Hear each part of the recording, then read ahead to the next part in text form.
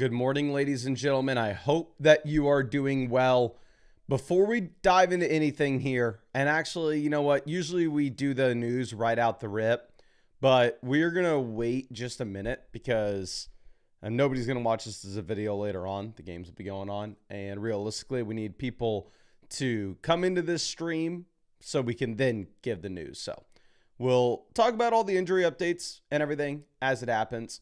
But let's just let people trickle in here and let's dive into some teams. Let's answer some questions on the sites. But tight ends for Dicker, 14-team Dynasty League, which we are going to have to skip by because, again, for whatever reason, it's pulling it in as if it's a redraft league. So we're going to have to talk to the devs, go, hey, what the hell's going on here? But Elijah Bryant says, hey, Mason, any advice for this team would be great. I like my team, but compared to some of the others, I'm not sure how it will really stack up in the postseason. It's a 14 playoff, so every week matters at this point. So in a 10-team, 4-team playoff league, realistically, a 7-7 record's not getting it done for you. You are going to have to be 8-6. So 100% I agree that every regular season game is going to matter here. Now, we are currently sitting at 4-3, so it's not like we are in trouble, right? We are in a nice spot. Don't get me wrong. We are the second team in the league analyzer. However, there is a team that is at the top that's doing unbelievable. They have Puka, Jefferson, Rice, Bijan, Tyler Warren, all in the same squad. Team's going to be tough to go up against. Now, of course, we have the second best team in this league, so I don't want to sit here and cry and act like we have no shot. Now, looking at what we have at quarterback. I'm sorry, I said quarterball because I read this. Sportus, say Flocka won the Powerball last night. You've been with us for long enough that if this was true and we were not together partying on a boat next weekend, I will be disappointed. But anyway, quarterback, we have Lamar. Okay, won $8 in the Powerball. Okay, do not invite me on that boat. We have Lamar Jackson, Daniel Jones. So we are chilling. Obviously, it'd be nice to get Lamar back sooner rather than later. But Daniel Jones is a fine play as we wait. Okay. Going over to running back. We have Gibbs, DeAndre Swift, Alvin Kamara. So we have 3 playable running backs with one of these guys being really exciting. The depth isn't going to matter much because it's a league in which you only start 2 wide receivers in a flex. Looking at the wide receiver position, we have JSN, Devonta Smith, Michael Pittman, Brian Thomas, Travis Hunter, Quentin Johnston. Really hope we didn't start the big Q, but we probably did with all the buys. Looking at the team, we definitely did with all the buys. And then tight end, we have Tucker Kraft. So in a league like this, the very simple trade, if you can pull it off, again, it's going to be much easier said than done. But it would be us going through and taking a wide receiver depth piece, such as Brian Thomas, packaging him in a 2-for-1 deal with a player like DeAndre Swift, with a player like Alvin Kamara,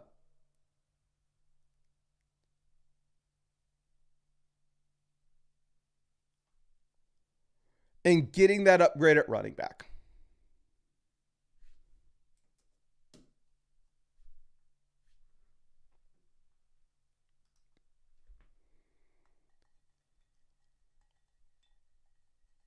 I think it would be especially interesting just because you could immediately go to the waiver wire and pick up Matthew Golden,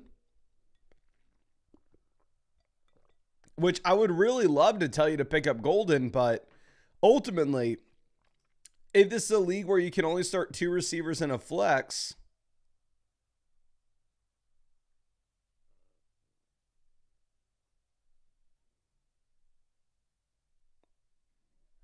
And you have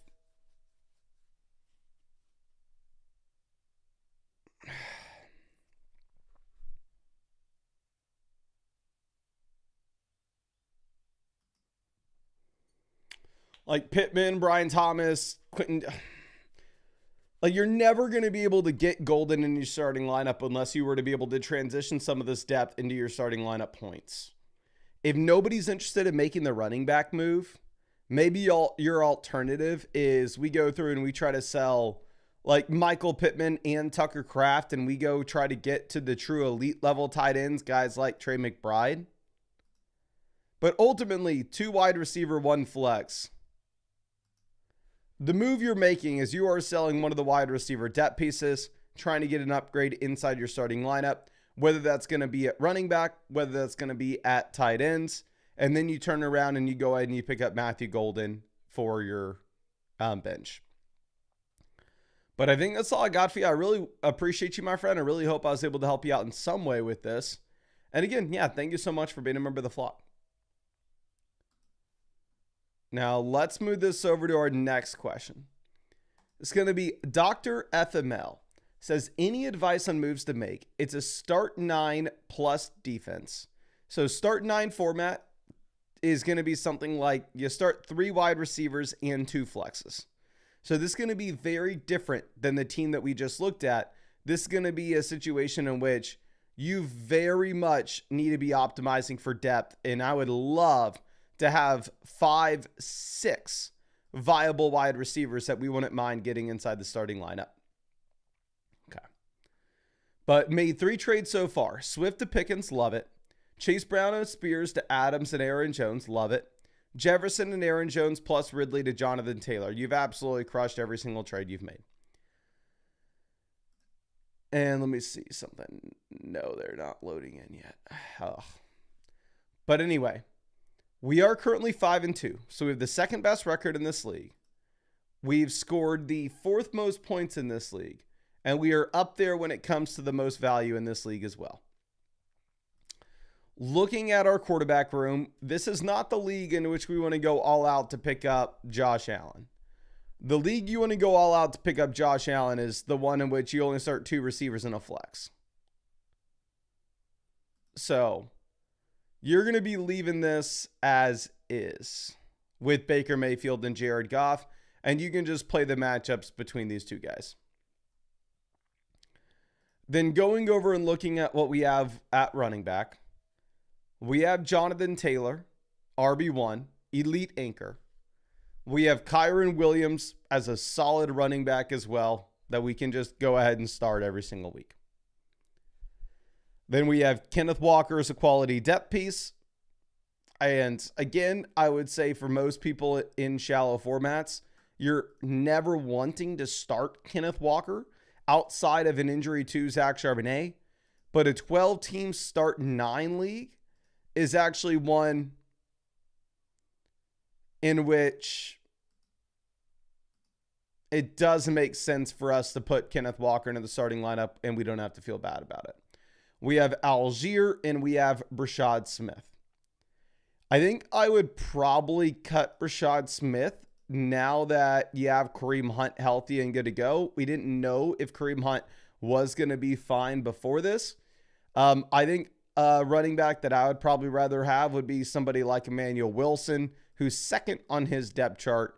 And if you were looking at Josh Jacobs obviously was dealing with the calf injury earlier in the week. Now, looking at wide receiver, we have 3 guys we are excited to jam, and then we have a 4th startable name with Egbuka, Adams, and George Pickens. Then tight end, we have Dalton Schultz, Loveland, Cade Otton.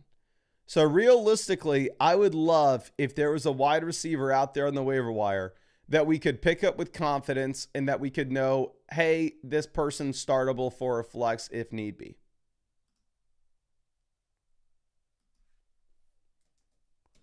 But in reality, that's not the case here. I would still probably try to shoot for some upside. at wide receiver.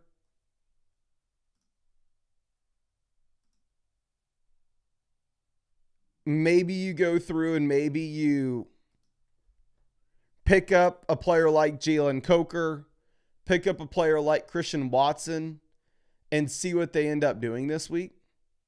Because you do have a very easy cut, right? You are rostering 3 tight ends.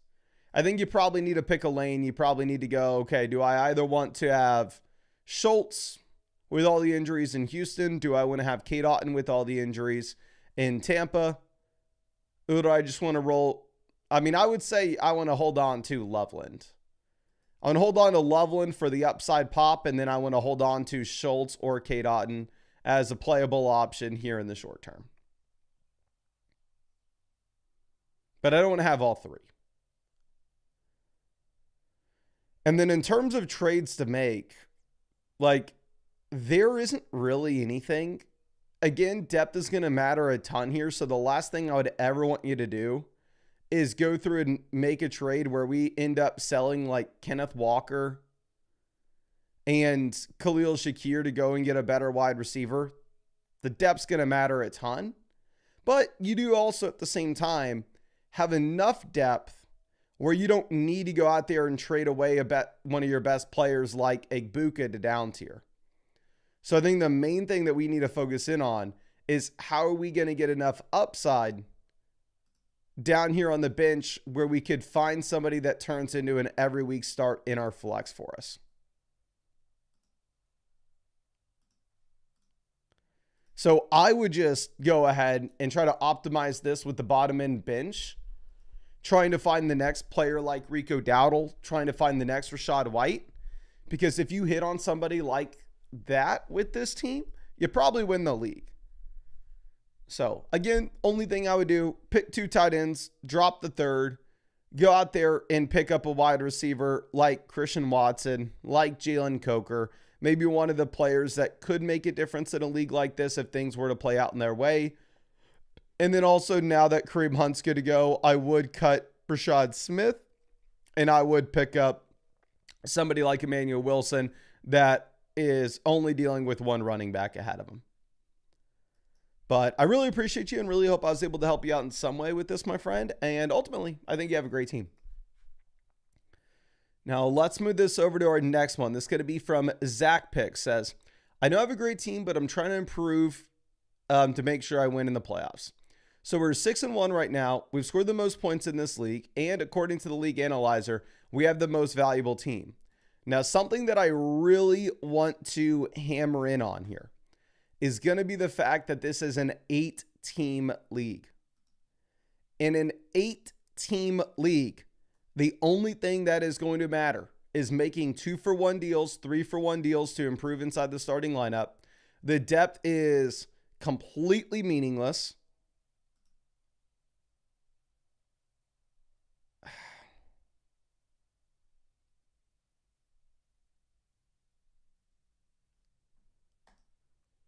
So, I mean, we want to do our absolute best to try to see if we can sell off some of these depth pieces like Jalen Warren with Zay Flowers, get an upgrade at wide receiver. Because especially knowing that we can just go to the waiver wire and you can pick up Chuba Hubbard for free. You can pick up Woody Marks for free. Now, quarterback, we have Patrick Mahomes. There's nothing to do. There's no upgrade from Patrick Mahomes. Okay. Tight ends, we have Tyler Warren. There's nothing to do. Tyler Warren is elite. We have George Kittle as well. I would say maybe after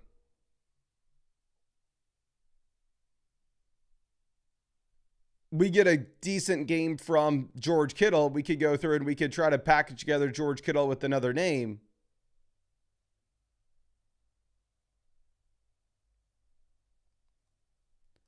But you are going to have to wait just a bit for Kittle to have that performance, right? Nobody's buying Kittle after the goose egg last week, unless they're crazy enough like me.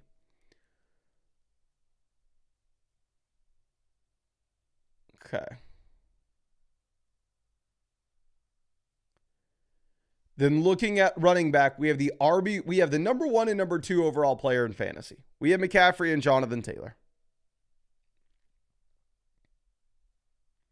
We have Kyron, Jalen Warren, and then wide receiver is the quote-unquote weak point with this team, where we're sitting with Flowers, Pittman, Hunter, Diggs, Pearsall. And looking at the waiver wire, there are great options, right? It's an 8-team league. You can pick up Chuba Hubbard for free. You can pick up Woody Marks for free.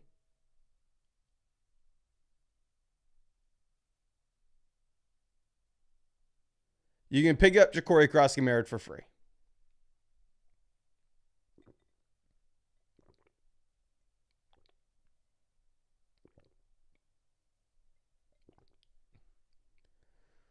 So I would just simply go ahead and see if you can send Jalen Warren with a player like Pittman, with a player like Flowers to try to get an upgrade at wide receiver.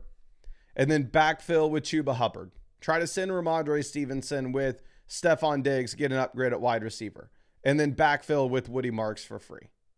And then you don't have to get some incredible upgrade. It doesn't have to be a league-altering trade because you have those free waiver wire pickups over here. But I think that's all I got for you. I really appreciate you and really hope I was able to help you out in some way with this, my friend. And again, thank you so much for being a member of the flock. Now, let's move this over to our next question. It's going to be from C. Miller says, please review the team and let me know what trades I should make. I want to trade one of the tight ends, preferably Jake Ferguson, with someone else to get a better running back too. Any other suggestion would be great to help the team out. And thank you, Mason, for everything you do. The best one out there. Really appreciate you, my friend. And I'm excited to look at this for you. We are currently the second team in this league when it comes to points scored. We're the second team in this league as well when it comes to the league analyzer. And I'm in 100% agreement with you that the move on this team is we want to go ahead and we want to sell Jake Ferguson. Now, anyway, quarterback, we have Josh Allen.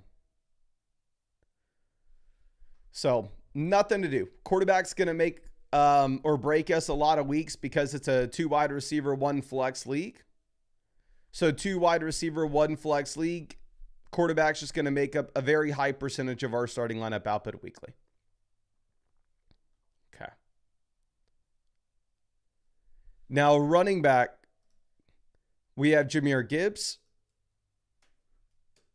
We have Trevion Henderson, Jordan Mason. So RB, our number 1 problem is going to be we are just not solid at RB2. Like obviously this week, I mean, it's absolute hell with Jahmyr Gibbs on bye. It's not always going to be like this, but upgrading running back 2 would be nice. Now, could we sell a wide receiver to get there? Probably not. Because wide receiver, we have Igbuka, an injured A.J. Brown who has a bye week next week. Then Jordan Addison, Travis Hunter, DJ Moore. So we don't have an incredible amount of depth at the wide receiver position. Now, I will say our number 1 priority on this team, at least in my mind, should be us going through and us finding a way to get that additional running back. So I would opt to try to roster more running backs on this team than I would wide receivers. And for that reason, I would probably cut like Alec Manor. I don't know a world in which you're excited to ever put him in your starting lineup.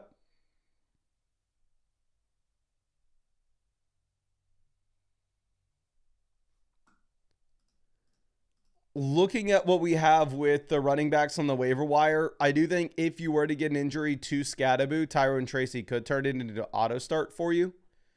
So I would possibly consider, actually, no, it's just too thin. No, if Tracy's the best player on your waiver wire,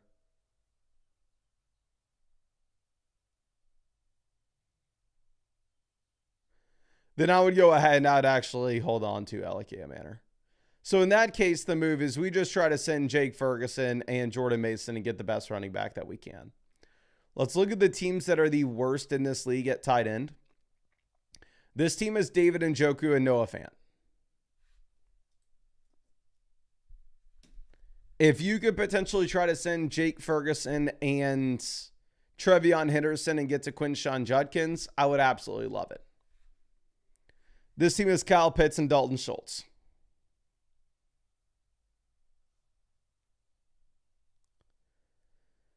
Running back, they don't have much. They got Ja'Cory Cross-Camara and Isaiah Pacheco, RB2, RB3. So I don't think we're making a trade for a running back from them. Okay.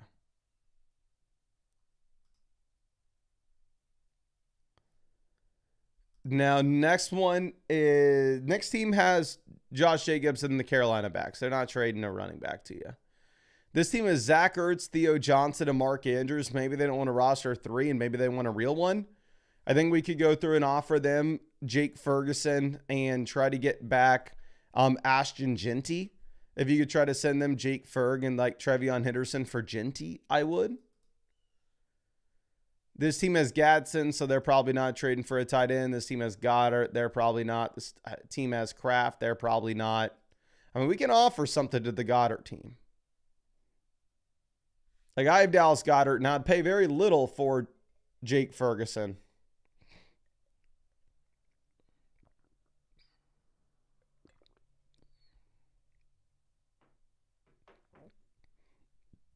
But, I mean, hell, the Goddard team has Ramadre and Kenneth Walker at running back. So what are they going to give you at RB? So I think your trades here are kind of limited. I think you only have those 2 or 3 owners that are potential trade partners for you, which is the case a lot of times, right? You're never going to be able to find every team in your league that wants your player, or every team in your league that needs your position that you're offering. But I really appreciate you, and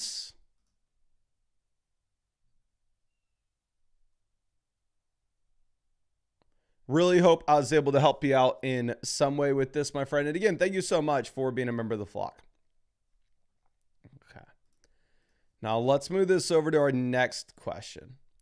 This one's going to be from Shimos. It says, want to know your thoughts on my team and want to know if we should start making some trades.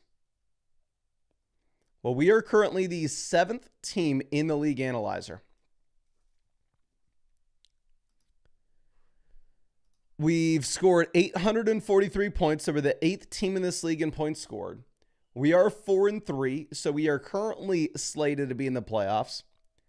It's a league in which depth is going to matter because it's a 12-team start 8. So realistically, you can get 4 wide receivers into your starting lineup here weekly. And if we look at what we have with the wide receivers on our team, we wouldn't be excited to start 4 names. Like, you have DJ Moore as your wide receiver 4. Right now, his higher or lower on Underdog Fantasy is like 38 receiving yards. Like, we're not wanting to play this dude ever.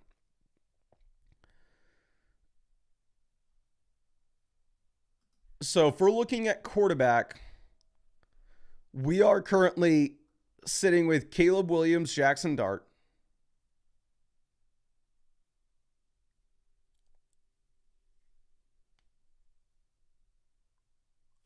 If we're looking at Caleb and Dart, realistically, like, we are fine playing the matchups between these two guys, right?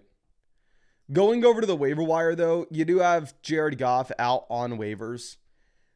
Weekly, you always see the Detroit Lions project to be a top 3 offense and see the New York Giants project to be a bottom 5. I know that hasn't been the case in terms of their total outpoint over the past 2 weeks. They've been great, but still.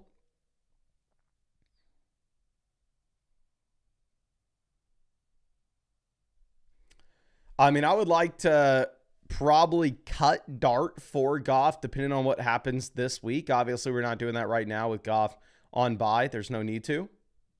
And then you could play the matchups between Caleb and Jared Goff going into the future. Going over to running back, I think RJ Harvey does have the upside where if you were to get an injury to J.K. Dobbins, that he could be a league winner. And there's no world in which I ever sit here and say, hey, Kayshon Boutte can be. So I understand rostering Kayshon Boutte because you probably need to start him this week. But after the week goes through, I would cut him for a running back, probably somebody like RJ Harvey, because again, I do think if Dobbins were to go down, he can win leagues.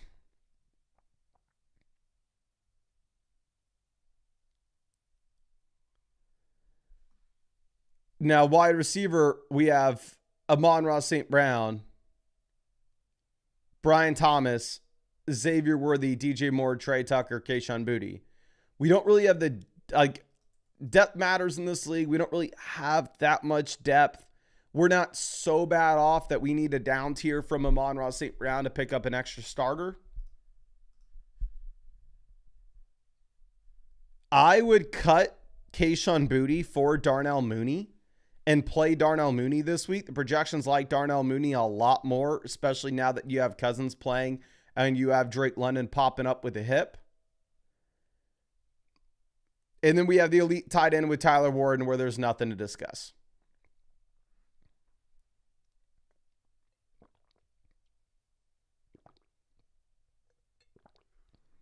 So I would just keep this simple. I would say it's a league in which depth matters. We don't have a problem with the top end talent on our team. If anything, we have a problem with the depth. It's not a big enough problem, though, that we need to be panicking and making down tiers where we sell like Amon-Ra St. Brown, like you are chilling on that front.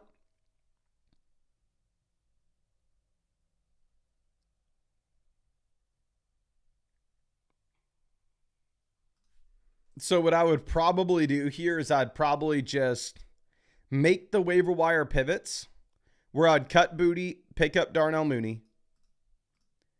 I would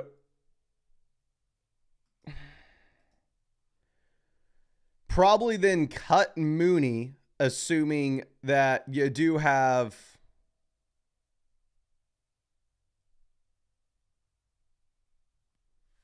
Drake London good to go after this week and pick up RJ Harvey.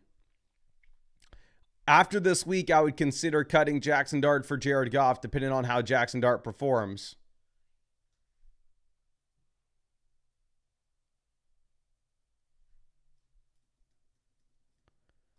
But I think that's all I got for you, my friend.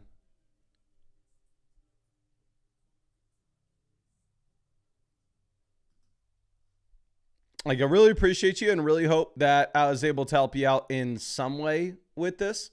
And again, thank you so much. If there's anything else that you need, let me know. Okay. So let's go ahead and let's pivot over and start answering some of the quick questions, and then we can pivot back to the team reviews in just 1 second. Okay, let's go ahead and let's give out a couple free questions to people in the chat. So if you want a free question, stupid simple. All you got to do to qualify to win is drop a like on the live stream.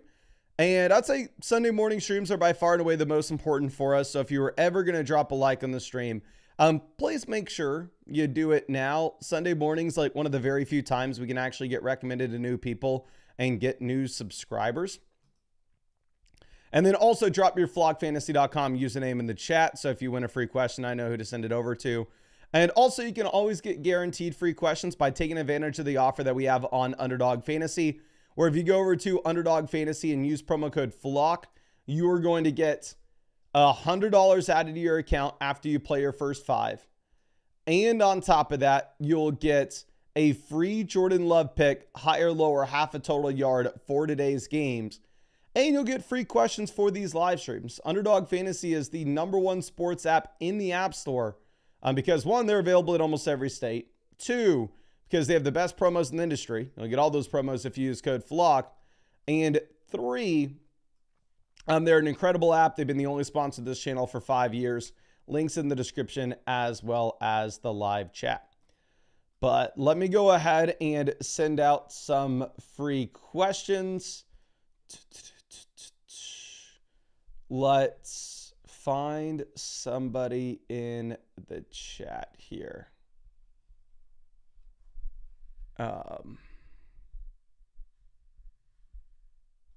Let's send this out to the Notorious One. Appreciate you hanging out with us, my friend. Again, thank you so much for being a member of the flock. I know you've been with us for a long, long time. The Notorious One just found you on the site and just sent you over that free start set question. Hope you are doing well this fine Sunday morning. And let's go ahead and let's send this one out for Trust Lock another longtime member of the flock. Hope you're doing well, my friend. And again, thank you so much for coming out and hanging out with us this early.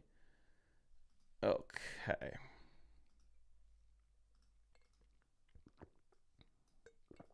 Now, let's move over and let's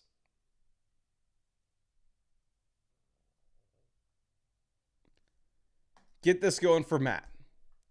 This is DK Metcalf, Keenan Allen versus Davante Adams. It is a 10-team, 2 wide receiver, 1 flex. After this, we'd have Adams, Flowers, Diggs, T. Higgins, Jordan Addison. So in a league like mine, that is a 12-team double flex format, I would say no. You want to keep those starters. But in a 10-team league where you can only start 2 receivers and 1 flex, here, this is the spot where it makes sense for you to go ahead and get Davante Adams.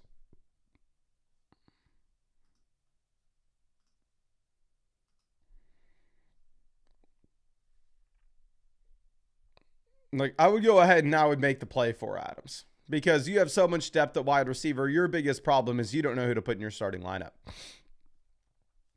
Now, Abel says running back is weak. Any idea / help? Should we trade Igbuka? Been following 3+ years. Thanks for all the help. Really appreciate you, my friend. Here, let me see what we'd have left over at tight end. We'd have Dallas Goedert. It's a 10-team, 2 receiver, 1 flex. We'd have Jefferson, Igbuka, and Puka Nacua left over. Here's what I would rather do if possible. I wouldn't trade Igbuka. Like, this is a fair trade. Don't get me wrong. If you make it, I understand it. But if we could hold on to Trey McBride, and instead, if you could sell them on the fact that maybe they want both Seattle running backs, and you could send them like Jalen Waddle, Kenneth Walker, and Zach Charbonnet to get over to Derrick Henry, I'd like that a hell of a lot more. And maybe they are willing to go out there and make that kind of move because obviously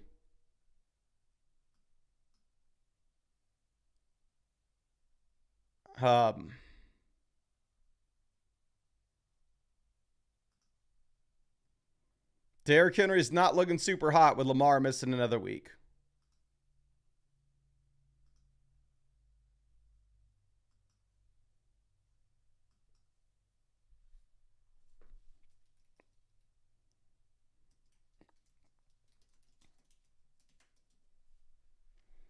So I would love to make this trade. The other one's okay, and I understand it, but not something that you need to do.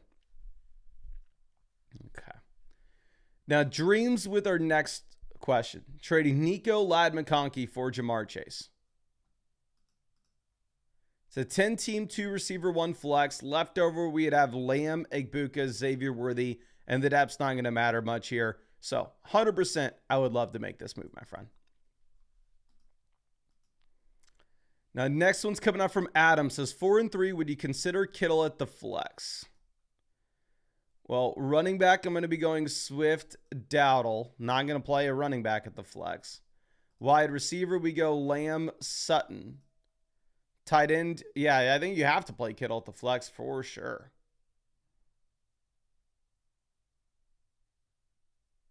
I think we go ahead and just jam him in. Who else would you play? Shakir? Chuba Hubbard? Not wanting to play Ja'Cory Cross-Garrett. Now, Turam James trading Jalen Warren, Nico Collins, Drake London for Josh Jacobs and Puka Nacua. This is Josh Jacobs and Puka Nacua, and it's not even remotely close. You take Jacobs and Puka and you run.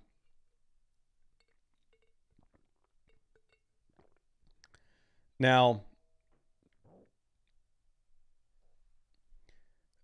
Matab trading Kyron, Marv, Shakir for Genty, Tet, Waddle. Marv to Tet upgrade, Shakir to Waddle upgrade, Kyron to Genty massive downgrade. Okay, I think it's a fair trade and it's going to be up to you. Here's the scenario in which I would make this deal. I would make this trade if you actually have all three of these players into your starting lineup.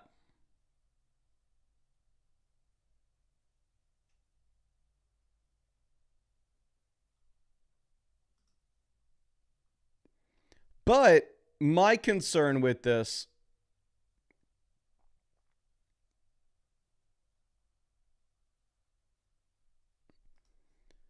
is if you make this deal and like Jalen Waddle's on your bench, then why the hell did we make it?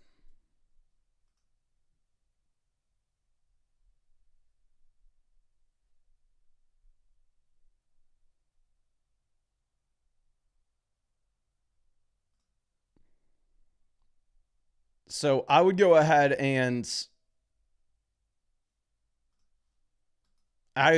I would want the Kyron side if like Waddle's going to be on your bench. But if you're telling me, hey, I really need the depth, every single one of these guys is going to be in my lineup, then sure, you can do it. Okay. Now, our next question's coming out from Kinzer, trading Nico, Brees, Woody Marks for Jonathan Taylor, where we have plenty of production at wide receiver. This is Jonathan Taylor, and it's not even remotely close. You're trading 3 dimes for $1. TFSE Rob says, should we start Radler or add and start Cousins? Let me go to the site real quick and see what's the implied team total for the Falcons at the moment. Okay.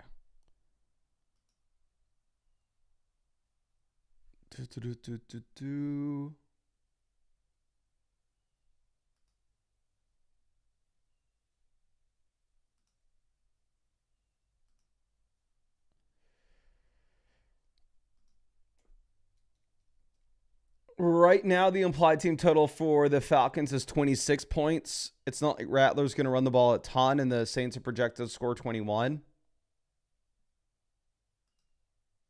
So I would drop Rattler, and I would stream Cousins. Okay.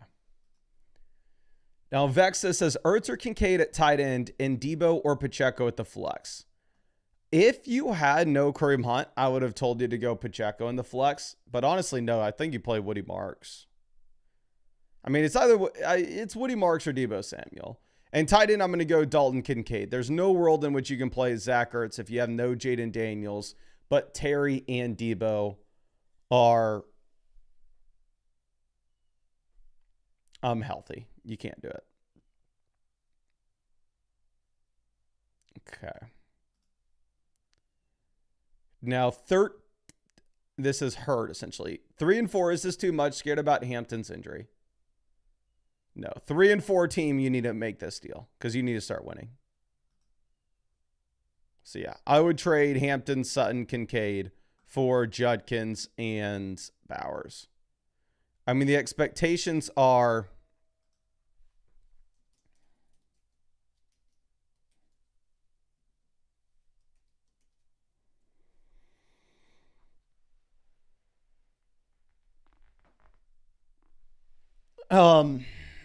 Bowers is back after the bye. So if Bowers is back after the bye, it's just an easy start. But it does look like we just hit 300 likes on the stream. So let me go ahead and send out some more free questions in the chat. Again, appreciate everybody hanging out with us here. If y'all want to qualify to win free questions, it's stupid simple. All you got to do is drop a like on the live stream and then drop your flockfantasy.com username in the chat. That way, if you win something, we know who to send it over to. But also, you can always get guaranteed free questions by taking advantage of the offer on Underdog Fantasy. Or if you go over to Underdog Fantasy and use promo code FLOCK, you are going to get $100 added to your account after you play your first 5. And on top of that, you'll get a free Jordan Love pick, higher or lower, half a total yard for today's game. And you'll get free questions for these live streams. And I'm live streaming every single day until Christmas answering your questions. But let's go ahead and send this out to Chino Man. Appreciate you hanging out with us in this live stream, my friend.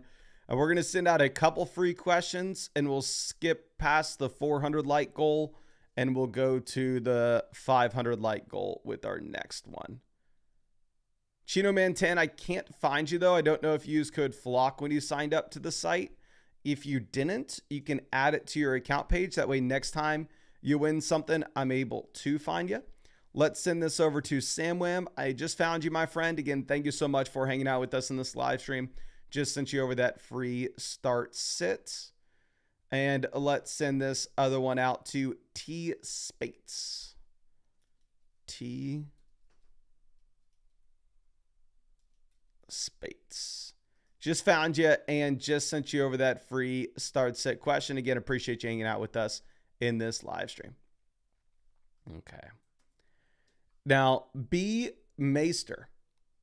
Here, running back, you play Chase Brown over Ja'Cory Krosky-Mary easily this week.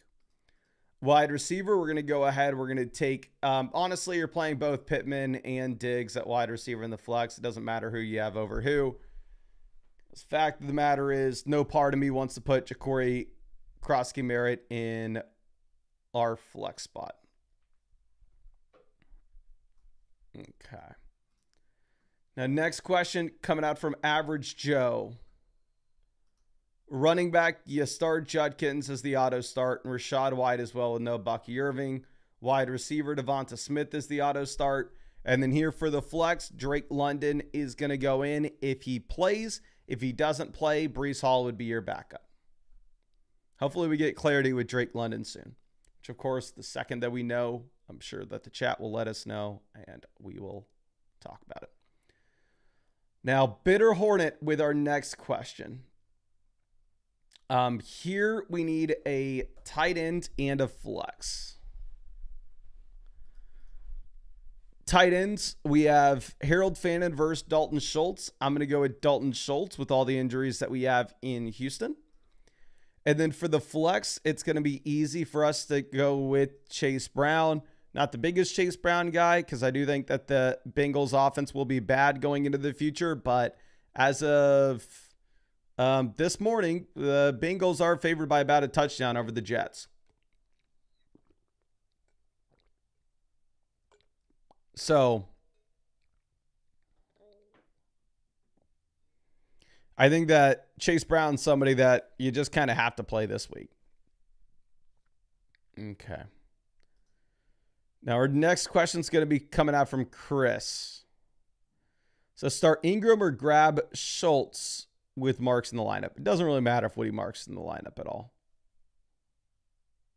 I'm not determining my tight end play based off me having the running back from their same offense in their flex. I would be fine with either because Evan Ingram has a phenomenal matchup against the Dallas Cowboys.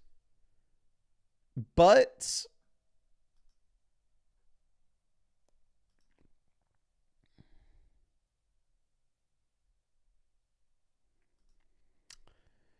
Dalton Schultz with all the injuries to the wide receivers.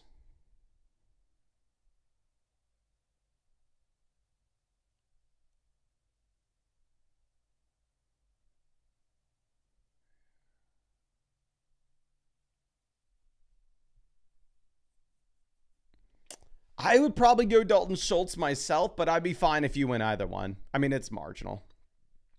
It's always extremely difficult to project those tight ends. Now, our next question's from Smokey. It says, congrats on 300,000 subs. Thank you for all your help. Really appreciate you, my friend, and thank you for the congrats. Yeah. I feel like us hitting 300,000 subs, it's not just like a me thing. It's we all did it together, if that makes sense. But anyway, looking at what we have at running back, Achane auto start, Ja'Cory Krosky-Mary over Spears. I'm not excited about Ja'Cory Krosky-Mary, I'll tell you that much. Going over to wide receiver, we have Devonta Smith, George Pickens, Romeo Doubs as an easy play in the flex. And then tied in between Ertz and Mark Andrews, we're going to go Zach Ertz. I hate both. If Lamar would have played, we would have gone with Andrews, though. And then looking at what we have for the flex, it's Tez Johnson versus like Keon Coleman, essentially, and I'd play Tez Johnson. Okay. Now let's move this over to Smokey.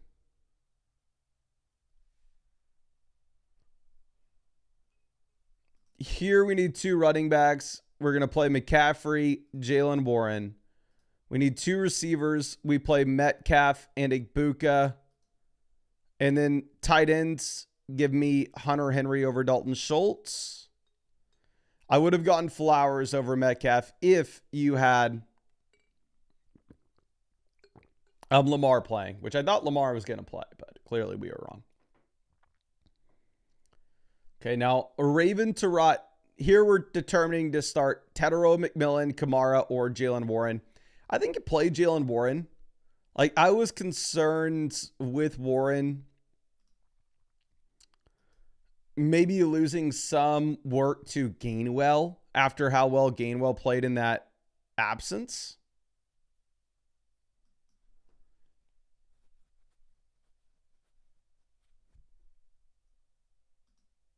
But it looks like he is just operating with the 3-down workload at this point.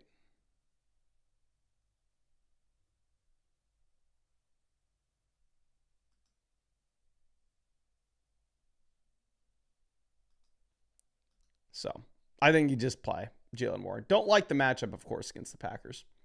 M. Shup says, who is the best flex given my injuries this week?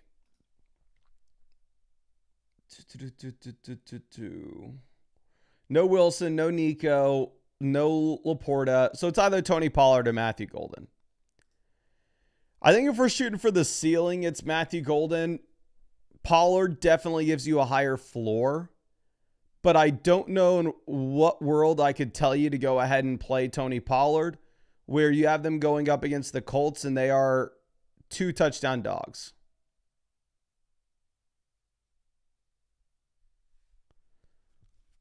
So I probably go ahead and take Matthew Golden. Now, Heaven, here at running back, we play Barkley, Judkins. Receiver, you play the combo of Diggs and Worthy. Tight end, we play, I don't know if you played Kittle or Gatson. I would have told you to play Kittle, obviously. Hindsight being 2020, you know Gatson. And then in the flex, we play Rashad White. But, I mean, this is a much better starting lineup than most teams are having to roll out there this week.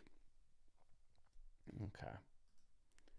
Now, Indruby says start DJ Moore or pick up Mooney and play him if London's out. Hook 'em horns. The big Q sucks. Let's be real here with the big Q. We are drafting him at wide receiver 79 in underdog drafts. At that cost, 2 good weeks, he returns value. So he could literally give us zeros the rest of the season.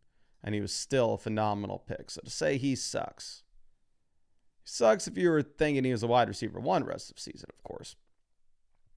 But in terms of starting DJ Moore or picking up London, who could we who could we cut?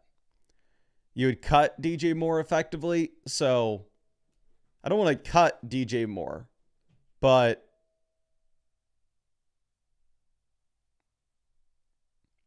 I probably would if you had no London, because I think Darnell Mooney would be such a compelling play in the dome with Cousins against the Miami Dolphins.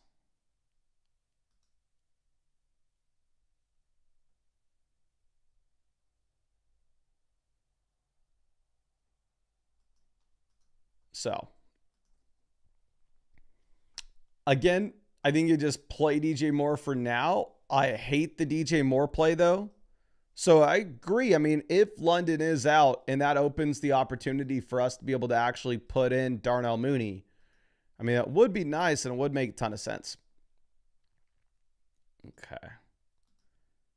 And James has been the longest member of the flock. James knows. I appreciate him. Okay. Let's move this back over to Indruby.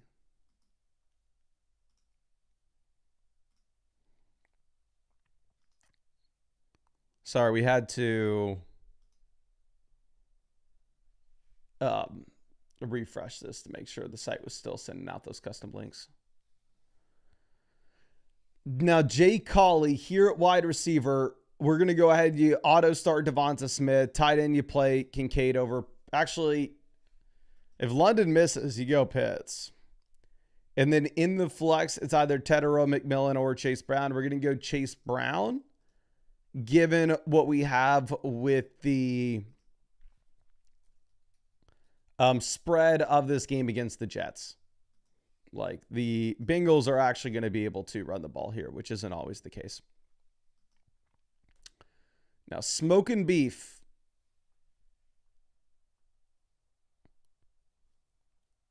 Wide receiver. We start George Pickens. And then there in the flex, you have no Gibbs, you have no Genty. So it's either like Terry McLaurin, Tez Johnson, or Woody Marks. I'd probably play Woody Marks, where he does look like he's the starting running back for Houston now, and at the same time,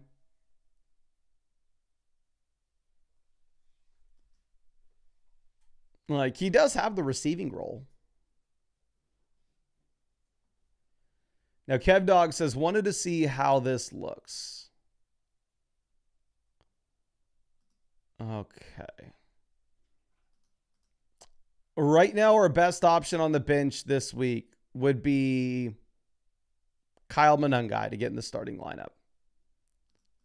So I would hope that if we have no Drake London, there is a wide receiver that you could cut Kyle Monangai for and go ahead and pick up that wide receiver. Not something you need to do now, because I understand that maybe you don't want to roster some bum wide receiver with limited upside over a player like Monangai, where he could be an auto start if you were to have no DeAndre Swift.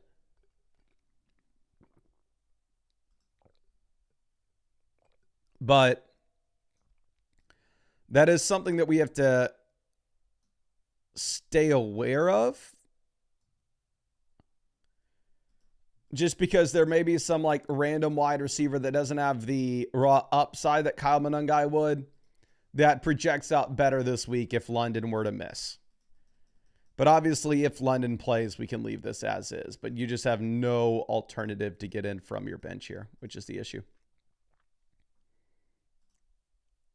Okay, now the notorious one. Here at running back, you play Quinshon Judkins. And then in the flex, you have no Nico, no Marv, no Ayuk, no Cup. So it's either one of the Carolina backs. Chuba Hubbard's playing just as much, if not more, than Rico Dowdle, at least based off what we saw this past week. But Dowdle continues to be the more efficient back between the two. So we're going to take Dowdle and hope that they actually lean that way a little more heavily this next week. Okay. So our next question's coming out from Arm Barn. Here at wide receiver, we have no Nico, no Tyreek, no Neighbors, no St. Brown. So it's either Jalen Noel or Sterling Shepard. I'm going to go with Shepard with all the injuries that we have in Houston. I'm going to go Noel with all the injuries that we have in Houston. If Igbuka would be out, it would be Sterling Shepard, but we go with Jalen Noel. Now, tax with our next one. Here at running back, we're looking at James Cook versus Breece, Dowdle, Kamani Vidal. Obviously, we had a time machine. I'd tell you Kamani Vidal, but we don't, so you go James Cook. Wide receiver, we're going to play Rome Odunze and Cortland Sutton. And then in the flex, you go London if London plays, and then you pivot to Breece if he doesn't. Now, remember when it says who to start at tight ends and flex and who to drop for a wide receiver 3. Okay. Yes. Between Zach Ertz, David Njoku, you probably start Zach Ertz, probably drop David Njoku to pick up a wide receiver 3 because all the guys on your roster currently are out. And then you may end up just playing both tight ends. You can go Chubb, but Chubb, no big play upside, no receiving upside. It's just like a grinder running back that's touchdown or bust. Like, we're not excited about it. Don't get me wrong. So if you wanted to play David Njoku, I'm not going to fault you for it. But David Njoku at this point is like the tight end 2 for the Cleveland Browns. Do I want to play the tight end 2 for the Cleveland Browns? No, I don't. Now, Chase Boy with our next question says, I threw in Mooney because I saw London might not play. When doing wide receiver, assume for London not playing. Okay, if London doesn't play, we still play Waddle over Mooney. And then for the flex, yeah, you still play Rashad White over Mooney. So unless you needed like 2 running backs, then you had Rashad White at running back. I would say I'd rather have Mooney over Terry and Romeo Doubs if you have no Drake London. But if London plays and we needed to rank Terry and Dobbs, I would probably prefer Romeo Doubs then at that point. Okay, now Sneaks32 says, likely overthinking the flex. I know I'm in a good spot. Just want dad's advice. Love what you do, boss. Love you, son. Here for the flex, we have, this is a, wait, what? Okay. I don't know if I'm missing something here. I'm assuming maybe you need 2 wide receivers and a flex. So let me answer it as if that is the case. If you need 2 wide receivers and a flex, we go CeeDee Lamb, Drake London at wide receiver, assuming London plays, and then Judkins at the flex. If London doesn't play, then you go CeeDee Lamb, DK Metcalf at wide receiver, and then Judkins in the flex. So hopefully, that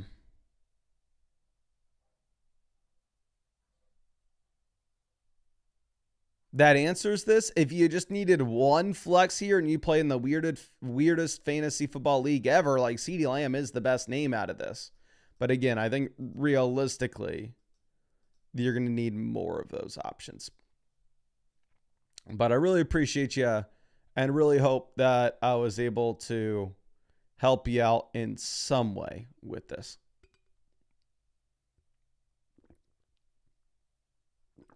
Okay. Now, April, always happy to see you. Here in a Dynasty Superflex League, we're selling Puka and a future first for Josh Allen and Jalen Waddle. I'd rather have Allen over Puka. I'd rather have the first over Waddle. I think that this is a very fair deal. Right now, we don't really have that difference-making quarterback. I'm not going to mark either side as the winner, mainly because, I'm going to be honest with you, April, I've answered 400 redraft trade questions. So for me to pivot over and immediately have an accurate take in Dynasty is going to be tough. I wouldn't feel super comfortable going one way or another here. So I do think it's fair. And I think a lot of it's going to come down to, where does that first round pick end up? Is it a top 3 pick? Is it a bottom 3 pick? Because that honestly could be the difference maker for you. Okay. Now let's go ahead and I think we've ran through most of the quick questions, if not all of them. So let's pivot back over and get to some of the team reviews. And then actually we can see that we have some more of these basic questions down here at the bottom, but we only have like 3 or 4 start sit trade questions waiting for us in the queue right now. So we can do some team reviews and let those get back up. This is from Cello, says, should I look to flip Rice for an upgrade at running back? Example, Rice and Etienne for Henry and Roma Dunse. Okay, I will say, before we even look at your team, I'm okay with you flipping Rice for an upgrade at running back, but that's not the move, my friend. Travis Etienne to Derrick Henry is not that much of an upgrade. And Rice to Rome's a pretty big downgrade here. Okay. But we are the #1 team in the league analyzer. We're the 3rd team in terms of points scored. And we are currently one of the few 5-2 teams in this league. Okay. Looking at what we have currently at quarterback, we have Lamar Jackson, the elite name for the long term.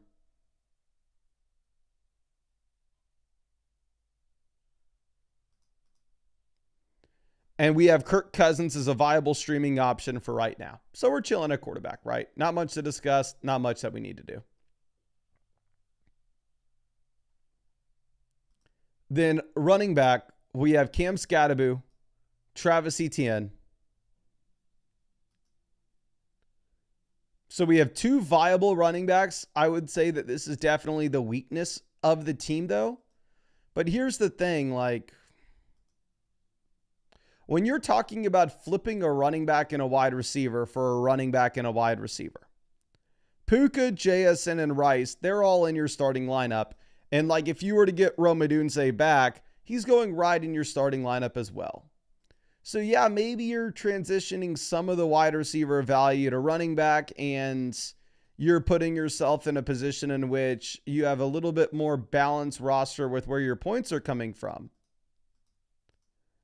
But ultimately, does it matter? Like, I don't know.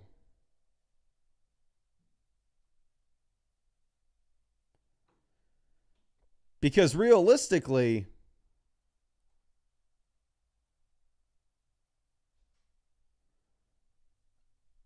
it's all just points at the end of the day. Like, they are all players in your starting lineup. So the only thing that should matter is who outscores who rest of season. Points per game.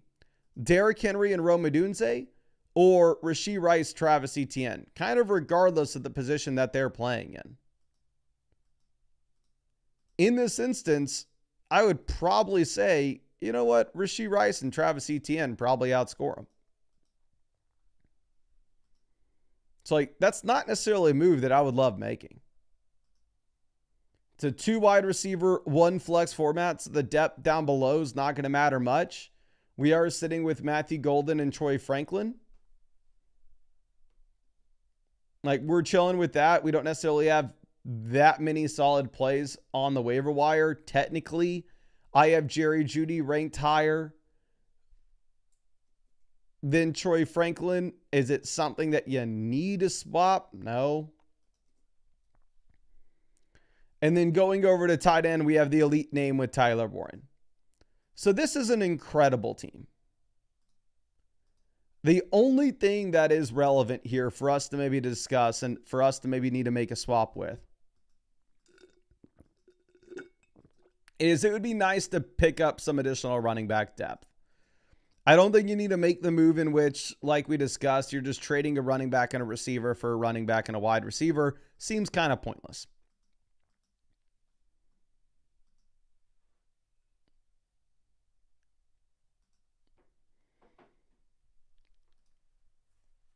But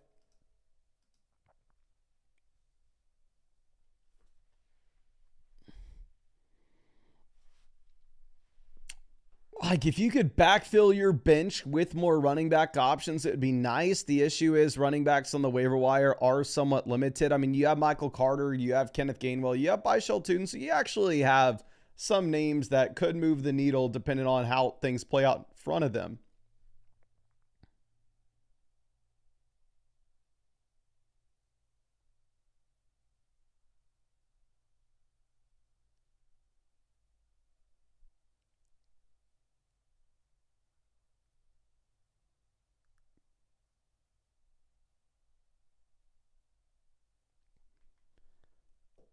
So I would just wait until we get, like, after this week, cut Cousins, pick up Michael Carter.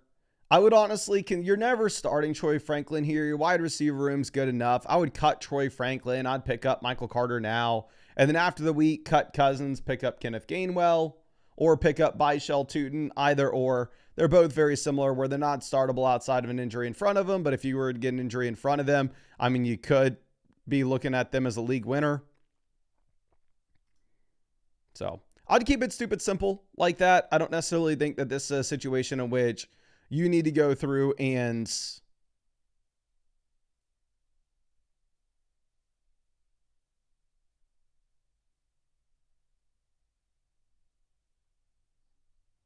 you need to make any dramatic trades, I would just be looking to make that waiver wire pivot. But I really appreciate you and really hope I was able to help you out in some way with this, my friend. Okay, let's move this over to our next question. This coming out from Carts says, need to start winning some games. Should I be worried at 3-4? Should we sit on our hands? Hard to fill these last few flex spots. Okay, we are currently 3-4. We've scored the third most points in this league, but we are the most valuable team in the league. Now, I will say it's a league in which depth is going to be incredibly important because it's a 12-team start 8 format. So this is the same as what we have with my league, right? Where people are struggling for depth and it is very hard for them to fill out those last few flex spots. Now, quarterback, we have the elite option with Josh Allen. Not much to discuss. We're chilling with Josh Allen, right? I mean, we are fine here. Running back, we have Josh Jacobs, Kyron Williams, Zach Charbonnet, Trevion Henderson. So we have 2 startable running backs, and then all the depth at running back beyond. It's like, hey, these are names that we can get in if we're desperate, but we're not super excited to start them. And then looking at wide receiver, we have 2 jams with Jamar Chase, Ricky Pearsall, and then at tight end, we have Jake Ferg. And going over to the waiver wire, there aren't really many streamable running backs or wide receivers, right? You have like handcuff options that would be really excited if there were to be an injury in front of them. Names like Josh Jacobs. Names like Trevion Henderson, Bam Knight, Kenneth Gainwell, Tyler Algier, Emmanuel Wilson. But you're never excited to go through and put Tyler Algier in your starting lineup outside of an injury to Bijan. So like we're giving ourselves outs when it comes to the running back room.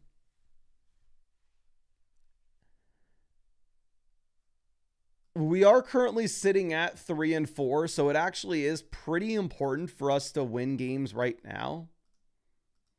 I know maybe it's going to be tough for us to make this trade today, but if you could, before kickoff, go through and possibly try to move off of a player like Ricky Pearsall and just get a startable wide receiver in return. Doesn't have to be somebody incredible, but just get somebody that we can put inside our starting lineup. That could make a difference for you here. And then if you are just like, hey man, life is literal hell. I have nothing, and I mean nothing.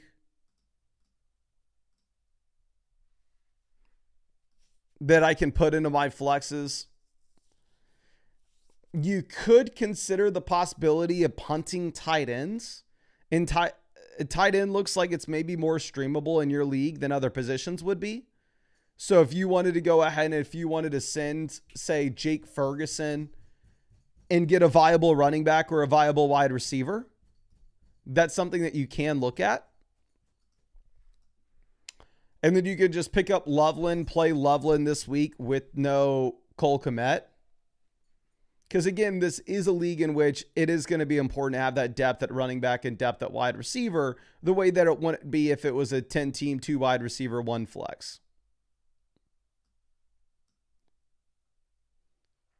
But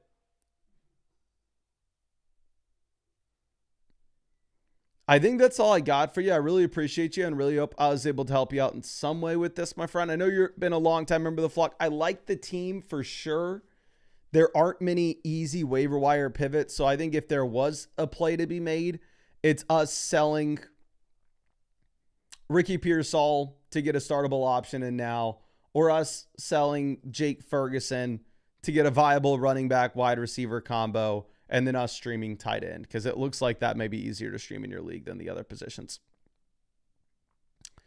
Now, moving over and checking out what we have from Frenchman says, hey, Mason, my team's 5-2. The wide receiver room's not the best. I was considering trading for one. Where do I start? Do you have any ideas? One team is thinking Brian Thomas Jr. and another piece for Cam Scattaboo. Also, need a better tight end. Thanks for the help. Congrats on the engagement. Thank you, my friend. Really appreciate you.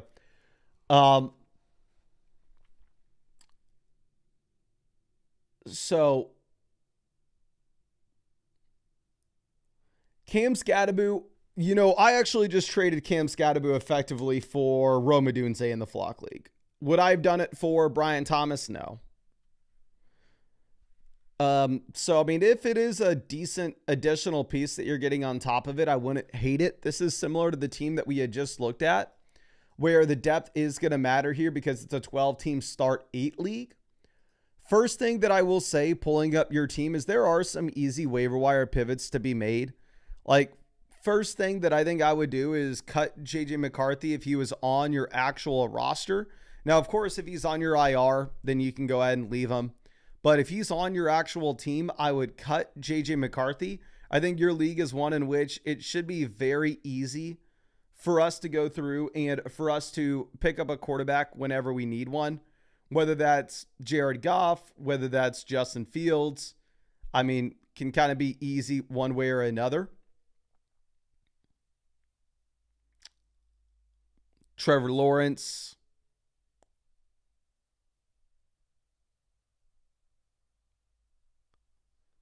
So yeah, I would just go ahead and I would cut McCarthy. I wouldn't pick up like Goff, even though like obviously I have Goff over McCarthy.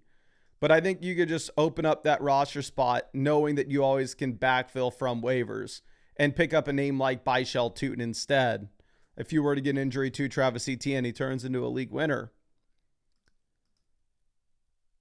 And we have Jonathan Taylor, Jahmyr Gibbs. So we have the two hammers at running back. And here's the thing. You trade Cam Scattaboo for a wide receiver. It's like Cam Scattaboo's in your starting lineup every week here regardless in your flex. Whatever wide receiver you would get is in your starting lineup every week regardless with your flex.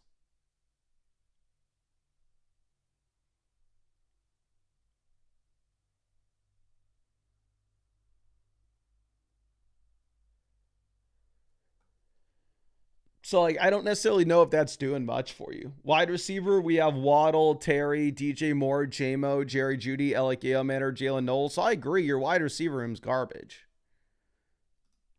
Nothing out there really on the waiver wire that's exciting. Tight end, you have Loveland. I would say for a lot of people, hey, like, I would probably drop Jalen Knoll and pick up Loveland. But for you, Jalen Knoll could turn into somebody that we actually need to start. So I wouldn't do that.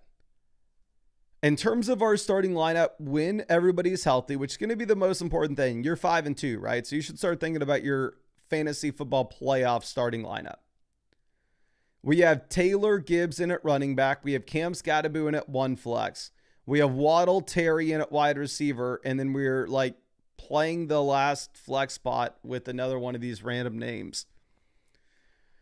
What you may need to consider on your team, to be honest, since the depth matters, we don't have much of it, and our wide receiver room's garbage.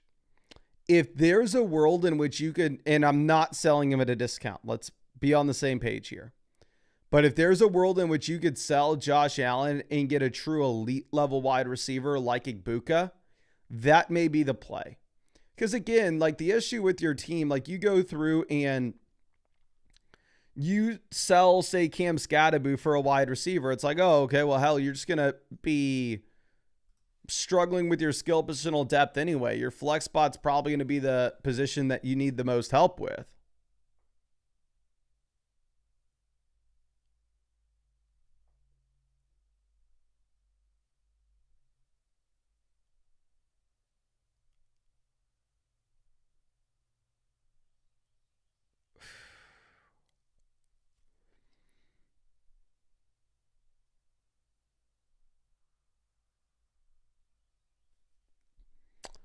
I don't know. I think if we find a team in your league trading the onesie position for us, especially when you have easy names to pick up off waivers like Jared Goff, may not be the worst thing in the world.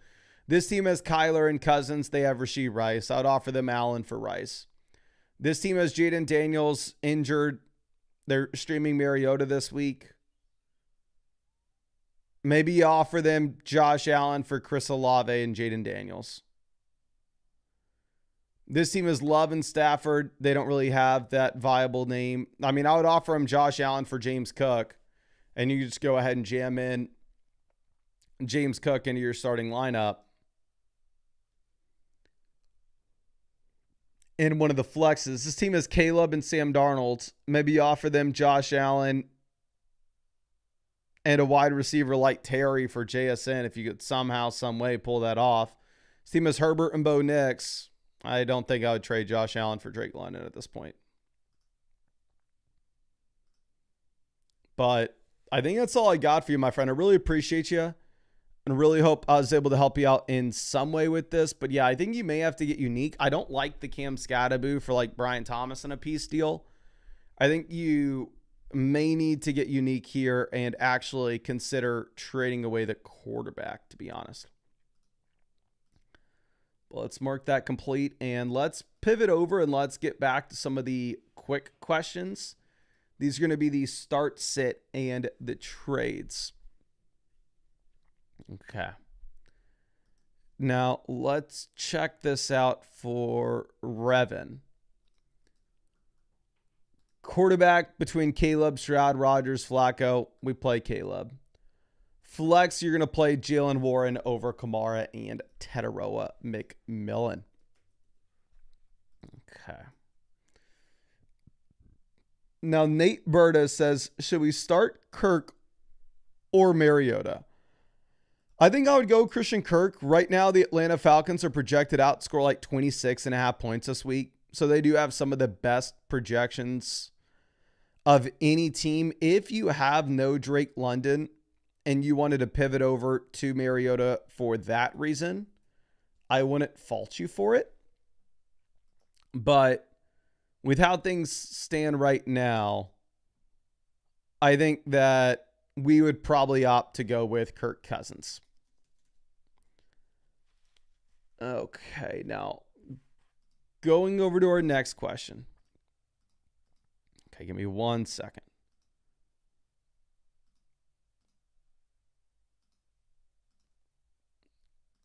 Okay. It says keep this lineup or pick up Marvin Mims.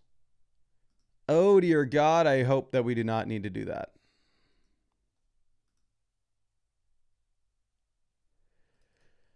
That would be no bueno, my friend. Right now, our best option on our bench to get in is nobody. We don't have an option.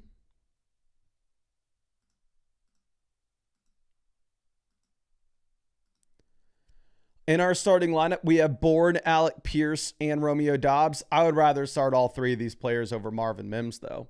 If Troy Franklin was out there, I would possibly play Troy Franklin over Alec Pierce.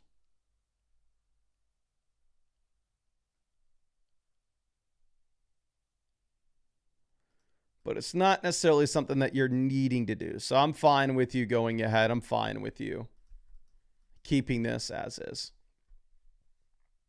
Okay. Now, let's move over to our next question. This one's coming out from Ruby. Here at wide receiver, I'm going to play Tetaroa McMillan, and then in the flex, I actually played J.K. Dobbins over Xavier Worthy. You do currently have the Denver Broncos favored over the Dallas Cowboys. And again, the expectations should be, at least in my mind, that you end up getting Dobbins as the first and second down running back here, where when the Broncos are up, they're going to lean on the run, and that is going to be specifically J.K. Dobbins.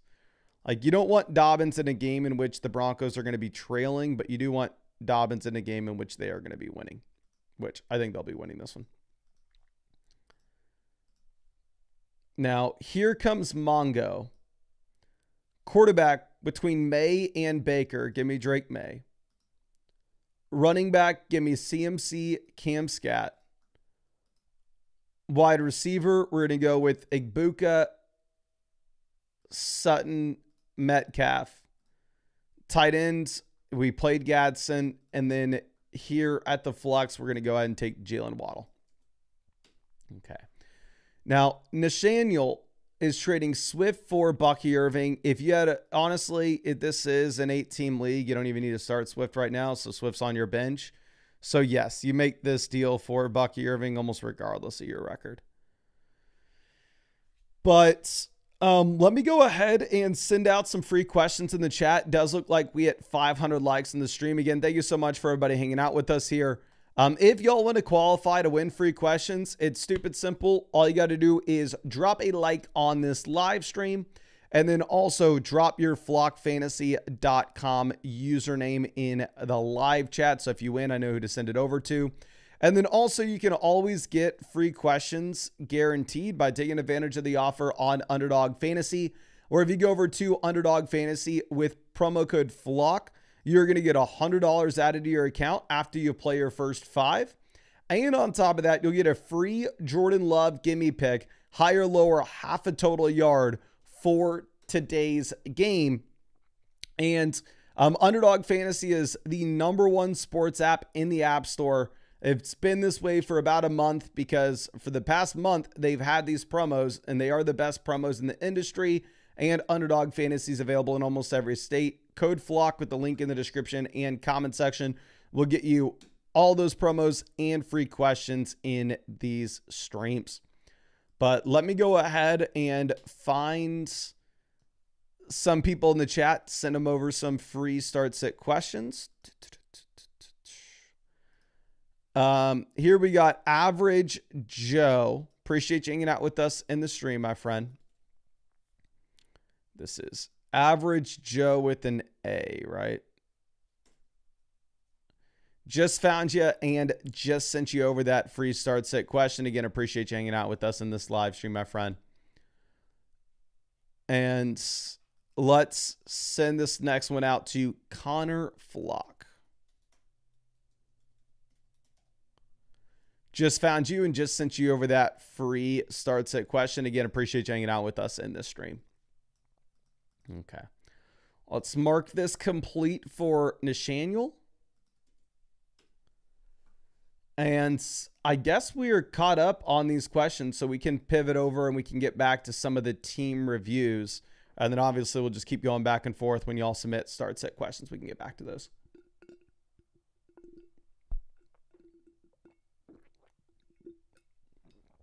Okay.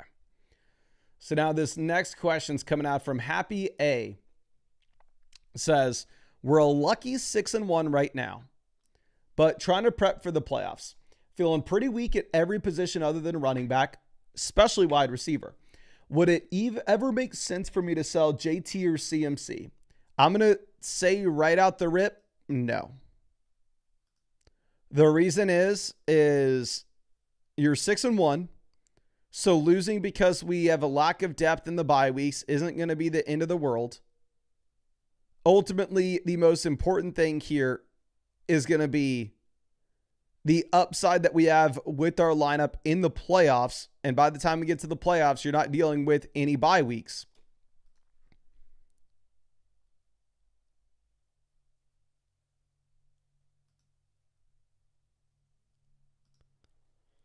So I haven't even looked at your team, but I would say on a 6-1 roster, like the reason you're 6-1 is you have CMC and you have Jonathan Taylor. Like if you can get a king's ransom, then sure. If you can sell them for CeeDee Lamb and Saquon, if you can sell like Christian McCaffrey for CeeDee Lamb and Saquon Barkley, then sure, go for it. Okay.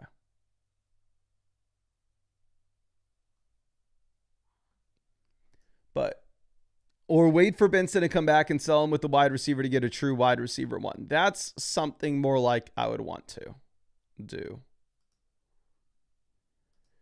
Now, looking at what we have with this team with the league analyzer, I'm probably going to have to pull this up on the site to see our team name. I'm going to just assume, yeah, we have to be the top team here. Said you're 6-1. We have CMC. We have Jonathan Taylor. So if you have CMC and Jonathan Taylor, I hate to give away the secrets of the league analyzer on the site, but if you have McCaffrey and Jonathan Taylor on the same team and you're using my rankings where I have both these players, the number 1 and number 2 options in fantasy, it's going to say you have the best team in the league, which realistically is the truth. So, yeah, that is the case as of now. We have the best team in this league. And it's a league in which depth's not going to matter much because it's a 2 wide receiver, 1 flex. Looking at quarterback, we have the top end option with, we don't have the top end option. We have Daniel Jones, definitely a playable name, but not necessarily somebody that we can say is up there with Josh Allen, is up there with Lamar Jackson for the fantasy playoffs, right? Now, looking at running back, we have CMC, Jonathan Taylor, and then no depth beyond this. But it's a 2 wide receiver, 1 flex league. Who cares?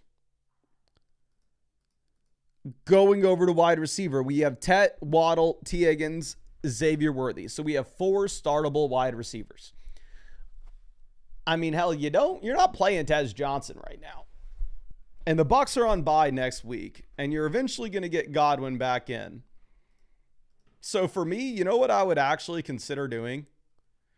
I think I would actually go ahead and I would cut Tez Johnson and I'd pick up Jawan Jennings. I think you have more long-term upside with Jawan Jennings as he continues to get healthier and healthier with every week that goes by. And then tight end, we now have like Gadsden and Hunter Henry. And you know what? I wouldn't pick up Jawan Jennings because looking at this team construction, I think you'd be better off picking up Michael Carter and giving yourself the depth running back to get through the bye weeks. Obviously, I'm not wanting to trade for that depth, but I think that you can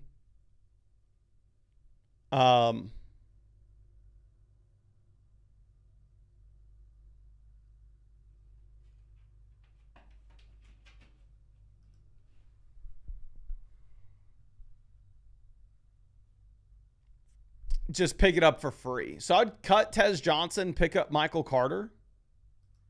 And then I'm very sorry, I'm not doing anything else on this team. I know it's very boring. I know you're probably wanting me to say to do something.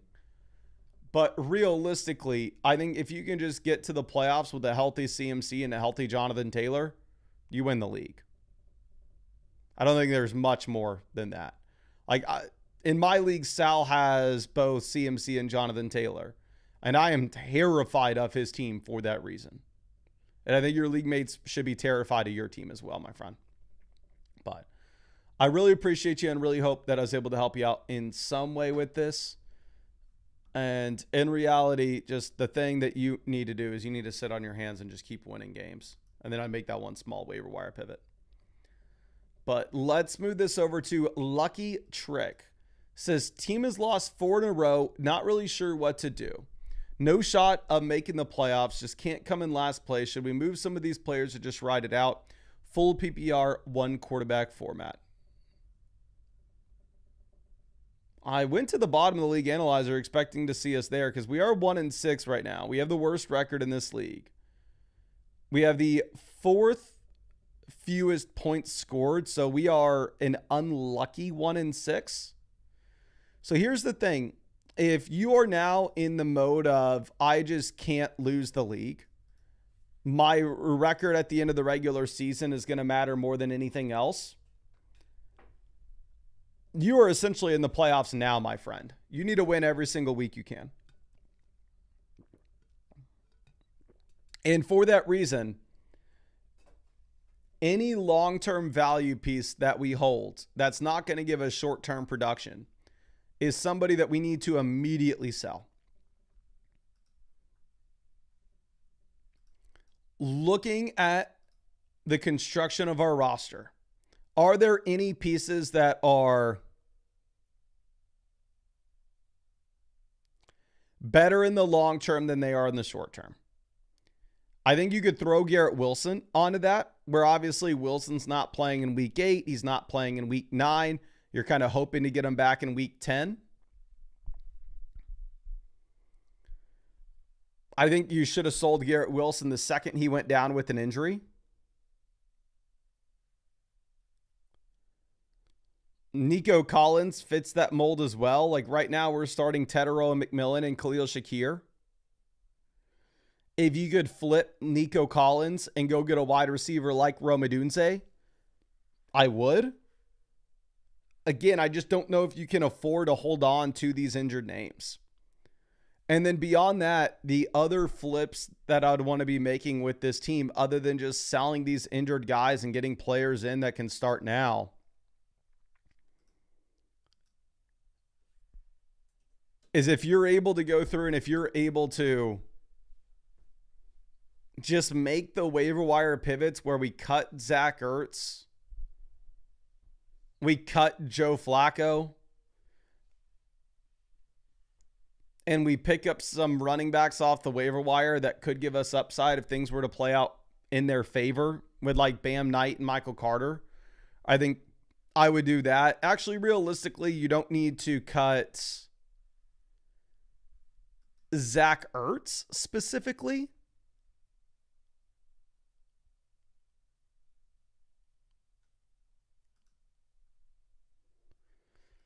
Because if we're going to be looking at Zach Ertz,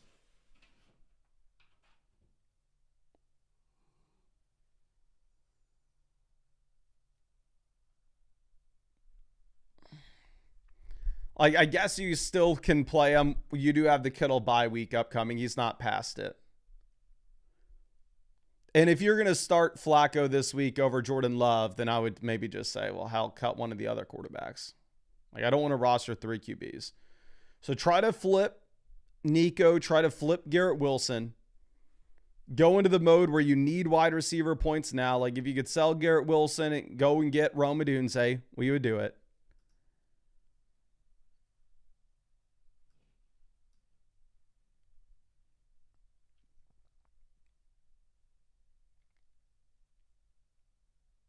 And then I would cut a quarterback and pick up a running back off waivers like Bam Knight.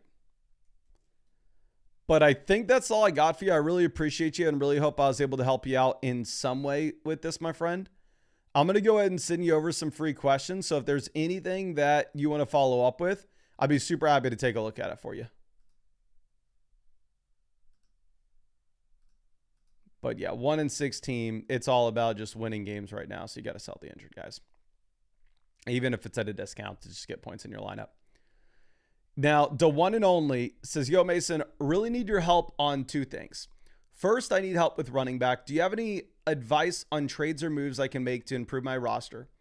Second, I'm currently over the limit on bench players. I had to drop 1 to pick up a kicker and complete my roster for the week. Thanks. Thank you, my friend. And let me go ahead and send you over some free questions before I forget. That way you can follow up with anything that you want here.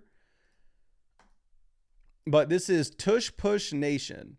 We are currently 4th in the league analyzer when it comes to value. We've scored 685 points, so we're 9th in the league when it comes to points scored, and we are 3-4. It's a 2 wide receiver, 1 flex league. So ultimately, the wide receiver depth isn't going to be super important here. And looking at what we have on the waiver wire for us, the very easy trade to make is going to be what we have when it comes to the wide receiver depth. Right now, we are sitting with the combination of Rashee Rice, Nico Collins, Devonta Smith, Deebo Samuel, Keenan Allen. So we have 5 startable wide receivers. And we can go over and pick up a 6th guy with a ton of upside with Travis Hunter from the waiver wire, which is honestly something that I would tell you. Let's go ahead and let's do that right now. I would cut Isaiah Davis and I would pick up Travis Hunter from waivers.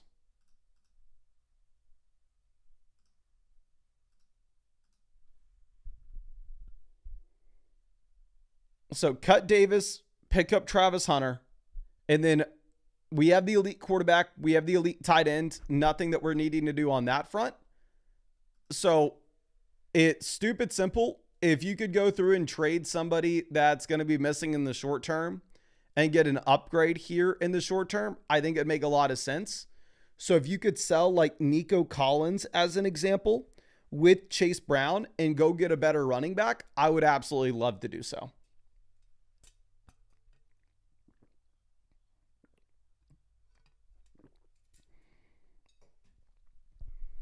If you could go ahead and send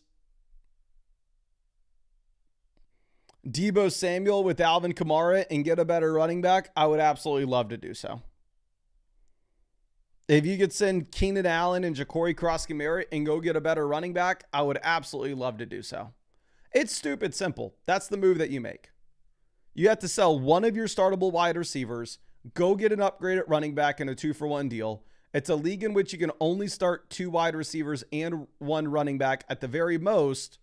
So I don't really understand like what else you could potentially be looking at here. Like, it's clear cut what we want to be doing on this team. It's a good team. You have a lot of value. Don't get me wrong. I just think you got to sell one of these wide receivers and you got to go get an upgrade at running back, especially knowing that right now, today, you should drop Isaiah Davis and pick up Travis Hunter based off the usage that we saw this past week.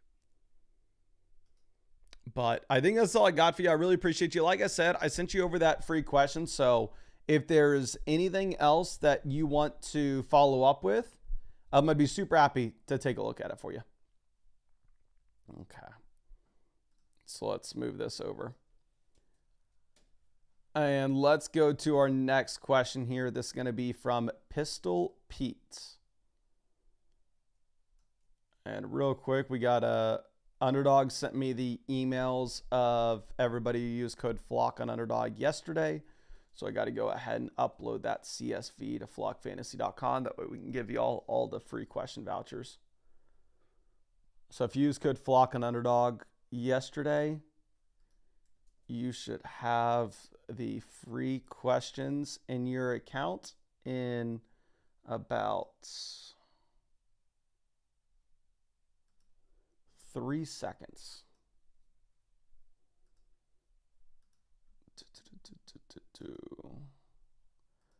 Flock users, upload CSV.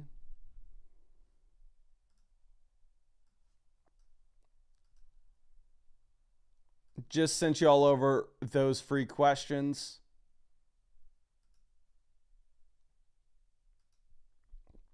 And so, yeah, again, appreciate everybody who took advantage of that Underdog offer. Y'all should have those free questions now.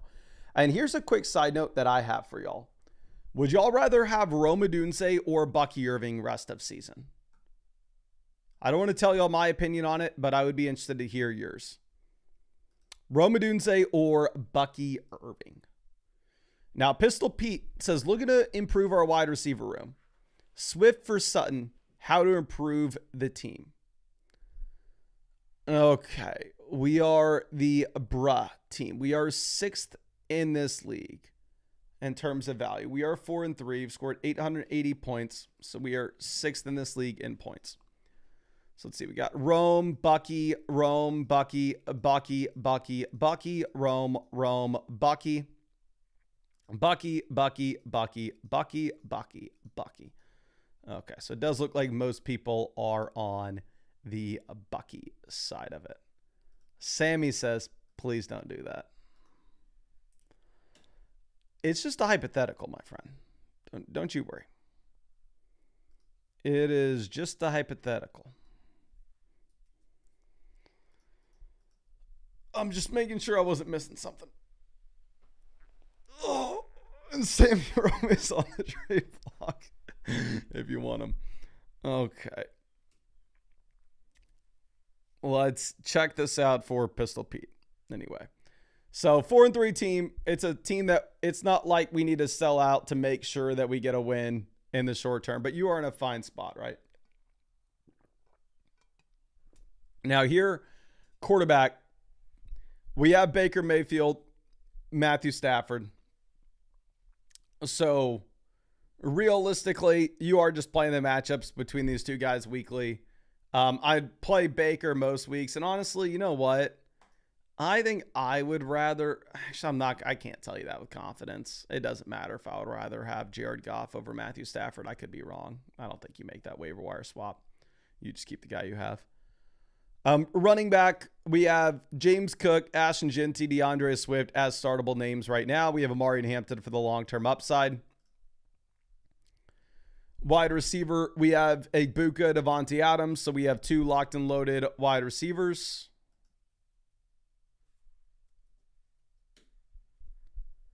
We have Xavier Worthy as the flex play, essentially. And then the depth beyond this, not too meaningful because it's a 10-team, 2 wide receiver, 1 flex. I mean, I think I would cut Josh Downs for... Like, I think Pacheco projects out best out here on the waiver wire. But realistically, I actually really like the upside that you get with RJ Harvey, Trevion Henderson. I do think if you were to get an injury to J.K. Dobbins or Ramondre Stevenson, either Henderson or RJ Harvey could turn into a league winner. So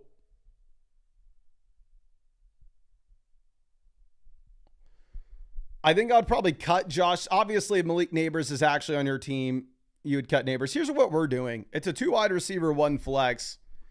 You have 3 wide receivers that are startable. We have 3 running backs that are startable. You're never starting Harold Fannin over Jake Ferg. Like, you're starting Baker Mayfield most weeks, and then looking at the waiver wire options that you have, you can always stream a quarterback, like for Baker's bye next week. So, I'm going to keep this stupid simple. I don't think you make any trades here.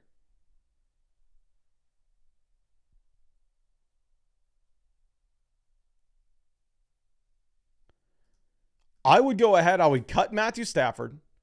Obviously, cut Neighbors if you have him. I'm assuming he's on your IR, though. But cut Stafford. Cut Harold Fannin. Cut Josh Downs this morning, right now. And pick up Pacheco, Trevion Henderson, RJ Harvey.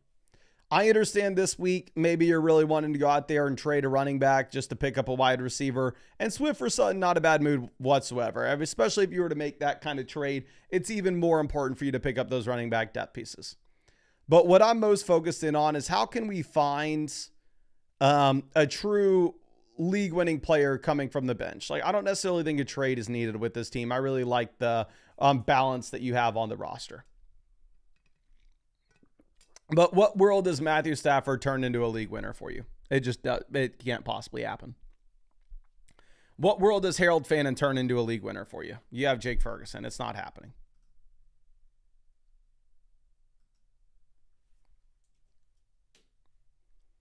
So I would just make those 3 waiver wire pivots. I'd pick up Pacheco. I'd pick up Trevion Henderson. I'd pick up RJ Harvey. Because if Dobbins goes down in that Dallas game, then RJ Harvey turns into a league winner.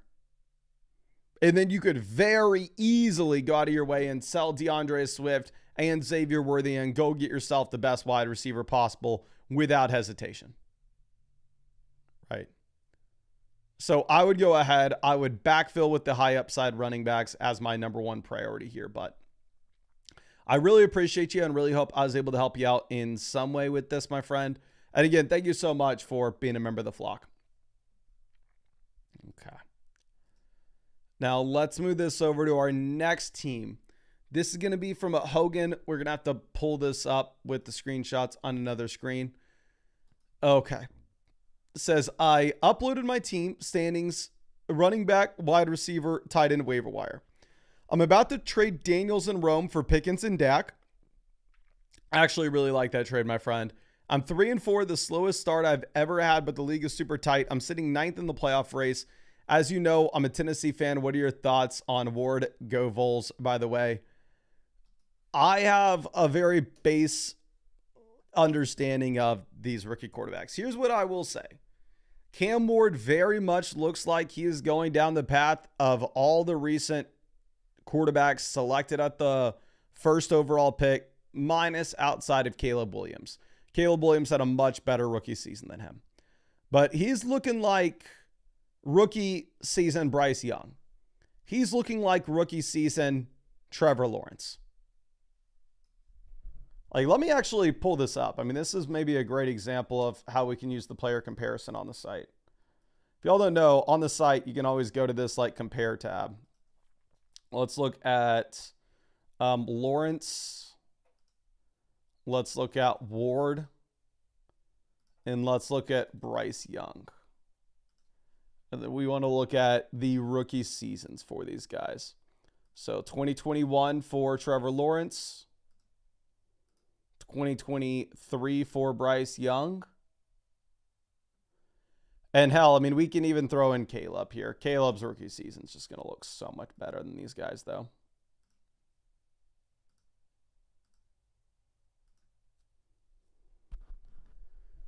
So looking at this, honestly, Cam Ward's even worse than I thought. Like, Cam Ward's 7.5 fantasy points per game. Bryce Young was at 10.2. Trevor Lawrence was at 11.3 as rookies. Cam Ward, 5 adjusted yards per pass attempt.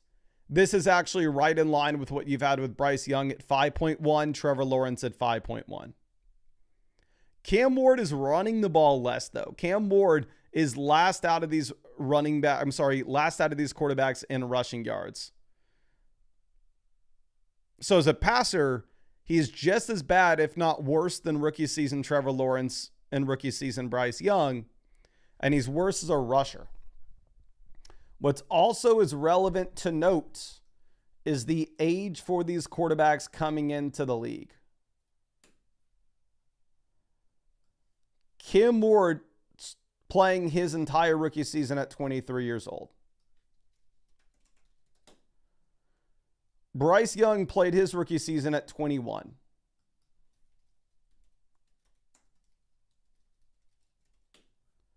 Trevor Lawrence played his rookie season, I believe, at 21, 22. So Cam Ward is older than these other quarterbacks were as rookies. He's worse than these other quarterbacks were as rookies. Am I going to sit here and pretend that I'm some expert quarterback guru scout and know how their career is going to play out for sure? No.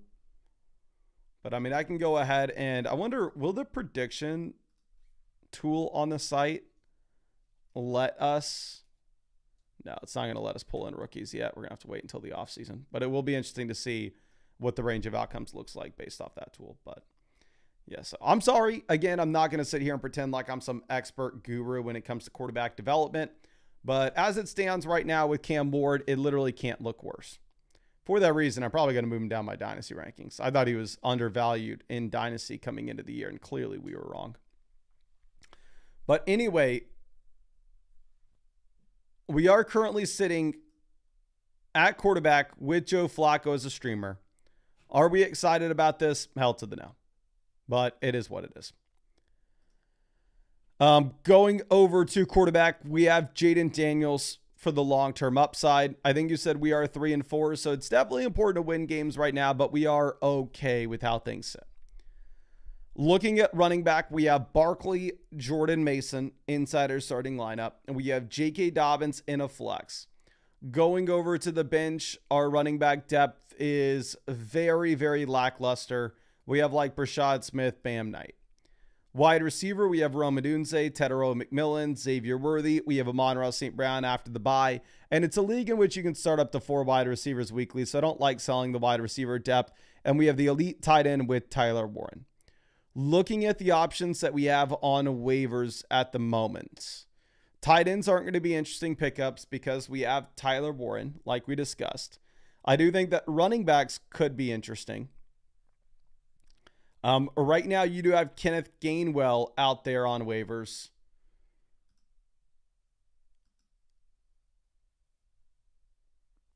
Looking at the waiver wire pivots, I would drop Rashad Smith right now for Kenneth Gainwell. Now that Kareem Hunt is good to go, I just think you have a higher ceiling with Gainwell.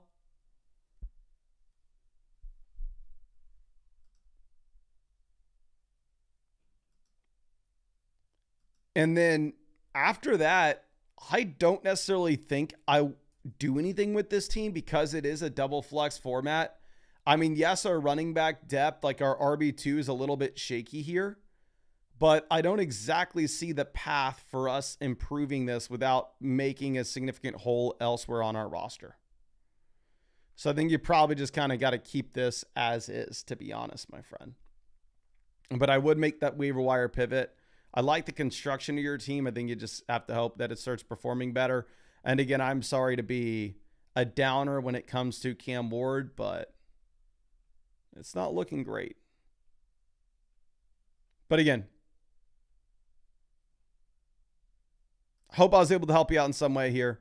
Really appreciate you and wish you the best of luck. I know you've been a long time member of the flock, my guy. Now, let's get this going for J2 Wavy. I'm going to have to refresh this thing to make sure that these custom links get sent out.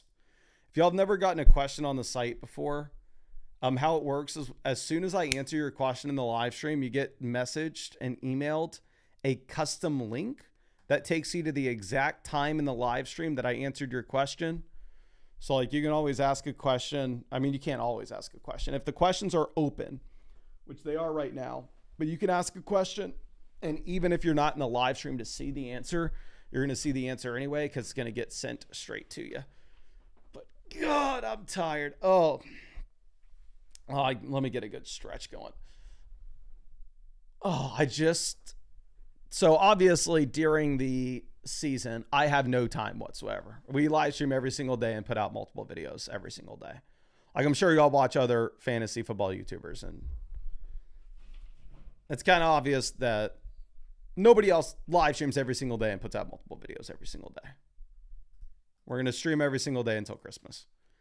So, as you would imagine, I have no time whatsoever during the season.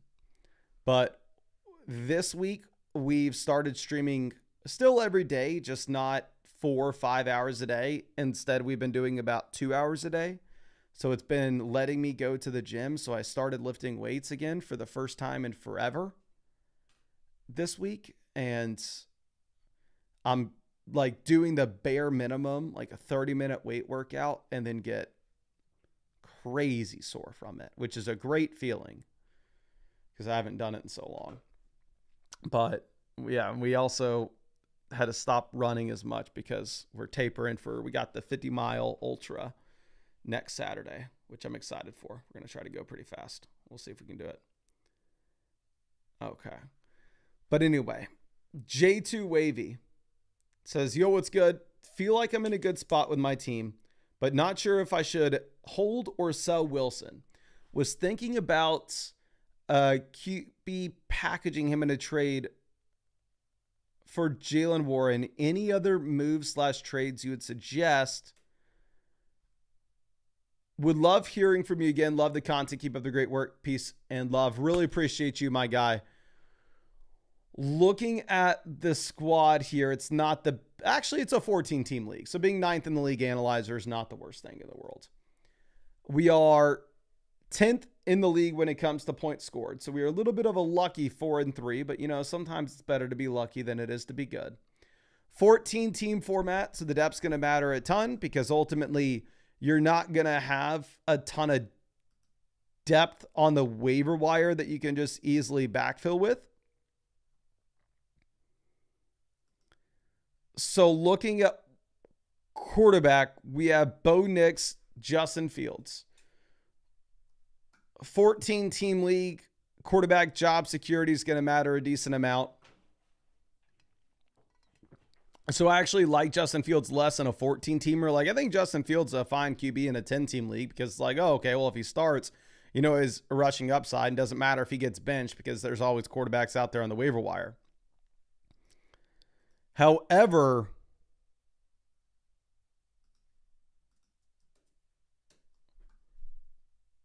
like 14-team league,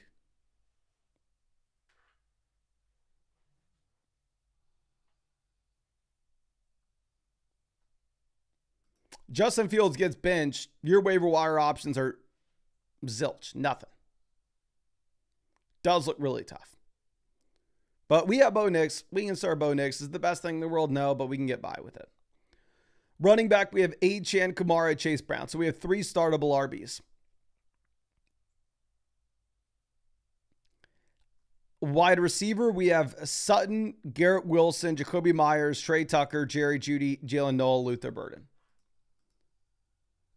Wide receivers in the waiver wire, non-existent. So here's the thing.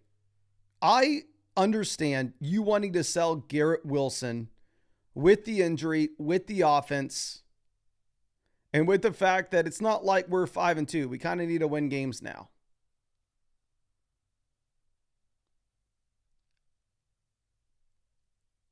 But with that in mind,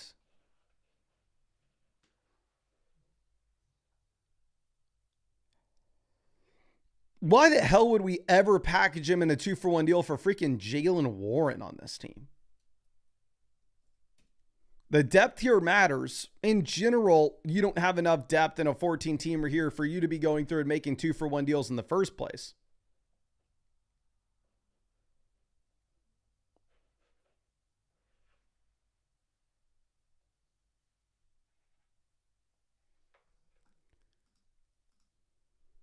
So I actually hate the idea of you making that kind of Garrett Wilson trade. If there is a move to be made with this team, it's you pivoting from Garrett Wilson to just a healthy wide receiver in a similar range.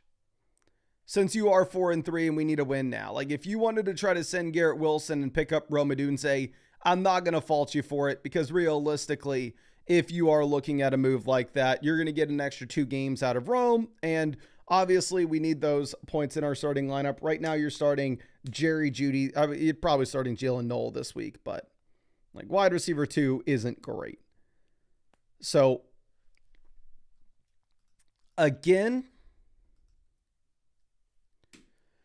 I am okay with the idea of you selling Garrett Wilson, but the last thing I'd want to be doing is sending Garrett Wilson and a piece to get Jalen Warren. Your running back room is completely fine. If anything, the move is you just pivot from Garrett Wilson to a wide receiver in a similar range that is currently healthy. But I really appreciate you and really hope that I was able to help you out in some way with this, my friend. And I'm wishing you the best of luck. Do not sell Wilson for like Jalen Warren on this team, though, especially if you're having to add to Garrett Wilson to get to him. But now let's go over and check this out for Nidell. Says, we traded DK and Dobbins pretty early for Bowers. Just traded Bucky and Bo Nix for Puka Nacua. Incredible. Any other moves you think you can help me out with? You're the greatest. Hook 'em Horns. Hook 'em Horns, my friend. We actually came away with the dub not last night, but yesterday, which is pretty rare for our Texas Longhorns at this point. But anyway, I would assume that we are near the top of the league analyzer if you got Puka Nacua for that price. And we are currently 5-2 as well. So we're a team that for sure should be looking at making plays for the long-term upside. Looking at quarterback right now, we have Daniel Jones and Tua. For me, there's no upside at all with Tua. You're playing Daniel Jones this week. So here's what I would do. If you think that Justin Fields can hold on to his starting job for a while, I would cut. I know this is a 14-team format, so this is very relevant. I would cut Tua and I'd pick up Justin Fields. But because you're probably not going to be able to hold on to that starting job, what you probably want to do is you probably want to instead cut Tua and pick up J.J. McCarthy. Like if you can pick up McCarthy's at least stepping into a situation where he has 3 great weapons. The team is competitive.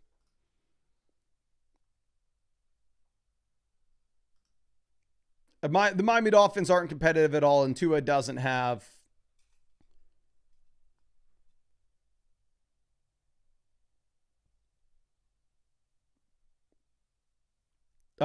Tyreek anymore. So I think it's such a thin play if you have him.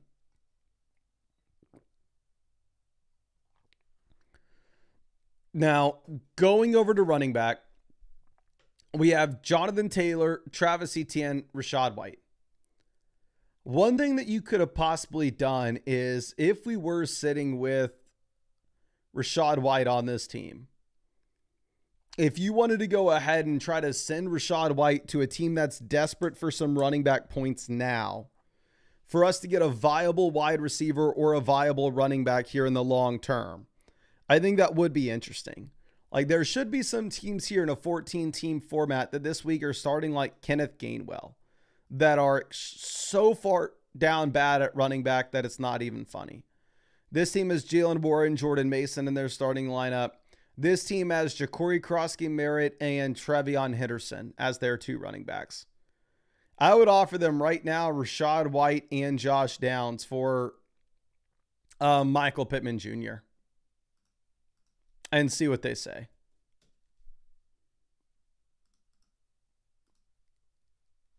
Here, real quick. This next team has Dobbins, Ramondre Stevenson, Isaiah Pacheco. They're probably not desperate enough to go out there and trade for Rachaad White. This team has Kamara, Chase Brown, Woody Marks. They're probably not desperate enough. This team has Josh Jacobs and Aaron Jones. I would offer them Rachaad White for Quentin Johnston on your team, to be honest. You only have one more usable week from Rachaad White. This team is Henry Dowdle, Kenneth Walker. They're probably fine. This team is Barkley, Montgomery. They're probably fine. This team is Bucky and Amari and Hampton, both injured. They're starting Tony Pollard this week. I would offer them Rachaad White and Josh Downs for Deebo Samuel. Now going over to wide receiver, we have the elite name with Puka Nacua, getting him hopefully back after the bye week this next week. Then we have Keenan, Downs,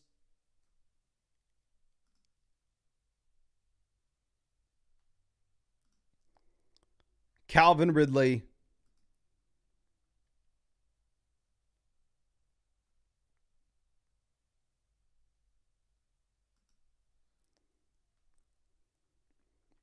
and then tight end we have Brock Bowers and Kyle Pitts. So in terms of waiver wire pivots, if Mike Evans and Joe Mixon are both on your injured reserve, then ignore me. However, if either guy is actually on your bench, I would go ahead and cut them for Michael Carter. And then tight end, we're chilling as is. Once Bowers is officially back through the bye, then you'd probably go ahead and you'd probably be willing to send Kyle Pitts and get a viable wide receiver 3, especially if you're not able to make the trade with Rachaad White. But obviously, that's not necessarily something that we need to concern ourselves with right now. Okay.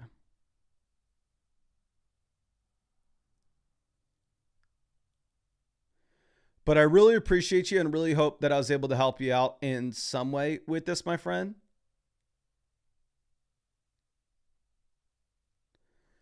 But again, thank you so much for everything. And I like your team a lot in a 14-teamer.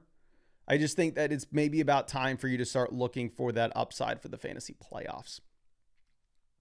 But let's move over and let's start answering some of these simple questions, the trade questions, the start-sit questions we need to get back to.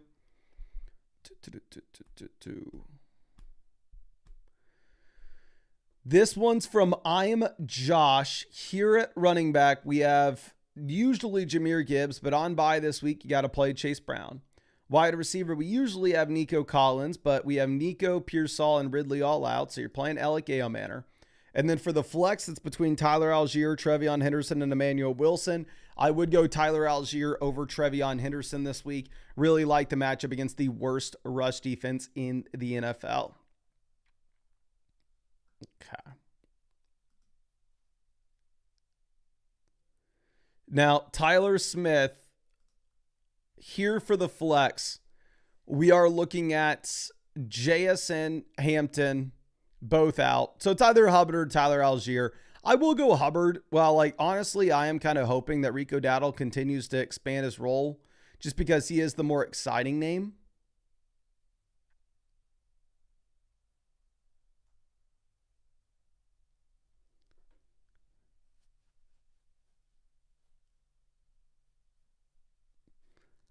Chuba Hubbard played just as many snaps, if I actually played more than Rico Dowdle this past week. So I think you got to stick with Hubbard, but hope you're doing well, my guy.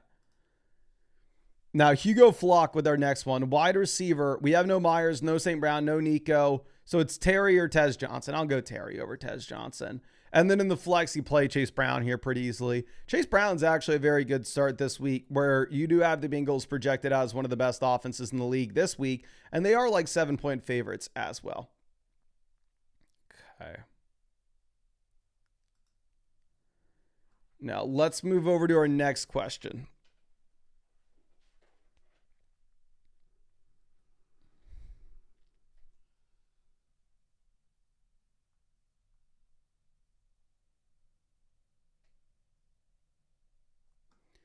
Now, the great big C. Here we need 3 flexes. We already mentioned Chase Brown's an easy start. We don't have any of the wide receivers, and McBride's not available. We're going to go Rico Dowdle. We're going to go Rico Dowdle and Woody Marks, and he benched Ja'Cory Krosky-Merritt. I'm not excited about JCM this week. He's a touchdown or bust running back, and ultimately, you don't have the receiving role. And this is an offense that projects to be one of the worst in the league against the Kansas City Chiefs, where the Chiefs are heavily favored here.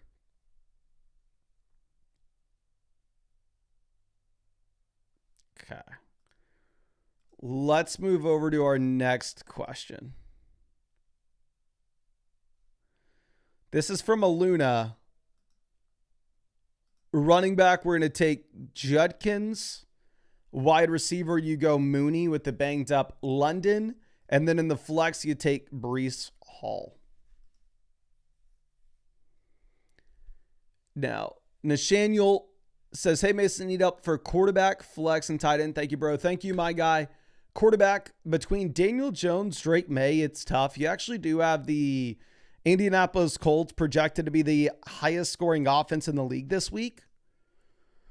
Realistically, I probably go ahead and I probably take Drake May, though. You're going up against the Browns. Typically, you're not going to run against the Browns. You will throw the ball. And tight end, you have Evan Ingram. You have no Trey McBride. I would rather play like Dalton Schultz this week, probably, though, if he's out there on the waiver wire. It's a good matchup against the Dallas Cowboys for Evan Ingram. But ultimately, you just have had, I guess, actually, over the past month, you've had 6 targets at the very minimum for Evan Ingram in every game. So maybe Evan Ingram actually is a great play this week. Yeah, I think you just play Ingram in that case. And then I would go J.K. Dobbins over DeAndre Swift in the flex. Just because you are going up against one of the worst defenses in the league that now has a multitude of injuries to it as well. Now, Publix Warriors here at wide receiver. You have no Adams, no Godwin. So it's either like Waddle, Debo, Golden. I'm going to play Waddle. And then for the flex, you have no Bucky. I don't want to play Brashad Smith or Trevion Henderson. So we're going to go with the combo of Darnell Mooney and Debo Samuel with a banged up Drake London. Okay. Now, Nifty Backbone says, feel like we need a running back upgrade. I'd agree that you probably want a running back upgrade, but you don't have much depth to do anything at wide receiver. So if you're making a trade, I think you'd maybe consider selling Trey McBride if you can get an elite RB. Now, Cool Kid with our next question. Here for the flex. We have Alec Eomanor in right now, but they are 2 touchdown dogs. They're consistently the worst offense in the league.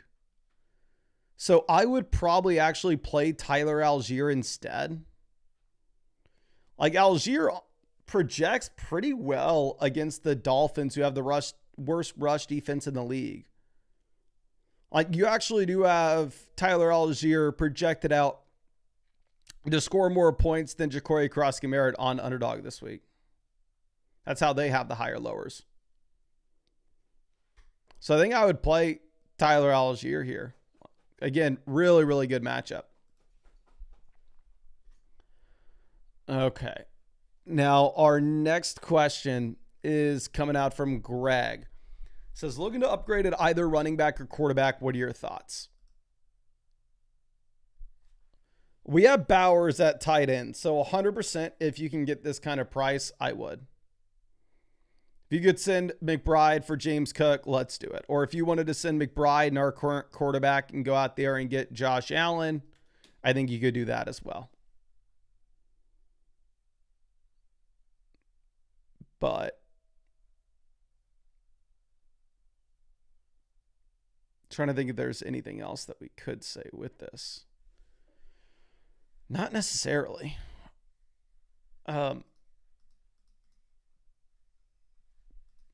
Yeah, I like this price. And again, where you have the other very capable tight end, selling Trey McBride's not the end of the world at all for you here. Okay. So our next question coming out from Lynott says, weighing my options at flex and quarterback this week. Quarterback, we have Dak, Caleb, Bryce Young. I know it's a tough matchup for Dak Prescott, but I think he's had 3 touchdowns in every game over the past 4 or 5. And you have CeeDee Lamb back in, so I'd probably just play Dak. And then for the 3 flexes, it's going to be ugly here. Derrick Henry will still be an easy start. I hope that we would have started Kamani Vidal, but I think you plan on going Derrick Henry, Egbuka, and then London. And if you have London missing, then you pivot over to Roma Dunze. You have a great team. Negatron says, good morning. Happy Saturday, Mason. Non-PPR. Also, should we pick up Bam Knight over Brashad Smith for week 9? Yes, I would drop Brashad Smith for Bam Knight. Now that you have a healthy Kareem Hunt. If Kareem Hunt wasn't healthy, then I think we would opt to instead have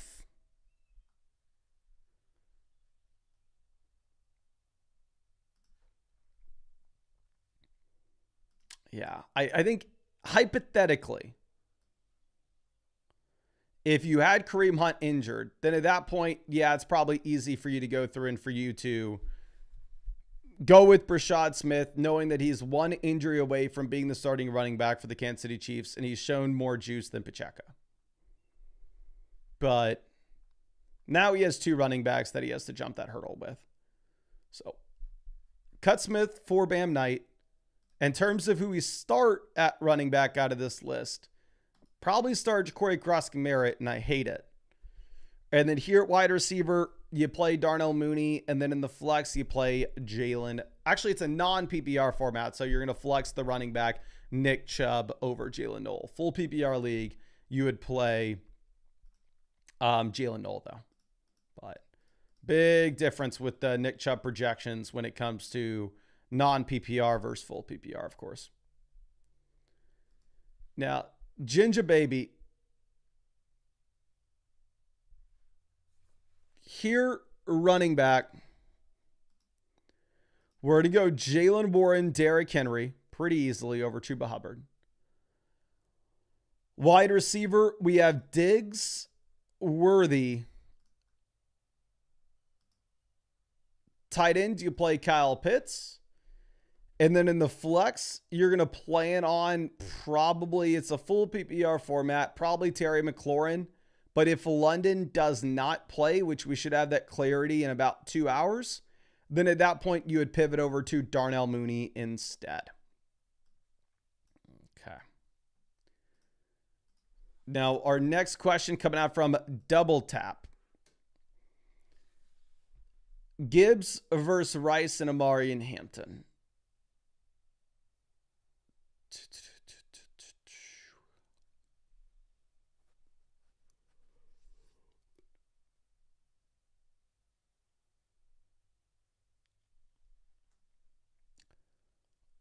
Wide receiver, we have London, Brian Thomas, Travis Hunter. But if you were to make this trade, you'd be starting Woody Marks and Ja'Cory Cross-Merritt for the time being. So honestly, I think you got to hold on to Jahmyr Gibbs here. And something I'd potentially consider, which I absolutely hate to say, is maybe a send Josh Allen for an elite wide receiver and elite running back if you want the depth. Now, Slasherosa Swift concerns me. Do we just roll with him? Who's your alternative? Your alternative's Jalen Noel. Yeah, you just got to roll with him, my friend. And then tight end, I'd plan on Dalton Kincaid. If Kincaid doesn't go, then obviously we can go Evan Ingram. And Evan Ingram is a fine play if need be. Okay. Now, Jay Stroud says, other deal I have is Godwin and Tootin for Flacco. It is a super flex league. So that's why you're able to get this kind of price. If you were to make that deal, you would cut, I'm assuming, Zach Ertz, assuming you only have to start one tight ends. So I would probably prefer to trade Flacco for Golden and Tootin between the two deals, but I'm fine with either or. Okay. Now, Fred Avs says lots of good options. Who do we start at running back in the flex? We're going to go with Jacobs, Quinshon Judkins, and then in the flex, we will take probably Derrick Henry. Obviously, if I had a time machine, I would love to go back before Thursday night until you get Kamani Vidal in there over Derrick Henry. But I think you probably made the right call benching Vidal. It just didn't work out that way. As you have a great team here. Now, Italian Stallion says, who should I start in the flex between Judy, Ellick, or a second tight end? Your second tight end would be Zach Ertz, where you have no Daniels, and you do have Terry McLaurin and Deebo Samuel both playing.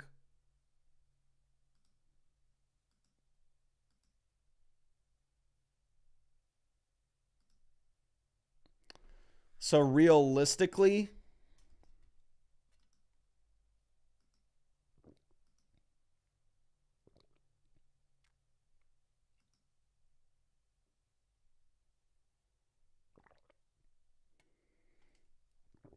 I'd probably want us to just keep this as is. I mean, you could go Ellick over Judy if you wanted.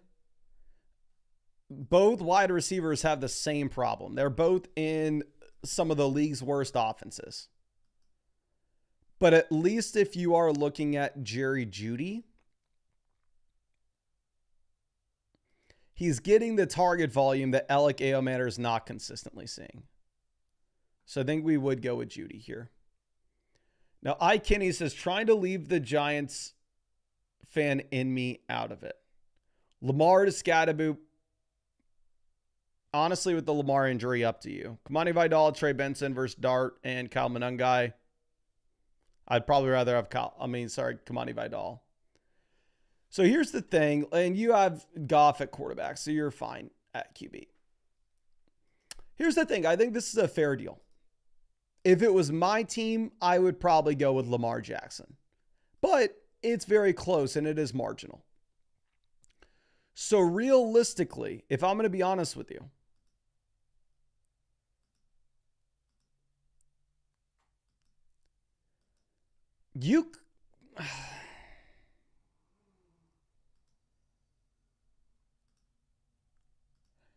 if you're a Giants fan and it's going to make your Sundays more enjoyable to have Jackson Dart and Cam Scatterboot, I think you go and get Jackson Dart and Cam Scatterboot. As long as you're not dramatically overpaying and really hurting your team, I'm always fine for you. I'm not a fan of an NFL team. I couldn't care less. But I think I can understand it, right? If you're a Giants fan, you're like, hey, I'm going to watch every Giants game. And I want to have these guys on my team. By all means, go for it. I will say, I'm not starting Jackson Dart most weeks in this case. Instead, I'm most likely going ahead and I'm putting Jared Goff into my starting lineup after I do this. But I think it's reasonable for you to make this pivot. I think you can 100% go for it. I'm not going to fault you at all. So yeah, go Dart and Monangai. If it's going to get you Scat. Now D Gonzo trading Bucky, Scat, and Rashee Rice for Puka Nacua and Ashton Genty. Bucky to Genty, lateral move depending on your record. Scat and Rice to Puka Nacua. What kind of depth are you left over with? It's a league in which you start 8 players. So assuming everybody's healthy. Running back, we start Javonte, Barkley, Genty. So we have 3 startable running backs. Wide receiver, we have London, Puka, Quentin Johnston, Travis Hunter, Matthew Golden. So you have plenty of depth. So here's the thing. I think you can go ahead and make this move. If it was a 12-team format, it'd be a little bit shakier, but with it being a 10-team league, the depth's not going to matter as much here. See, I think you go ahead and I think you get Ginty and Puka Nacua.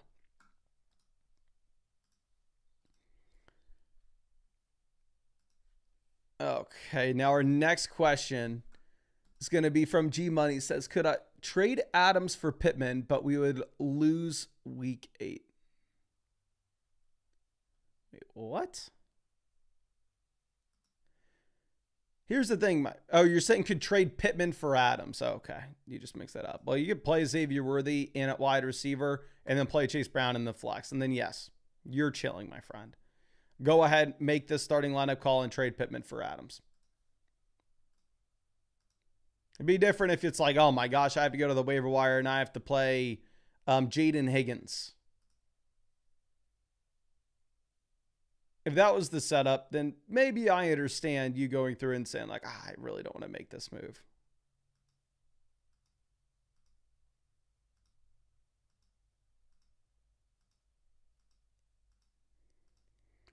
But that's not the case here.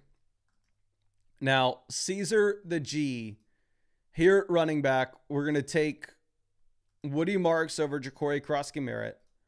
Wide receiver, Xavier Worthy and Matthew Golden. And then in the flex, you probably... Actually, I'm going to go Tez Johnson over Matthew Golden. And then I think you go Ja'Cory Krosky-Merritt in the flex. I'm not excited about Bill this week, though. Okay. Now, but Kelly, 2-quarterback league, so I'll be starting Fields as well. Okay, yeah, we have Tua here. Wide receiver, you play... Are we going to have running backs in the flex? No. So you're going to play Waddle, Flowers, Debo. I'm not wanting to play Nick Chubb here. I think Nick Chubb's lost the job to Woody Marks, which sucks for me because I have a lot of Nick Chubb in Underdog best ball drafts. I wish I could say it wasn't the case, but yeah, I think he's probably lost the job at this point. Okay. Now, happy dad moment, trading Swift, Judkins, Higgins for Marks, Ginty, Sutton. Judkins to Ginty, slight downgrade, lateral move. Swift to Marks, downgrade. Higgins to Sutton, upgrade.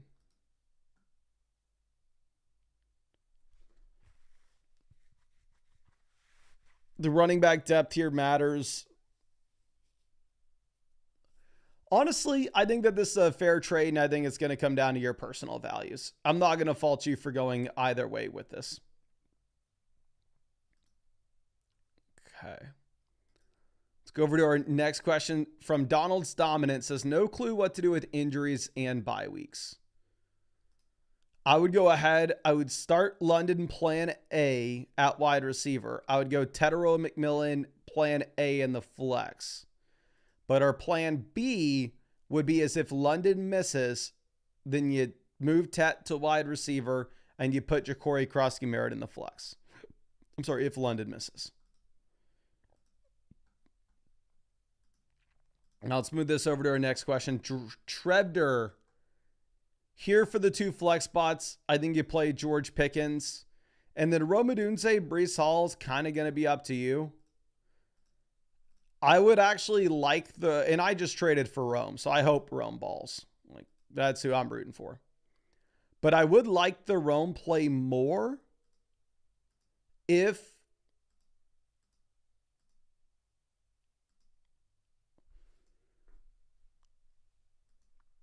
like you had Lamar Jackson playing, because my issue with it is just the over-under of this game gets dragged down dramatically with no Lamar Jackson.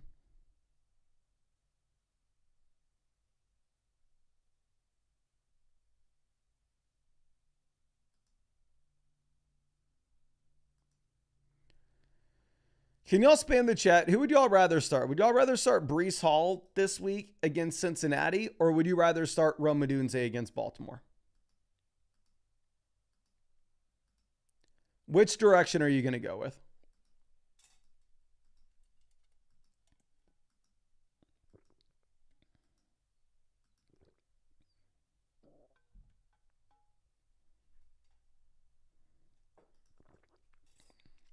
Rome, Rome, Brees, Rome, Rome, Rome, Rome, Brees, Rome, Brees. Brees. Brees, Rome, Rome, Rome, Brees, Rome, Rome. So it looks like most people are on Rome Odunze still. I do think it's up to you there, my friend. That's going to be the pivot point. God, I feel bad for this doggy. She wants to go on a walk, and the fiance went to visit her grandma this weekend. She's driving back now, but I have no idea when she's going to be home to take out the girlie in the walk. I don't know if she's going to have to wait until we get done with this stream, which is going to be like another 2.5 hours. Okay. I just looked. It looks like the fiance is only an hour and a half out, so you don't got too much longer, girly. Okay. Now, free Garrett Wilson. Here at wide receiver, Drake London's plan A. Flex, probably Khalil Shakir. And if London misses, you play Matthew Golden. Axiom says, curious on the flex. We have Jalen Knoll and Alec Pierce on the waiver wire as well. Your best flex here would be Jawan Jennings. I would probably play Jennings over Jalen Knoll. Like, freaking Braxton Berrios was getting snaps this past week. I want to say, like, yeah, we have a lot of upside when it comes to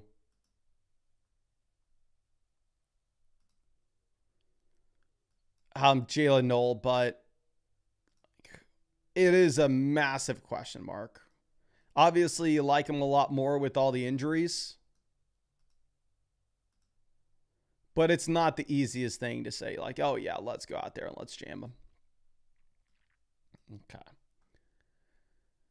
Now, our next question's coming out from Phil. So, sadly, started the big Q, but my opponent didn't start anyone on Thursday. We're currently 6-1. Sad to hear that, my friend. Here, it's understandable. Yeah, JSN and Puka on bye. So we're just going to play Quinshon Judkins in at the flex. Even worst case scenario. Worst case scenario, we're going to fall to 6-2, which ultimately, does it really matter? If we're in a spot in which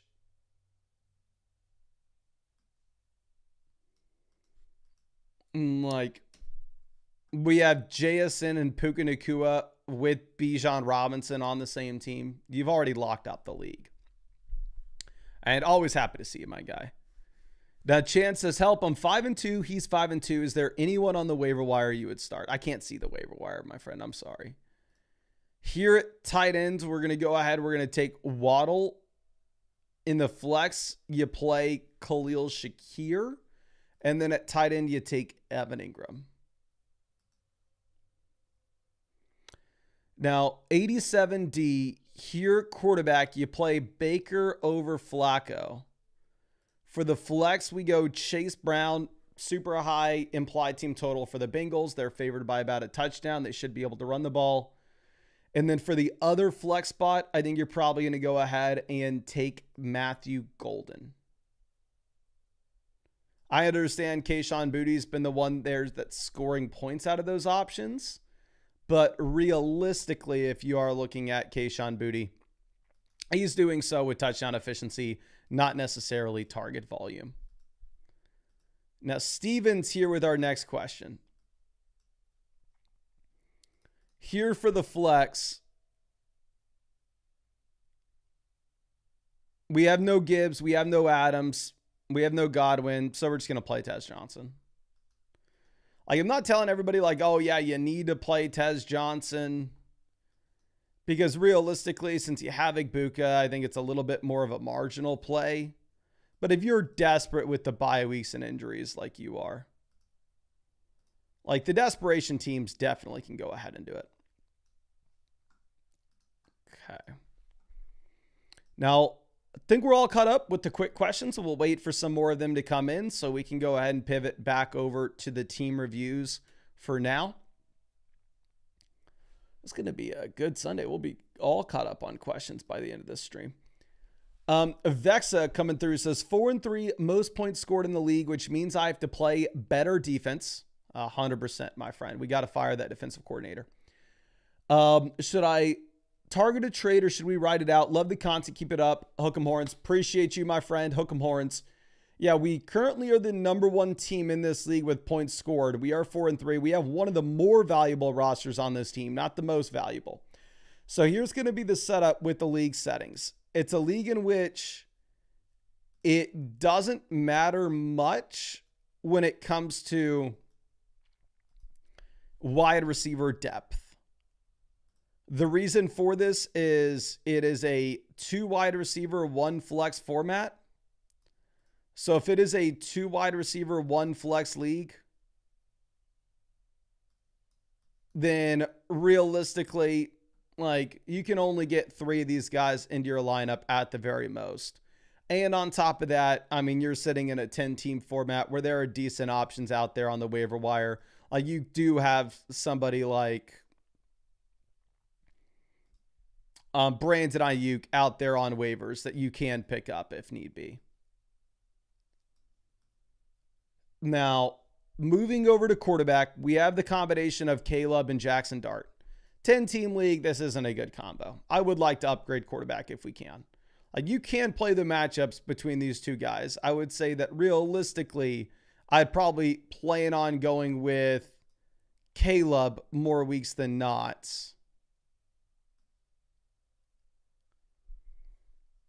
Running back, we have the long-term upside of Bucky Irving. We have Quinshawn Judkins, Amari and Hampton,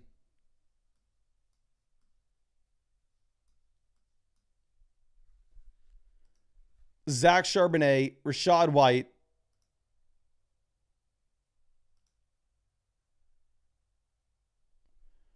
so we have Rashad White that we can play in the short term while we wait for Bucky, but we're going to be waiting for Bucky and Amari and Hampton and Trey Benson to come in the long term. We have the Garrett Wilson injury as well, so we're waiting for Wilson. We have Brock Bowers coming back this next week, hopefully, so we're still waiting for Bowers. And then going over and looking at what we have on waivers, I would cut Mark Andrews and pick up Dalton Schultz. I think that Schultz is a much better play, at least in my mind, than Mark Andrews would be.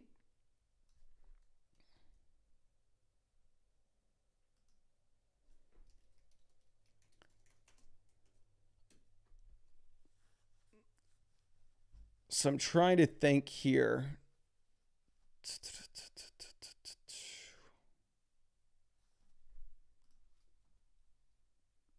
Cut Andrews, pick up Schultz, and then in the long term, we want to go out there, we want to trade for a better quarterback. In the short term, though, it maybe is going to be difficult for you.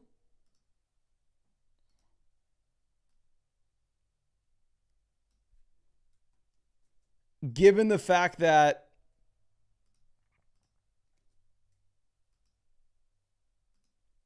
you're waiting for Bucky, Hampton, Charbonnet. I'm sorry, Bucky, Hampton, Benson.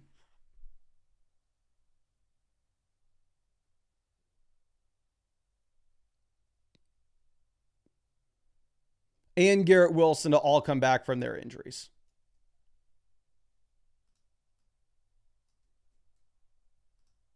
So I would wait for these injured players to come back healthy. Once you start getting a few of these names back in, then at that point, I probably go out there and try to upgrade at quarterback over somebody like Caleb or Dart, but it's just going to be a little bit too difficult for you to make that move right now when we're dealing with all the injuries across the roster. But I really appreciate you, my friend. Let me go ahead and send you over some free questions just in case there's anything else that you would want to follow up with. I'd be super happy to take a look at it for you. And obviously, I mean, you have a good team. You are currently sitting with the most points scored. It's just when you've had this many injuries, realistically, you're going to have to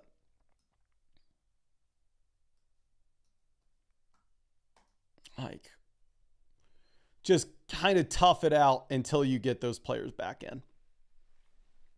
But Shimo's with our next question says, hey, wanted you to know your thoughts on my team and wanted to know if I should start making any trades. And also, should I trade Scadaboo for Judkins?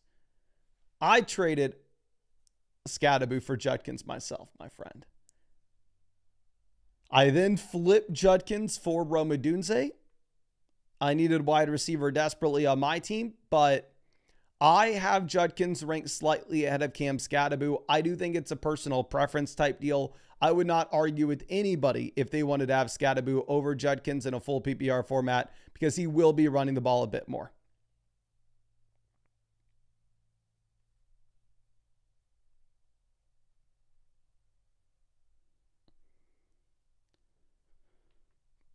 Okay, but right now, we are currently sitting with the 7th spot in terms of value with this league.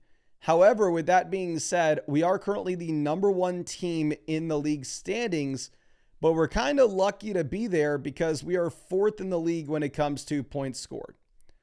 But we are 5-2 at the moment. Now, looking at what we have at quarterback, we have the long-term upside, Lamar Jackson, and the short-term fill-in with Daniel Jones. Looking at running back, we have Genty, Cam Scadaboo, Kenneth Walker, Trevion Henderson. I'm almost throwing Kenneth Walker into the same bucket as Trevion Henderson as a player that I really don't want to start anytime soon, but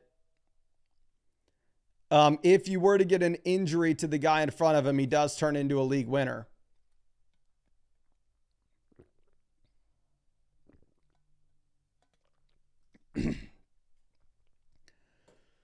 So going over and looking at what we have at wide receiver, we have St. Brown, Cortland Sutton, Stephon Diggs, Wandale, Kendrick Bourne.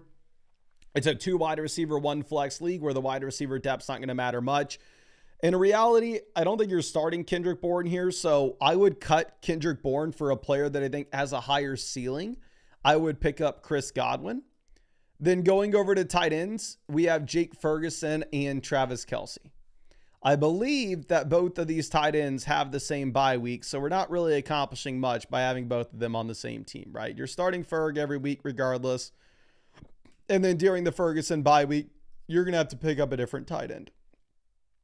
So obviously, I would say that if you could sell Travis Kelce for anything, we would. But in reality, you're probably not going to be able to sell him for anything.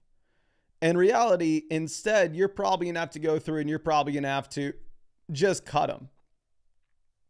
And I know that's crazy to say, but if you are currently sitting with Zach Charbonnet on the waiver wire,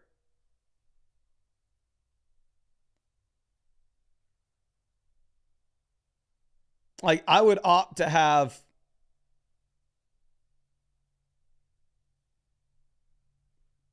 Zach Charbonnet's ceiling, because if you were to get an injury to Kenneth Walker,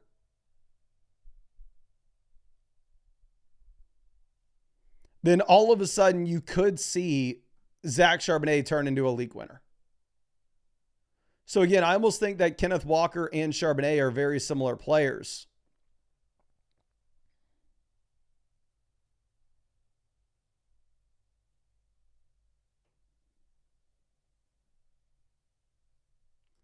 And that I never really want to start either one, but if either player were to get injured, like if Walker goes down, Charbonnet's a league winner. If Charbonnet goes down, Kenneth Walker's a league winner. So I kind of like having both of them on the team. If the cost is literally free, we can just pick them up off waivers. So if you wanted to make a trade like sending Scadaboo for Judkins, by all means you can, but I do think it's like a personal preference type move. But in terms of moves that you need to make right now, I think I would just keep it simple. I think you have a great team. I would just cut Kendrick Bourne and I would cut Travis Kelce and I'd pick up the combination of Chris Godwin and Zach Charbonnet. But I really appreciate you and really hope that I was able to help you out in some way with this, my friend. But let me go ahead and send you over some free questions just in case there's anything else that you want us to take a look at. I'd be super happy to look at it for you. Now, let's move over to our next question. This one's going to come out from Chax. And of course, I want to remind y'all, let's actually send out some free questions in the chat. We haven't done this in a while in this stream. If y'all wanted to win free questions, stupid simple. All you got to do is drop a like on the live stream and then drop your flockfantasy.com username in the chat. We'll send out a bunch of free questions right now. But as always, if you wanted to get guaranteed free questions, you can always do so by taking advantage of the offer on Underdog Fantasy. Or if you go over to Underdog Fantasy and use promo code FLOCK, you'll get $100 added into your account after you play your first 5. And on top of that, you'll get a free Jordan Love gimme pick, higher or lower, half a total yard for today's game. Underdog Fantasy is currently the #1 sports app in the App Store. It's been that way for about a month because for about a month, they've had the best promos in the industry. And you'll get both of those promos with code FLOCK and free questions for these live streams. And I'm going to be live streaming every single day until Christmas answering your questions. But let's send this question over to Bear Down 8. Just found you, my friend, and just sent you over that free start sit question. Let's send this other one out to Hunter Baldwin. Hunter Baldwin, just found you and just sent you over that free start sit question. Appreciate you hanging out with us in this live stream, my friend. Let's send this next one out to Kevin B. Gooing. Kevin B. Gooing, just found you and just sent you over that free start sit question. Again, thank you so much for hanging out with us in this live stream. And let's send this next one out to Mario.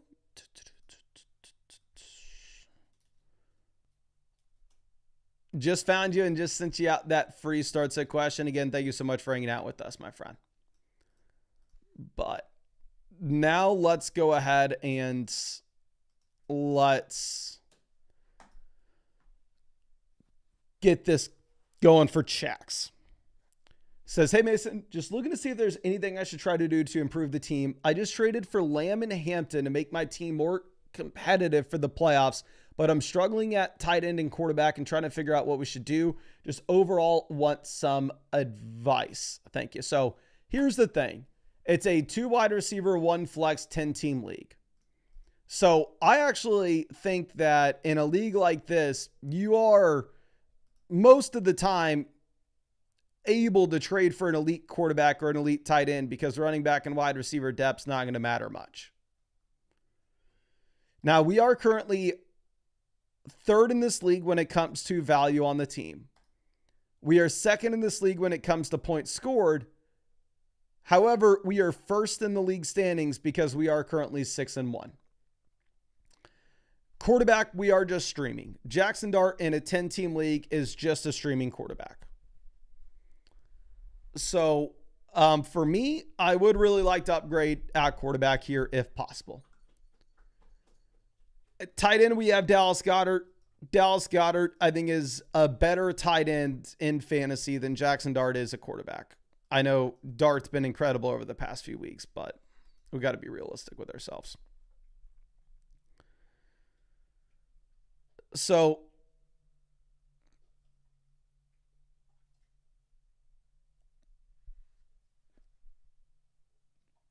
if I were looking at what we want to be doing with this team, I would agree. I want to go out there and I'd want to trade for a quarterback or trade for a tight end. But how possible is that? It's not. Because we go ahead and we look at the construction of this team, we don't have meaningless depth. We've already done a great job of trading that meaningless depth and getting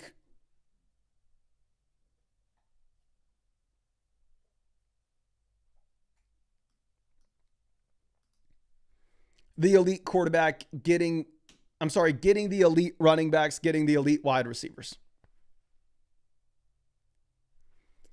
And dear God, this is crazy. Jacob says just did 250 watts for 3 hours on the bike in the last 30 minutes at 300 plus watts. That is legitimately the most impressive thing that I've ever heard in this live chat. I need to get on your level, my friend. That is incredible. But yeah, like I know, obviously I do Ironman stuff, and I'm actually signed up for IM Texas. And actually, funny side note, I signed both my younger brothers up to do Ironman Texas as well this year. And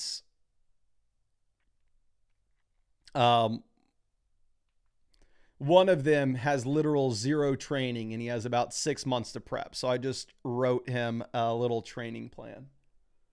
So no, most of that, it sounds like gibberish, 300 watts for blah, blah, blah, 250 watts for 3 hours. But that is unbelievable. That is incredible. But anyway, going back to this, trying to focus. We have Jason, we have Lamb locked and loaded at wide receiver every week. We have HN, we have Judkins locked and loaded at running back. We have Keenan in the flex.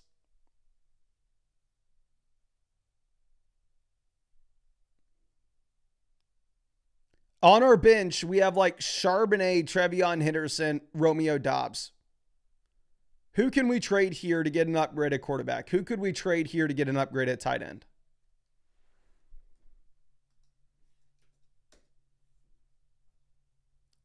There is no trade.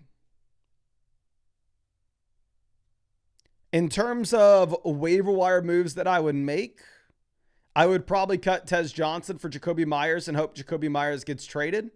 I would probably cut Isaiah Davis for Michael Carter.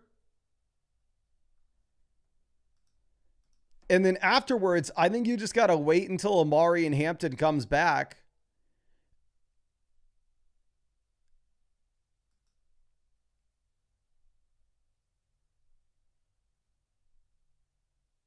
And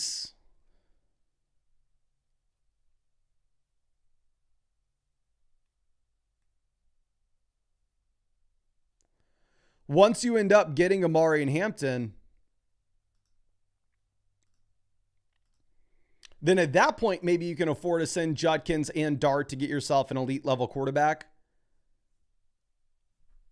But I think what you just got to do is you just got to make the waiver wire pivots right now. Get yourself some upside on the bench, because if you find the next Rico Dowdle, you find the next Rashad White, then all of a sudden you actually do have a lot more flexibility where you could possibly afford to trade for the quarterback tight end, which you can't right now because you've already gone very top heavy with your team, which is exactly what we want to do. So let me go ahead and send you over some free questions just in case there's anything else that you want to follow up with. But I really do appreciate you and really hope I was able to help you out in some way with this, my guy. Now let's move this over to our next team. This is going to be from Bashu. Says, hey Mason, we're 1-6 right now. 12-team league. 8 teams make the playoffs. So I'd say if you're 1-6 and you're in a league which only 6 teams make the playoffs, it's like, hey, you got to win out. You can get into the playoffs with a 7-7 record, but not much where like you're not getting into the playoffs with a 6-8 record most of the time. Of course, I got to preface it saying most of the time. If you are in a spot in which you're in a 12-team league and only 6 teams make the playoffs. However, 6-8 gets you into the playoffs here. 5-9 won't, but 6-8 can. So here, realistically, you can afford to lose 2 more games. We got 6 games left on the schedule. You got to go 4-2 from this point. Or I'm sorry. You got to go 5-2 from this point. So still, it's an uphill battle, but regardless. We are Cardi B. Where are we? We are 5th in the league when it comes to value. And we are... Where the hell are we in points scored? We're 8th in this league when it comes to points scored. So you're actually a very unlucky 1-6. But here's what I would do with your team. I think that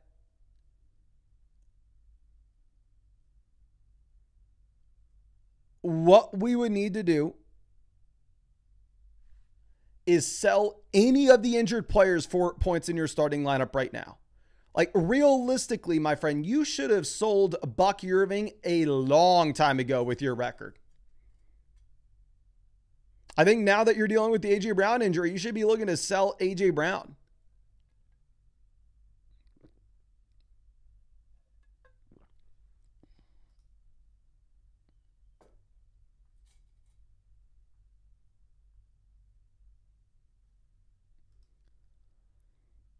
I think you should, if you can get anything for Trey Benson, you should try to go get anything for Trey Benson.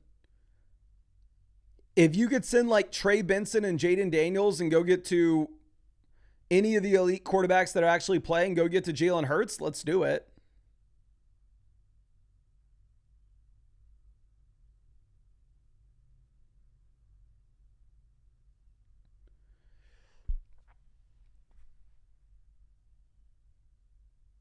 If you can send A.J. Brown and just flip him for a wide receiver that's already through his bye and healthy and get somebody like Rome Odunze, let's do it.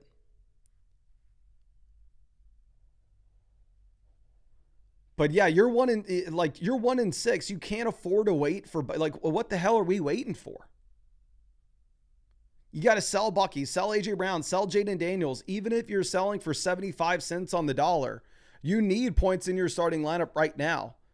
Like, obviously, other teams maybe are in a situation in which they want to chase upside for the fantasy playoffs. Your playoffs start today. So sell these injured guys and go get some actual points into this lineup. I know, obviously, if we have Rachaad White, so it's not the end of the world, but still. I really appreciate you and really hope that I was able to help you out in some way here, my friend. And I am wishing you the best of luck. It sucks when you get those injuries, but you can't just, not every team's going to be able to just have them sitting on their roster waiting for them to come back for later in the season. Some teams, it sucks, but you got to sell them at a discount. Okay. Now, let's move over and let's get to some of the quick questions. Yeah, we got some fast start sit questions that we need to get through. So just let me pull this over real quick.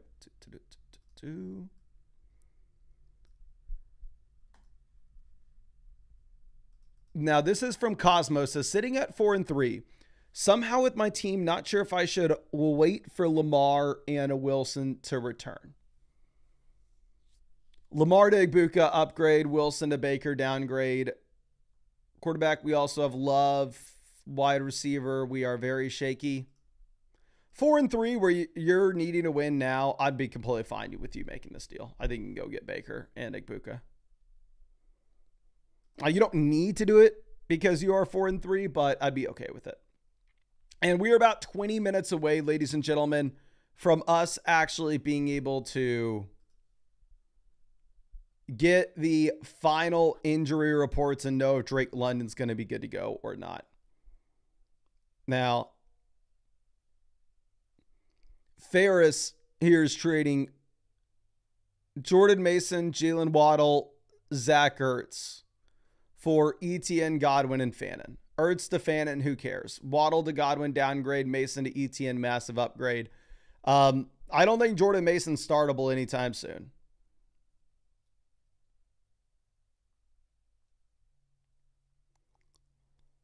Like, realistically, if you are looking at Jordan Mason, he's not getting the receiving upside.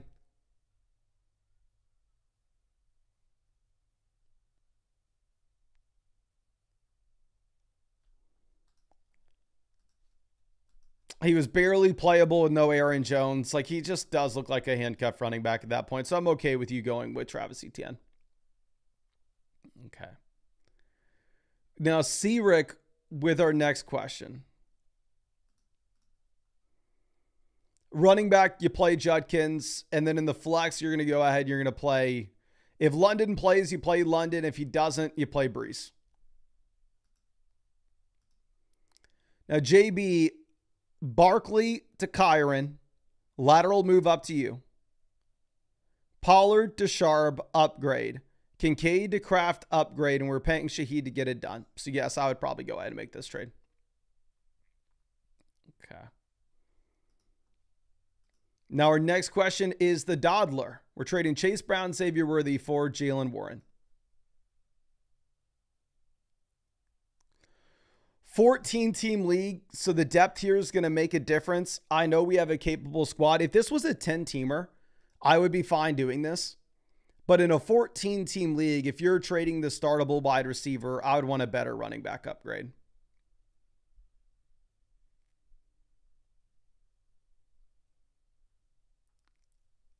So I think we plan on Chase Brown, Xavier Worthy for now.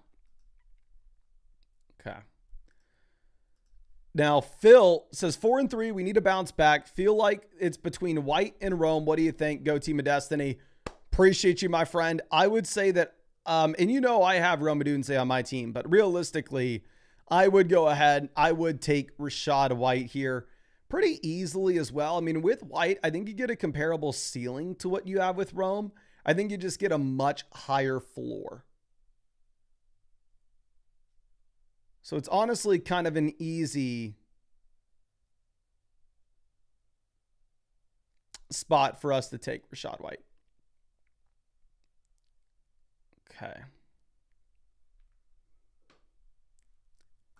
Now, G Money with our next question. It says, I don't know who to start. Whatever you say goes.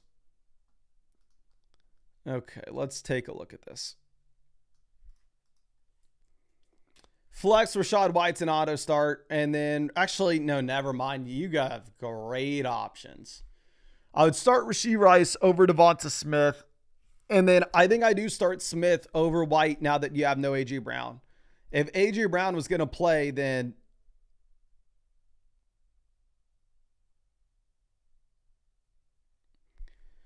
we would go ahead and we would take Rachaad White. But honestly, I mean, I know it may be a little bit too late, but I would try to send Rachaad White to a team that's desperate for running back right now. Okay. Now, let's check this out. Greatest Show on Paper sent me a start set question, and it's not really filled out properly. So I'll send you over a free voucher again so you can resubmit that, my friend. Okay.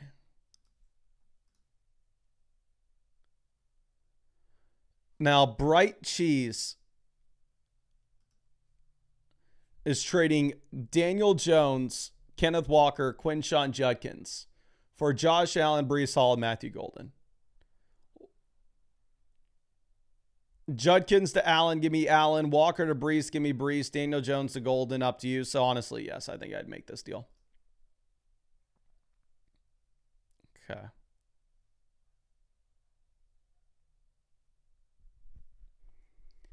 Now, let's move over to our next question.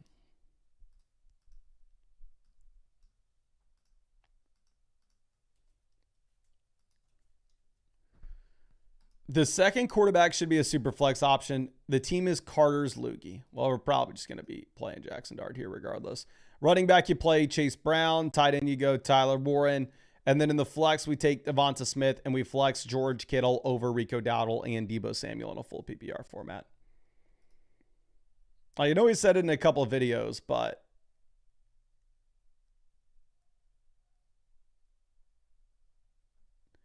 realistically, like a lot of people in this live stream probably are better off flexing a tight end this week. Like, especially if you have George Kittle and Tyler Warren, I'd flex Kittle. After the week, I think you probably should eventually, I mean, once Kittle pops, we should look to sell one of the tight ends.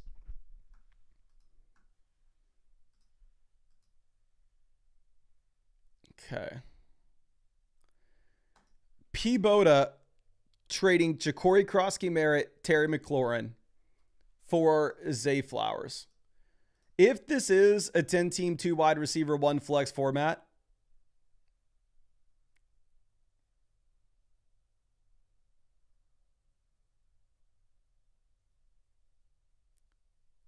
I think we probably make this move.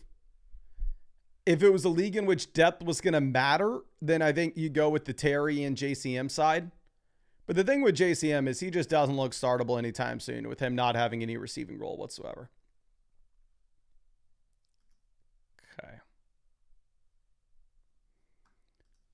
Now, our next question is from Scott Dubb. Here for the flex, you currently have Cade Otton in. Your best option on the bench would be Alec Pierce, which we are completely fine playing Alec Pierce here. I'm sorry, we are completely fine playing Cade Otton over Alec Pierce. I don't love Cade Otton because Igbuka's going to play, but you're okay with it. Okay. Now, JD Skinner, here we need 2 receivers. We have Debo, and I guess I would go Darnell Mooney over DJ Moore with the London stuff. And then here, tight end, you play Kittle. And then for the flex, if London misses, you play Pitts. If London plays, you probably play Josh Downs. It's going to depend on London's status. Because, again, if you have...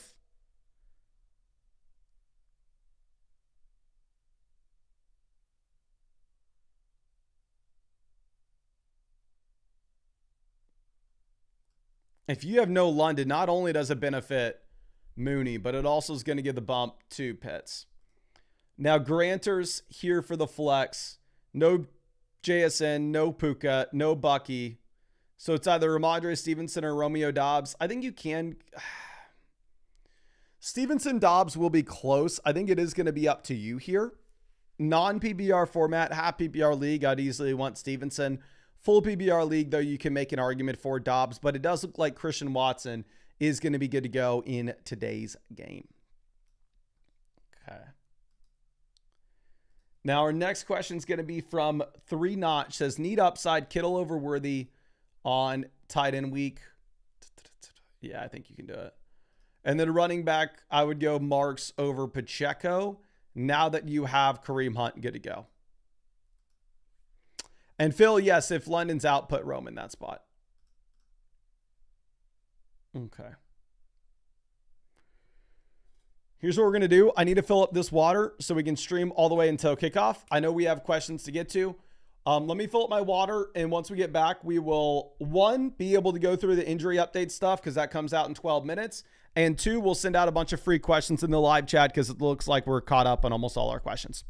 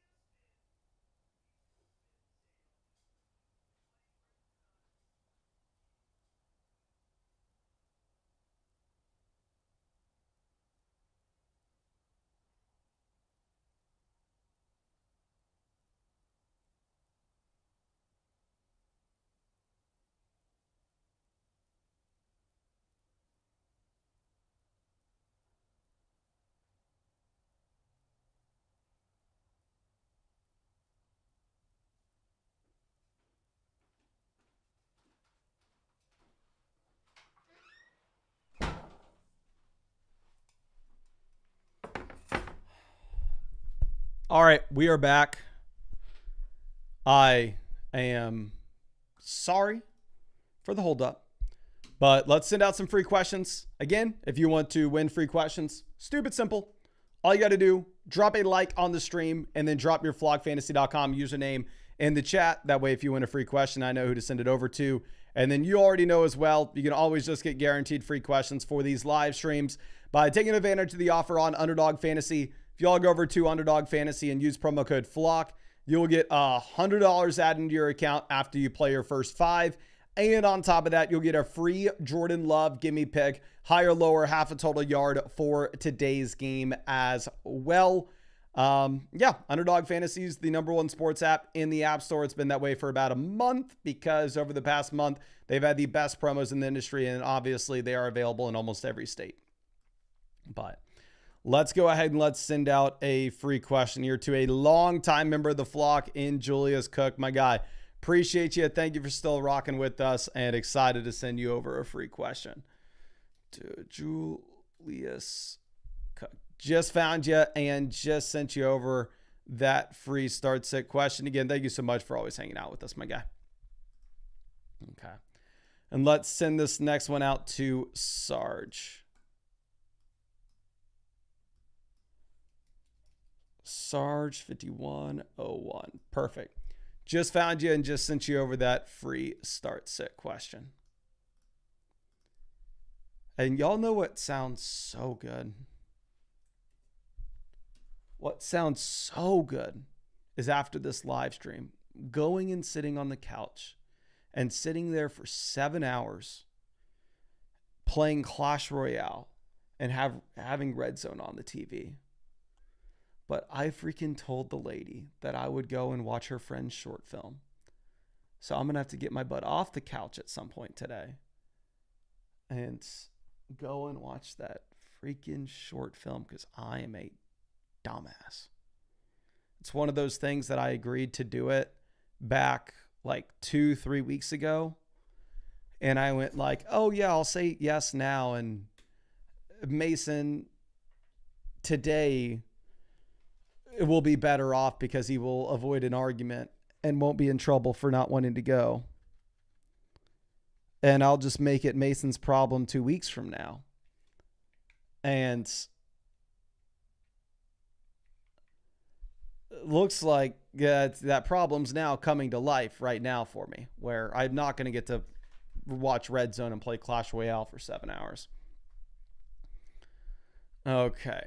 Now, 0-10 here for the flex. We have no Kyron, no Sharp, so you just play Woody Marks. I think you keep it simple.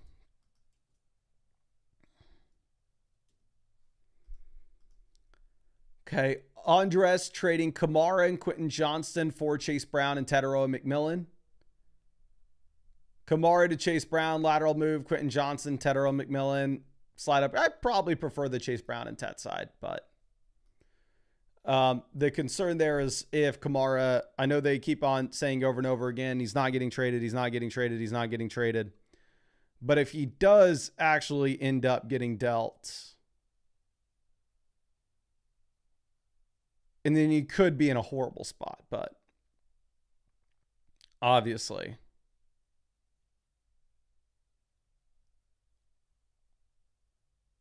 if that doesn't happen, he's just stuck in a garbage offense. Now, Danny, here at tight ends, we have Ertz and Ingram. I'm going to go Evan Ingram in a great matchup against Dallas. Zach Ertz, I really have almost no interest in. Again, if you are looking at Zach Ertz, you have Debo and Terry both playing, and you have no Jaden Daniels, so the offense is going to be bad, and it's a bad matchup. And then here for the flexes, we're going to take Josh Downs. And then I guess it's like Matthew Golden, Trevion Henderson, Zach Ertz. Golden's going to play, so we'll go Golden. Now, let's see. And works as Flock Clash Royale clan. What are your thoughts? My thoughts are you clearly weren't with us in the live streams in the offseason, my friend, because we already have a Flock Clash Royale clan. Come on, you think we don't have one already? But Sherm says, in a tight end premium, do I chase the upside, start with Loveland, or should we settle for one of the wide receivers?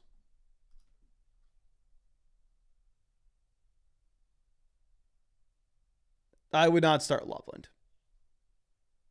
I don't see why Loveland would have like any more hypothetical upside than one of the receivers. I think you play Tez Johnson, or actually, no, I'd probably go Shaheed. I mean, I think the wide receivers are about the same, but the last thing that I'm doing is playing Loveland there. Like, I'm fine with Loveland as like a desperation play at tight end. And I'm fine with you playing like a player that we know we want that projects well in the flex if they are tight end, but we don't know that Loveland's going to do anything today. Hope he does. It'll be exciting. Have him in a lot of underdog best ball drafts. I know, boy, we need him to do something. But you have no idea. Okay. Now let's move this over to our next one. This is Julius Cook. Appreciate you as always, my friend. Is this the free question we just sent you? Did 6 minutes already go by? Here for the flex, it's either Debo or Kendrick Bourne or Terry McLaurin. Actually, you got George Kittle. I'd go Kittle. I'd go Kittle over the Washington guys. Again, this goes back to like where we were saying, like if you have a tight end that we know we can be excited about, you can put him in the flex. And I think that this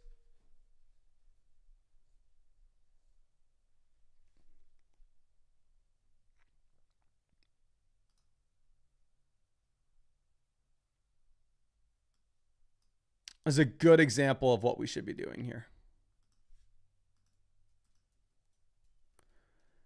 Did we really just get word? London is out. Dear God.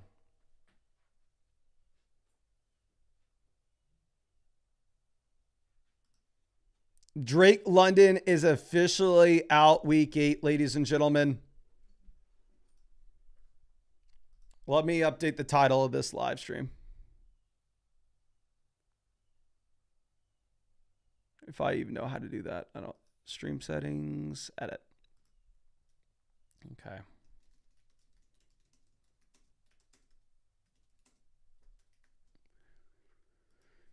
Oh, dear God. Make sure anybody who comes across this on YouTube knows that Drake London's out. Oh.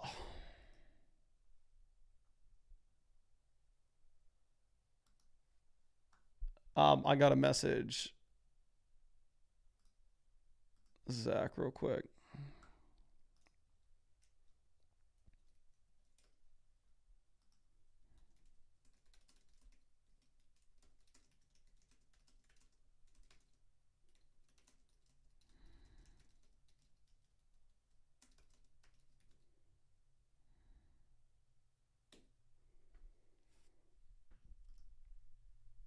Okay. Who does Zach have to play this week? God. And I need to update the rankings on the site. I will show you all this in just 1 second. Let me update them. Mooney and Pitts both have to get risen up. I would start Darnell Mooney over Shaheed, Shakir, Dobbs. I'd start Mooney over Worthy. Mooney goes into the same tier of like T. Higgins, Stephon Diggs, Wandale, Xavier Worthy for me. And let me look at Kyle Pitts. Kyle Pitts, I'd rather start over Kincaid, Kelsey. Yeah, I'll move Kyle Pitts to tight end 8. No, I'm sorry. This week he'll be tight end 6. And then let me pull these up on the other screen to show you. Okay. So here are my, and then, I got to hide Drake London. Let me add Drake London to the injured players list.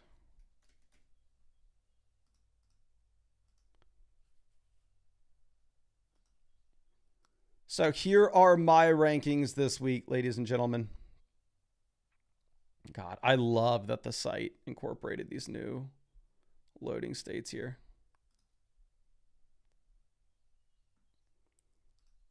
Okay.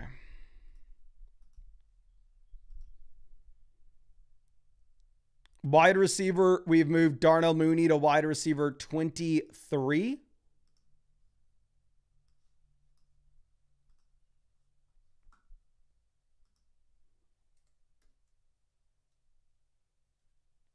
And this team's just going to run the ball over and over and over again. So Darnell Mooney, despite averaging 6.18 points per game right now, Darnell Mooney is yet to crack 10 fantasy points so far this season. He is startable. Darnell Mooney, wide receiver 23. Going over to tight ends, I know y'all are going to scream at me for the Jake Ferguson ranking. I'm leaving it there. Dallas Goedert, Kyle Pitts look like they are auto starts with no A.J. Brown and no Drake London. Let me see if Underdogs put out the latest projections that we've had. So I have not refreshed this yet. So let's see if they have what. Okay, if I hit NFL, it's going to refresh. I doubt that they have new Falcon stuff up yet, but we can see. So here are the Falcons. Yeah, they don't have anything up for Cousins. They don't have anything up for the pass catchers right now. They have Bijan Robinson, higher, lower, 137.5 total yards. I've literally never seen a higher projection on a running back on Underdog. Higher, lower, 137.5 total yards for Bijan. Tyler Algier, currently higher, lower, 48.5 total yards. Maybe Algier gets the tiniest bump up ever if they're just going to run the ball over and over again. And then actually you have Cousins here. Cousins is higher, lower, 226.5 passing yards. They don't have Mooney, do they? No. I mean, I'm sure they'll add Mooney in a second. We're just going to have to wait for it. And I know everybody's going to spaz at me, screaming at me that I have Jake Ferguson way too low in these ranks, blah, blah, blah. Jake Ferg is currently higher, lower, 38.5 receiving yards. Kittle, who got a 0 last week's higher, lower, 53.5. Like, give me Kittle over Ferg. Y'all can scream at me all you want. And then Goddard, as well as, we can't see the Pitt stuff yet, but Goddard's higher, lower, 52.5 total yards. Dallas Goedert projects out better than Jake Ferguson this week. I'm not going to rank it that way, but what the projections say. So, Drake London's out, and let me go ahead and send this offer over.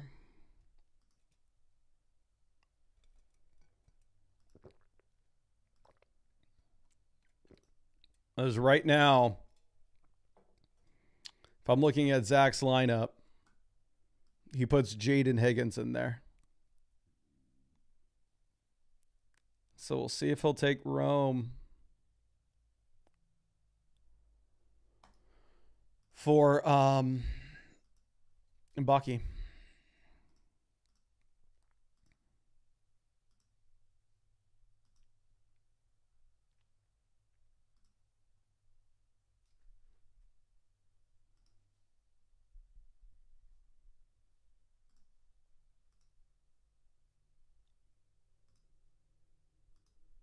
Okay. Yeah, there may be a trade getting done before kickoff here in the Flock League because this London stuff.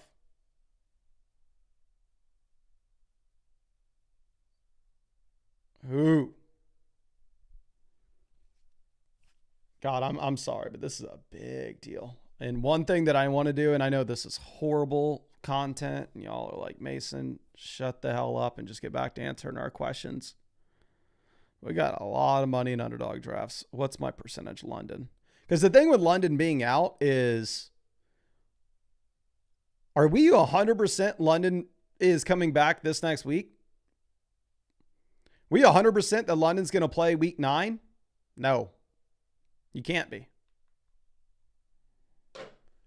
So Like, honestly, I'm going to move London down my rest of season ranks.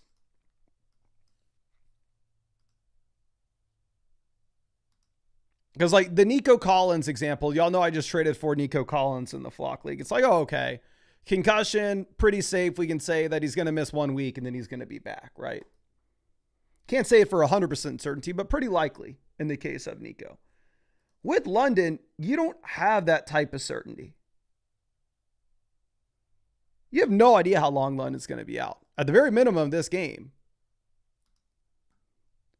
But London has the week 12 bye, I believe. So would it be the most surprising thing in the world if we see London miss? Actually, if he has the week 12 bye, they're not holding him out weeks 9, 10, 11. Unless the injury is serious, which there's no reason for us to speculate at that point that it will be. But like London versus Rome, I don't think I would trade London for Rome right now. I think I'd rather have... Spam the chat. Who would you rather have? Oh, London already had the bye. London had the week 5 bye. The Falcons had the week 12 bye last year. Sorry. Yeah, London had the week 5 bye. Who would y'all rather have rest of season? Would y'all rather have London or Rome Odunze? And let me see. Did the Falcons have the bye week in week 12? Where am I getting that? I'm sorry, in week 12 last season? Let me pull this up. When did they have the bye week last year? Yeah, they had the week 12 bye last season. So sorry for the slip. We got London when he is healthy. Obviously, we'd rather have London when he is healthy. That's not the world we live in. So it does look like most people are taking the London side. I am always going to be a little bit more cautious with these injuries. Just because if we're in week 8 and you miss, say, the next 2 weeks, you're missing 33% of the regular fantasy football season that's remaining. That's meaningful for me.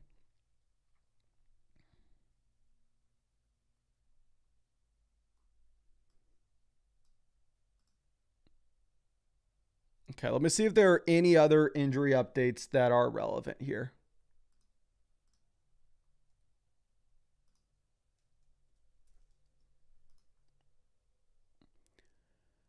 So Tyler, okay, let's just share the screen.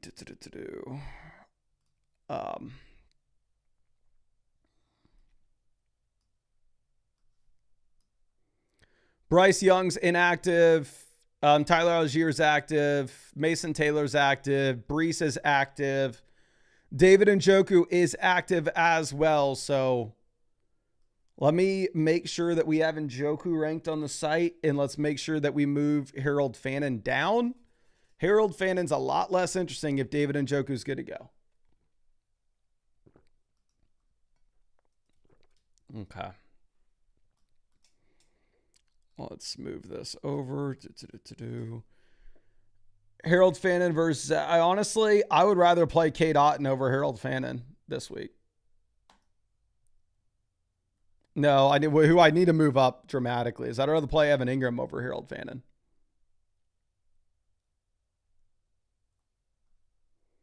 And then we need to add David Njoku to the rankings.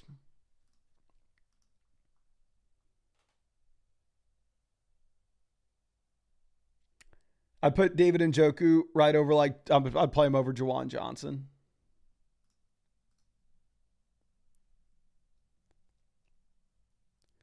Dalton Kincaid is active.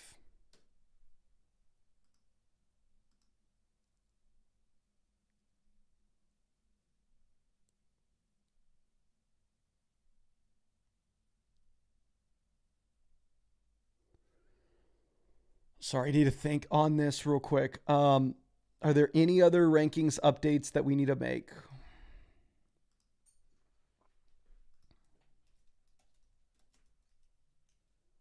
I don't think so. Shedeur Sanders inactive. Drake London active. Yeah, so I'm sorry. Drake London's inactive. So again, You can see on the site, we already showed y'all earlier, so you can just rewind if you haven't already, where we rank the Atlanta guys now. And is there anything else?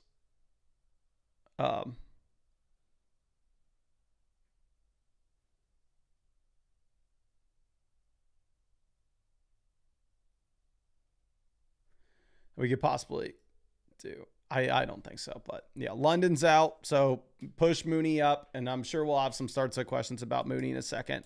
Here, Javonte versus Derrick Henry. I'm going to go ahead. I'm going to take Javonte. The Dodler says, would this be better to cover up the depth?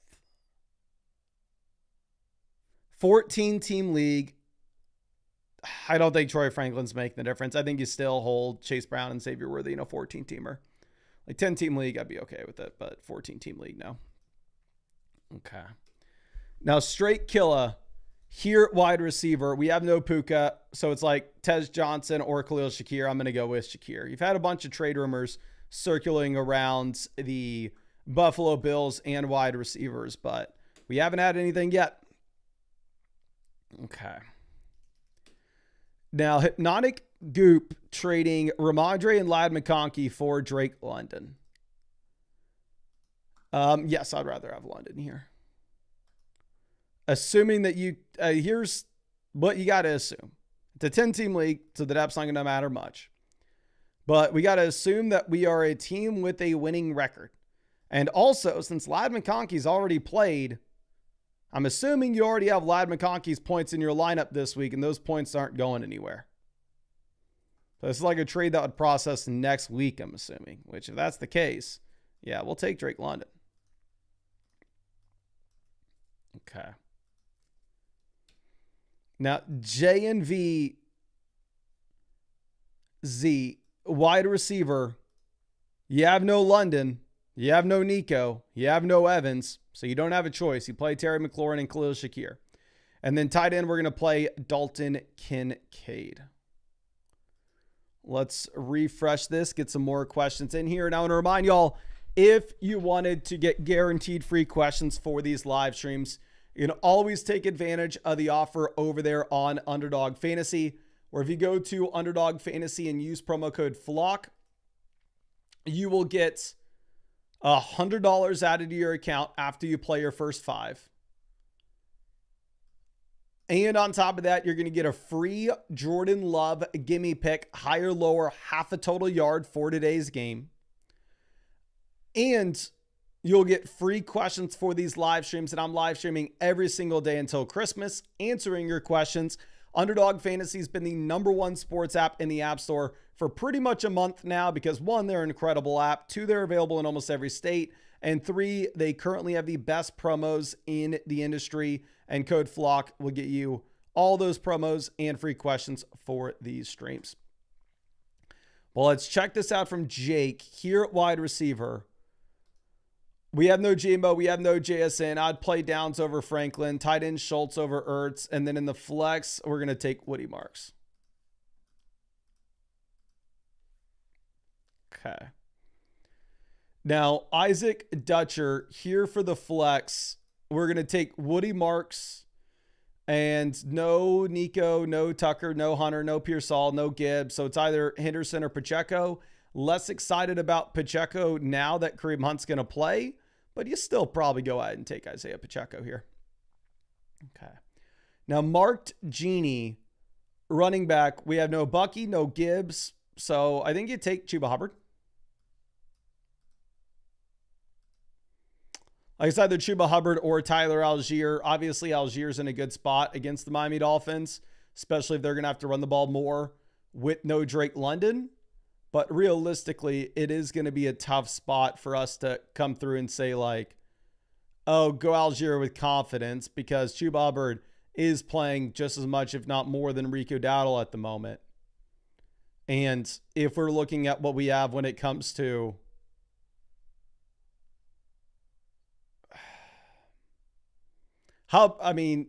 Algier, he is the clear backup, right? There's no world in which we see Tyler Algier have more touches and have more opportunities than Bijan Robinson. Now, Squid with our next question. For the flex, we have no London. We have no Golden. So it's either Darnell Mooney, Chase Brown, or Rico Dowdle. I'd probably go Chase Brown still over Mooney. Again, while Mooney is 100% viable now this week, he still hasn't had a game this season with 10 or more fantasy points. And Chase Brown is currently favored by about a touchdown over the New York Jets. Now, MS Chup says, need to shore up running back after week 10. Is this worth it? 2 wide receiver, 1 flex league. Left over at wide receiver, you'd be starting Lamb, DK Metcalf. Running back, we'd be starting Javonte and Pollard this week. And then in the flex, you'd have Matthew Golden. So because you have the Garrett Wilson injury, I don't know if you have the flexibility to go through and make this trade. I would probably hold on to Nico Collins and J.K. Dobbins unless you were able to make this trade after this week where we can get the Dobbins points in our lineup now. And then I think you can make this move in week 9 if you wanted to. Okay. Now, our next question's coming out from Connor Flock here at wide receiver. I would play Darnell Mooney over Downs and Shakir at this point. So, yeah, I think you get Mooney in. Now, CJ with our next question. For the flex, we are looking at, I wish we would have played Kamani Vidal, but instead we're essentially looking at Darnell Mooney, Deebo Samuel, or Woody Marks. Full BBR format, I think you can go with Darnell Mooney. I mean, it's hard to get excited about Deebo with the circumstances that you have Terry good to go now and you have no Jaden Daniels. Okay. Now, Blessing Up says, I have CMC as well as Nico Allen Adams at wide receiver. So, I mean, frankly, it doesn't really matter what you have at wide receiver or running back. I mean, I know you have a great team, but ultimately you are trading a running back wide receiver swap for a running back wide receiver. So it just comes down to who do you think scoring more points per game for you rest of season? Do you think it's the combo of Bijan Robinson and Nico Collins, or do you think it's the combo of James Cook and CeeDee Lamb? Which I think that this is a personal preference type deal. Can y'all please let me know in the chat, what side would you prefer? Would you rather have the left or the right side?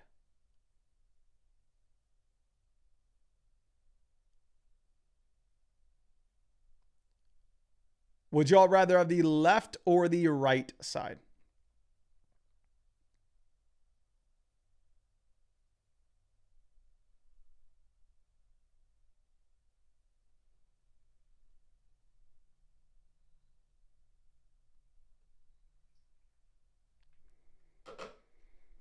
We got right, left, right, left. We got the fan out here saying right. Sammy, I may or may not have just hit up Zach's DMs, and there may or may not hopefully be a deal going down when he wakes up. Which we'll see. He's been trying to get Barkley for Bucky. I've said hard no on that one. But Rome for Bucky has a ring to it. Now left, right, left, right. Right, left, left, right, right, left, right. So it does look like there are more people in the chat that would rather have the right side than the left side. But ultimately, for me, I think that this is a fair deal. I think this comes down to your personal preference, to be honest. Okay. Now, this is coming out from H. Martinez. And what the hell happened for my screen to zoom in? Is asking, should we pick up Algier? We're going to play Judkins, Kamara. Wide receiver, you play Devonta Smith. And then in the flex, I'd play Stephon Diggs. So, no, I mean, I would drop Harold Fannin and pick up Tyler Algier. Because if Bijan Robinson were to get injured, Tyler Algier turns into a league winner. What happens to make Harold Fannin a league winner? I have no idea. Now, Jay's Fantasy Dynasty trade, we're sending a second and third round rookie pick to get Judkins, Worthy, a third. So just cancel out the thirds. Who cares? Judkins to Roman Dynasty, up to you. Worthy to JCM. Give me Worthy, and it's not close. The second versus Ayuk, up to you. I'm probably going to take the Judkins and Worthy side of this. Now, Bijan Mustard with our next question. Here for the flex, it's going to be Darnell Mooney versus Chuba Hubbard effectively. Full BBR format. I think you can go Darnell Mooney if you wanted. Now, Don, here at wide receiver, we have no London, we have no Ayuk, we have no Puka, so it's Marvin Mims or Malik Washington. Y'all know, I mean, I'm a Marvin Mims hater. We went heavy this offseason betting in on Quentin Johnston over Marvin Mims, who was like going, Quentin Johnston was going like 3 rounds later in an underdog draft. So it was crazy. Marvin Mims did play a season high 55% of the snaps this past week, which is actually, I want to say, almost a career high for him. He didn't play that much at all last season. But this matchup against Dallas, I think you go Marvin Mims and just send up a prayer that hopefully he gets through it. Now, Gridiron God says London out 2-5 was projected to win before London was ruled out. If you're 2-5 and you could flip like London for just a wide receiver in a similar range that is healthy and already through their bye, I think I would go ahead and go for it. We have no Myers, no Hunter. So, I mean, your only options are Matthew Golden and Jalen Noel. I'll take Matthew Golden over Jalen Noel. Like, both players are going to be playing a ton this week.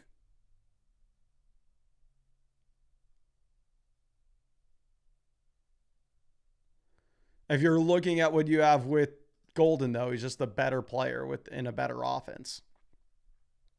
Okay. Now, Phoenix Lance says no other good running backs to flex, so it's wide receiver time. Yeah, so it's either Mooney or Shakir. If you had London playing, I'd have gone Shakir. But with no London, I think you go Mooney.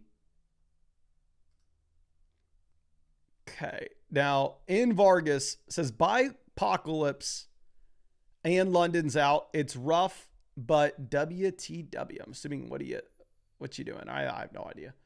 We have no London, no Marv, no McBride. I play Woody Marks over Ja'Cory Crosky-Merritt.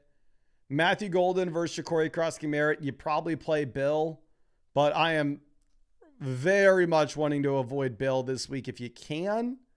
Because, again, it is a really tough matchup that you have. You have the wide receivers good to go, and you have no Jaden Daniels. And he's obviously not a receiving back. Okay. Now, go Fetty here for the flex. It's either Romeo Doubs or Darnell Mooney. You have Matthew Golden playing, you have Christian Watson playing, and you have no Drake London. So I think we probably go ahead. I think we take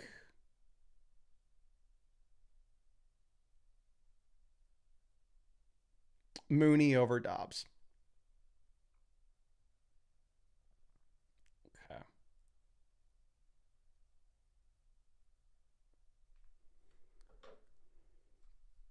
Now, our next question's coming out from Chavez, who's trading T. Higgins and Chris Olave for Rashee Rice.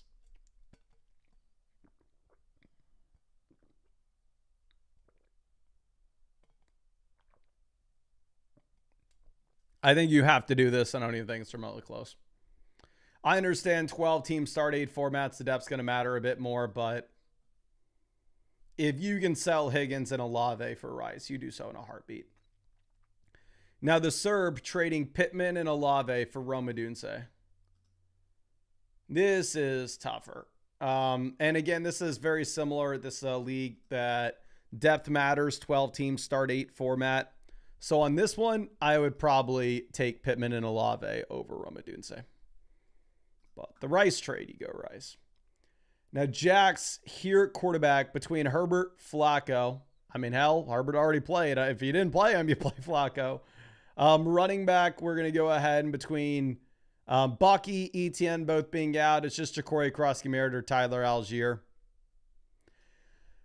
If you look at the underdog pick'ems, their higher lower on fantasy points is actually higher for Algier than it is Ja'Cory Karosky-Merritt. I'm going to have a hard time making that starting lineup decision, though. I'd probably play Bill. Okay. Now, let's move this to our next question. This is Hive Mind.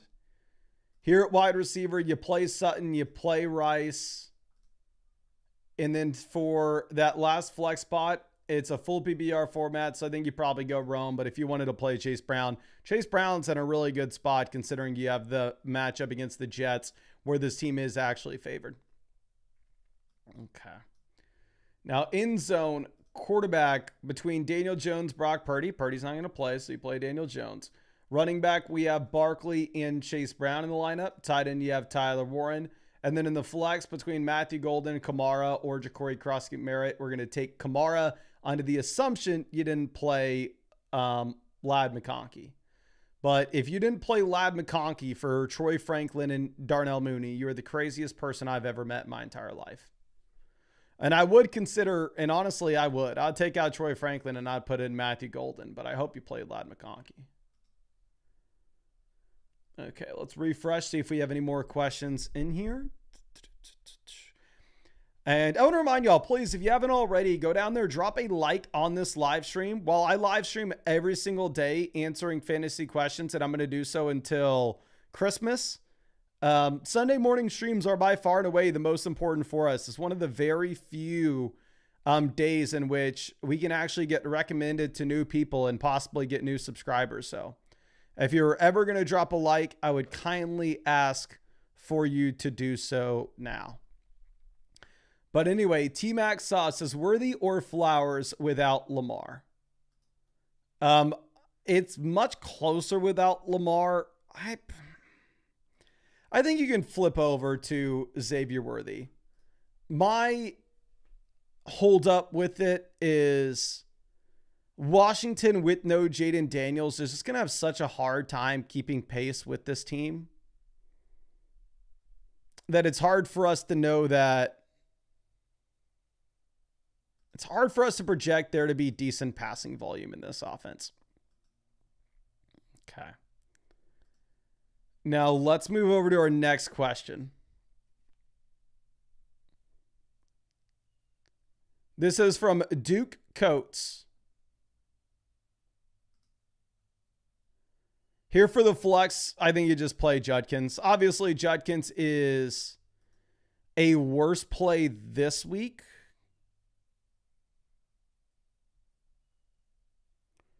than he was last week, where last week you were in the phenomenal matchup against Miami. But I still think you can go ahead and I think you can play him. Okay. Now, Chad, with our next question.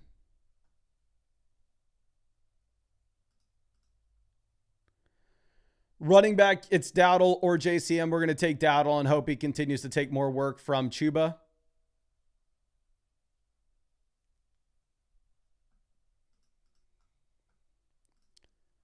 Then for the flex, we have no St. Brown, no Reed. So it's going to be Downs and Ja'Cory Karosky-Merritt. I don't really think that there's an alternative. No world in which you play Kyle Benungai or RJ Harvey. Now, JT Carey for the flex spot here.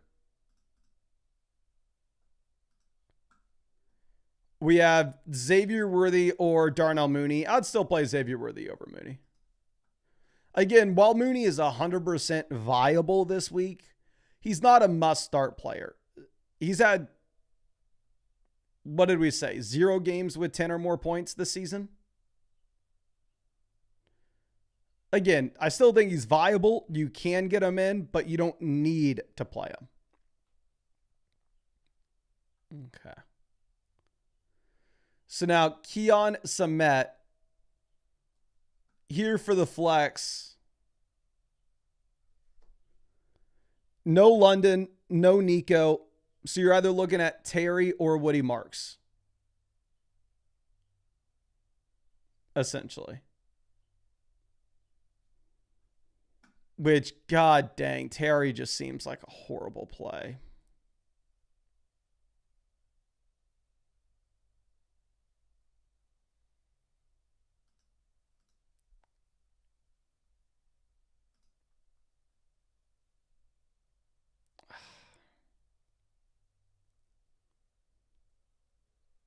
trying to think. What side would y'all rather have?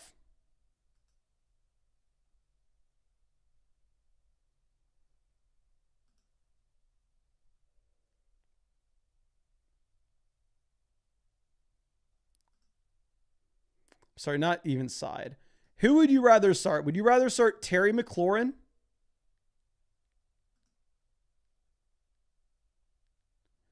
Or would you start Woody Marks?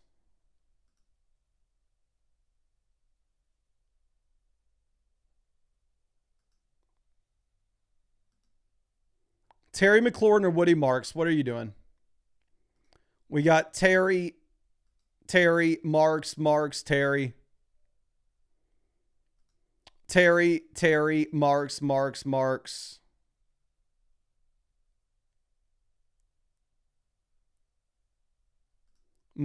Terry.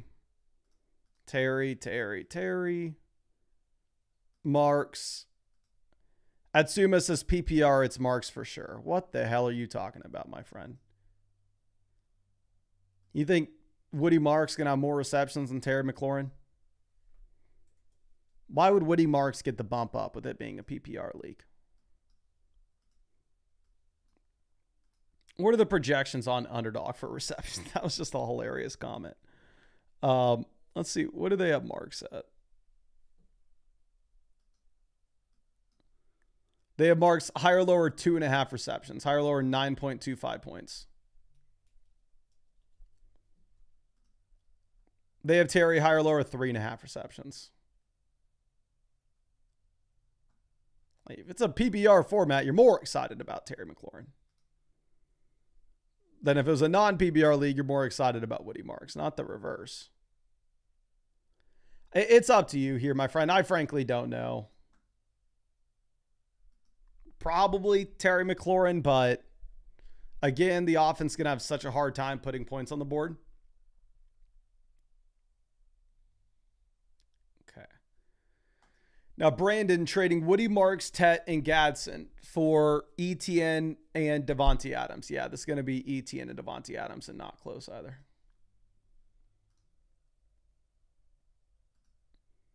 Now, 48 2K. Quarterback, give me Bo Nix over Dak. Running back, we have Judkins and Taylor. Wide receiver, Rice and Pickens. And then you play Kyle Pitts with no London. I'm assuming you played Quentin Johnston, which sucks, but I don't see how you possibly could have benched him. Between Christian Watson, Alec Pierce, and Troy Franklin, we go Troy Franklin in a really good matchup against the Cowboys. Now, Popple Jack here for the flex spot. I'd play Darnell Mooney over Woody Marks. You have no JSN, no Harrison, no Garrett Wilson. You play Darnell Mooney. Now, Straw Hat. No Marv, no Nico, no Godwin. So I'd play Jennings over Hollywood. And then in the flex, we're going to take Isaiah Pacheco. But Tyler Algier could be a compelling flex here, to be honest.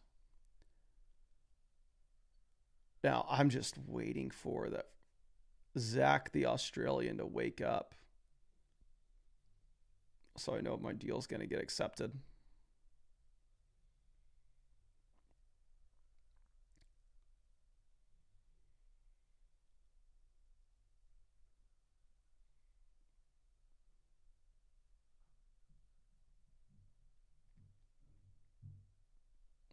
It's nerve-wracking. Can y'all spam the chat? What week do y'all think Bucky Irving comes back?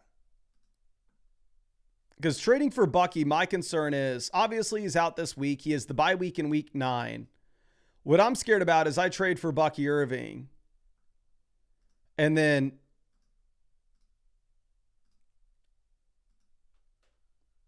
we don't get him back until we got Never. He's cooked. 11, Never. What the hell are y'all saying? Never. 12, 11. Y'all don't think he can come back in week 10? 11 or 12? 14.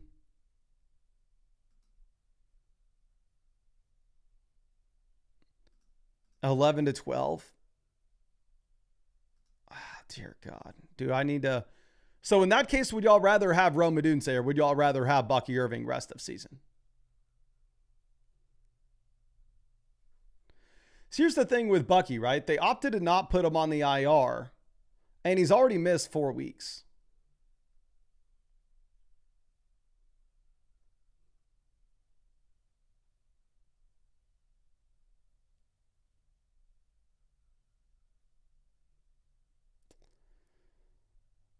God, everybody's saying Rome. Earlier when I asked y'all in the chat, y'all all said Bucky. What the hell?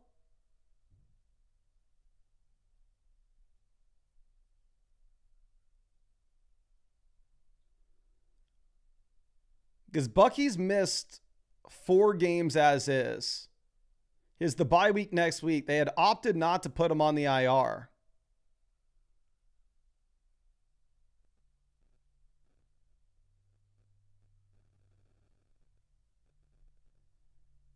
Okay, I'll withdraw my offer. And let me delete that DM to Mr. Zach. Okay. I'll hold on to Rome Odunze for y'all. But CR0. Wide receiver, I'd take DJ Moore over Alec Pierce. Don't like it. And I'd put Dobbins into the flex. Dobbins, easy call for the flex. I knew we got to log out and log back in to keep this thing going. God, again, I think I said this in the live stream earlier. I told the fiance we would go and see her friend's short film today. And I really just want to lay on the couch for 7 hours and play Clash Royale and watch Red Zone. God, I do not want to leave this house today. I'm dying to just play some Clash.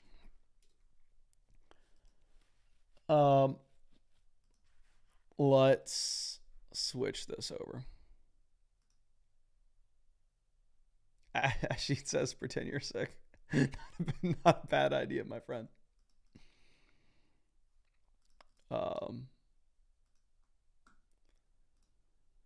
Gavin says, I'm heading to the sports bar for my birthday. I'll have a few for you. Have some, my guy. Happy birthday. And by having a few, I don't mean drinks. I mean triple draft Clash battles. Okay. And here for the flex. Yeah, you go, J.K. Dobbins. Colin says, imagine if Mason uses E-Giant. I use Lava Dragon, so freaking when I have to play an E-Giant person, there's literally no way for me to stop them. Now, Alec says, any ideas on picking up instead of starting them? I think he just plays A Flowers and Rico Dowdle. I mean, I don't have any, I can't see the waiver wire names for you, my friend. But I'd play Flowers and Dowdle before I'd pick up Darnell Mooney. Now, Josh Allen's here for the flex. I would go Matthew Golden. I mean, Pollard, you probably get a higher floor with Pollard just because you get the guaranteed opportunities. But when it comes to ceiling, it's there with Golden. The thing with Pollard is what the hell is the ceiling considering the fact that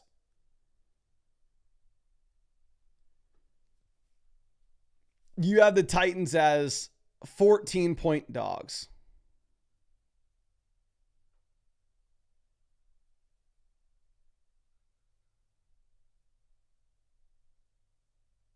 Okay. Now, Jittery says start Algier or Coleman. For the flex, I would start Tyler Algier. Obviously, I may start Keon Coleman over Troy Franklin. I think Algier, you got to get in there, though. Now, Adam says, earlier you said a flex Kittle. These are the other options. Still have that opinion, need this win. Yeah, it's like Kittle or JCM, Chuba Hubbard, Romeo Dobbs, or Wan'Dale Robinson. I'd go Kittle.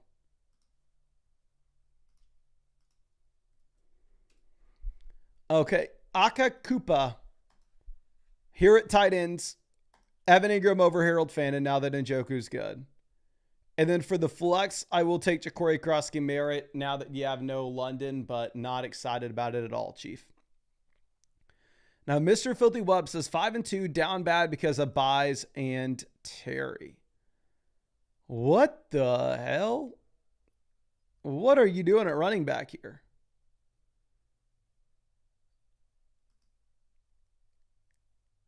I guess Cal Monungai and Samaje Perine. Brees is good to go. Yeah, trade Terry McLaurin for a running back if you can. DK Jones says, replace any wide receiver or flex with Waddle. He's on the bench. Yeah, I'd play Waddle over Marks. If Houston had a better O-line, then no, I wouldn't do that. But the offensive line is just garbage in Houston. Now, Mother Flocka.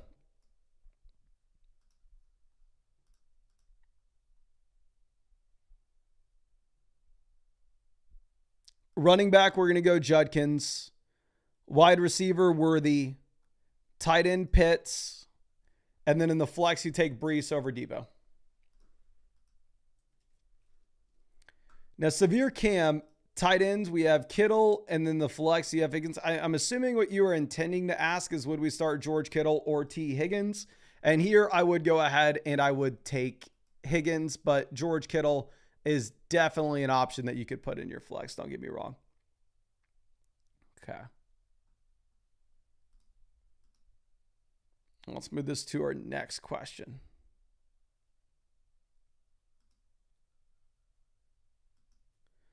This is from Mother Flocka.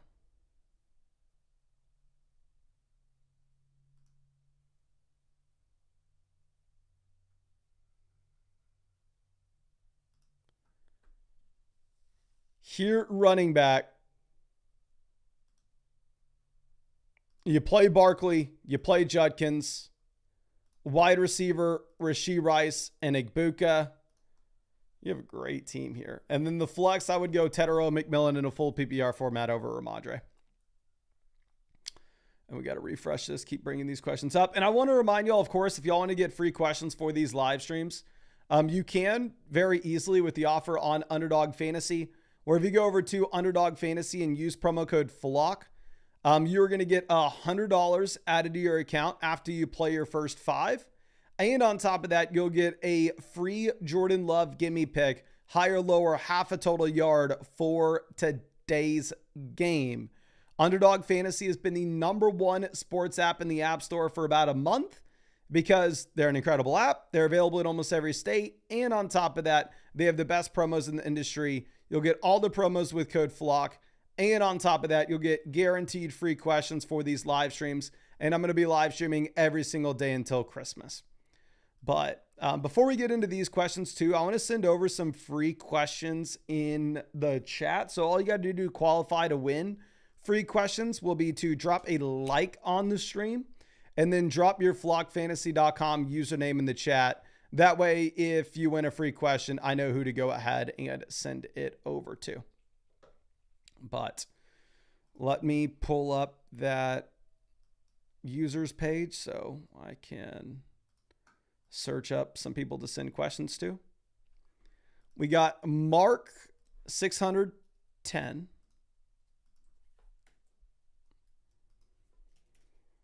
Mark 610. Perfect. Just found you. And just sent you over that free start set question. Appreciate you hanging out with us in this live stream, my friend. Let's send this other one out to Polish Hammer.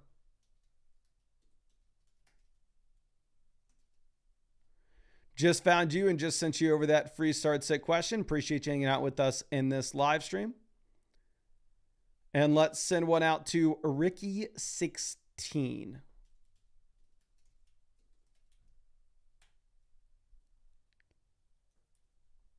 Just found you and just sent you over that free start set question. Appreciate you hanging out with us in this live stream. Okay.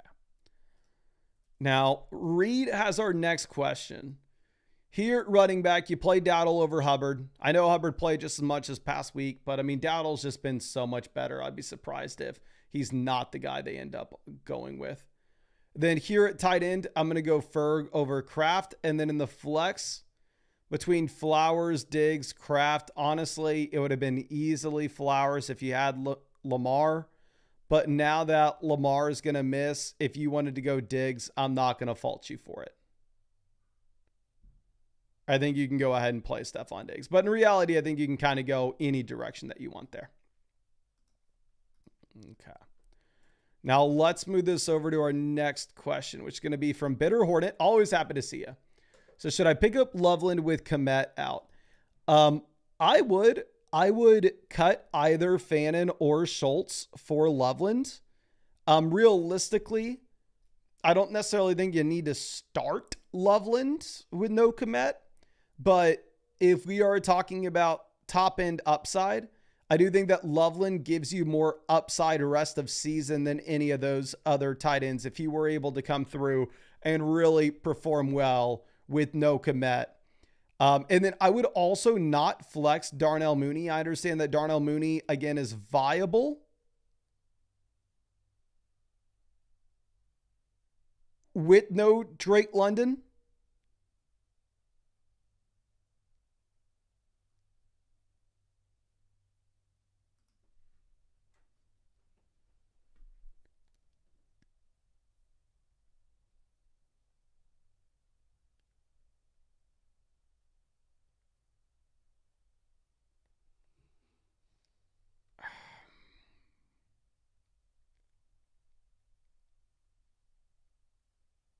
I'm sorry, I'm trying to think of this.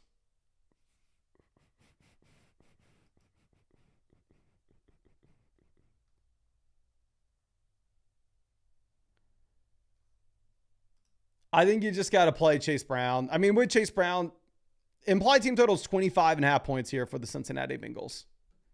They're favored by about 7 points. They're going to be able to run the ball over and over again. We've seen Chase Brown. Darnell Mooney hasn't scored 10 points in a game this year. He's an option for teams that are desperate, but your team's not desperate. Now, Fireball, here at wide receiver, we're going to take Devonta Smith and Chris Olave. And then in the flex, you take Rachaad White. Rachaad White, auto start.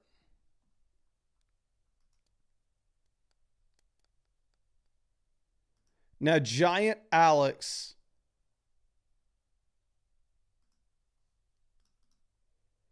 For the flex, you have no JSN.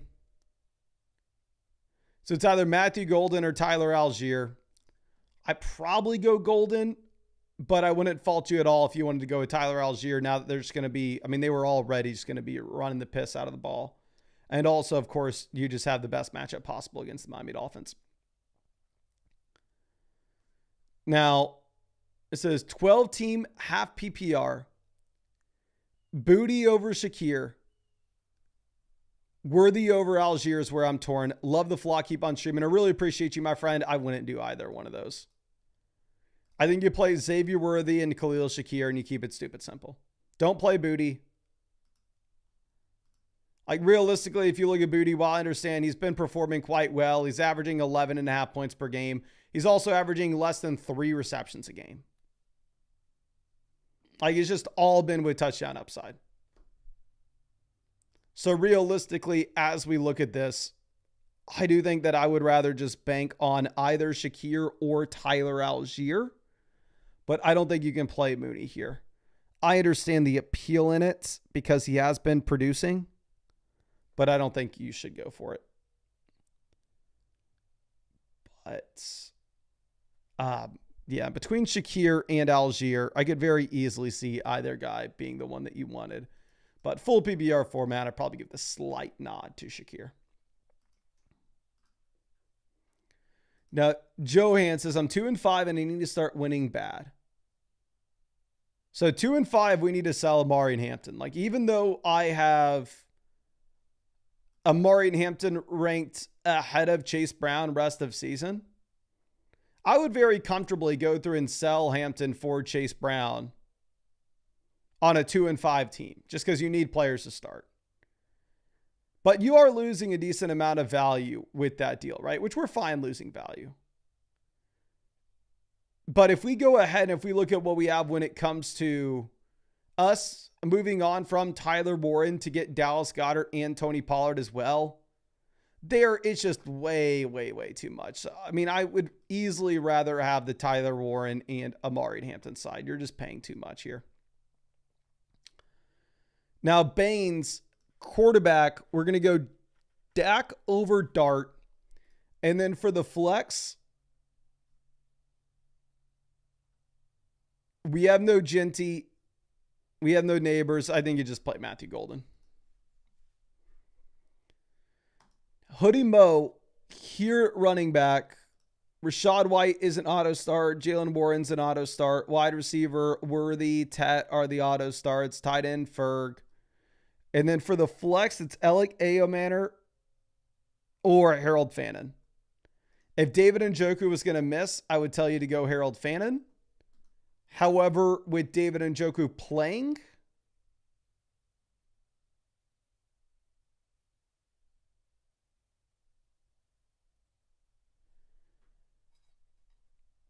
I think you bench Fannin for Alec Ayomanor.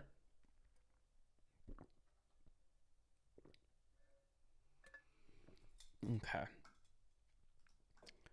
Now, our next question's from E.V. Freeman. Come on, site. You can load. And, ooh, I think the fiance just got here. Let me tell her she needs to walk the girl. Who is that?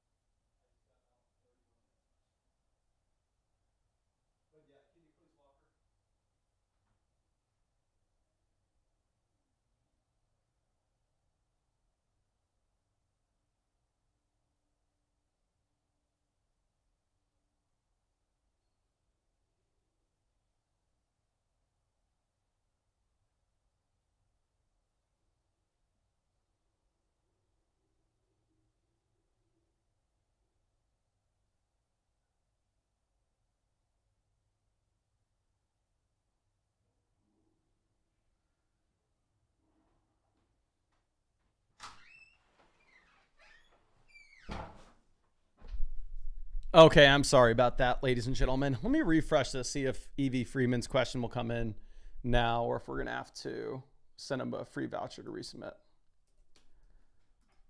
Okay. Perfect. We got it now. Running back, we're going to go ahead and play Tyler Algier over Trevion Henderson and RJ Harvey. And then for the flex, you have no JSN, you have no Marv, you have no London. So it's either Henderson, Harvey, or Kendrick Bourne. And considering the fact that last Sunday I said that if I tell anybody to start Trevion Henderson, they need to unsubscribe to the channel. I am not going to be able to tell you to start Trevion Henderson, my friend. I'm going to have to tell you to start Kayshon Boutte, but I will let you know that I definitely don't want to say that. I would rather avoid doing so if possible. Okay. Let me log out and log back into the site 1 second. Okay. We are back in, ladies and gentlemen.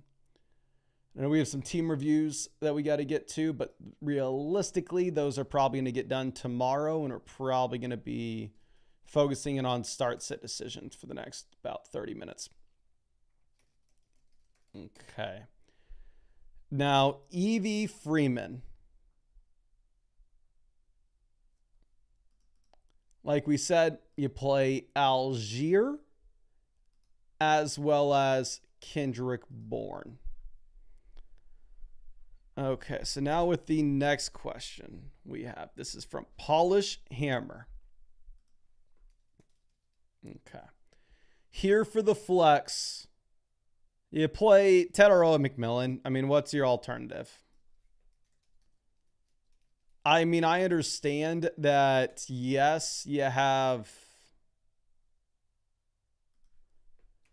maybe like some appealing traits of Troy Franklin, like the matchup's really good. But how the hell could you ever get Troy Franklin in your starting lineup over like Tedaro and McMillan? Okay. Teresa, definitely go Tony Pollard over Kyle Monungai for sure. Pineapple Express says, which wide receiver rest of season? Definitely Devonta Smith over Michael Pittman. And then Cade Otton or Kincaid week 8 on National Tight End Day. I would personally go with Kincaid. Cade Otton's just so bad. Now, Tayton here, it looks like you didn't have your team connected. So I'm going to send you over a free start set question voucher so you can resubmit that, my friend. Okay. Now, let's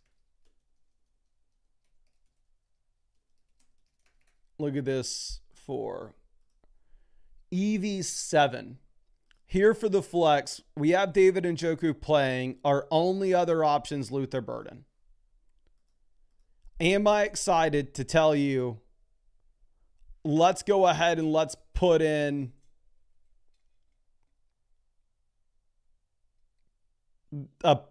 possibly the tight end 2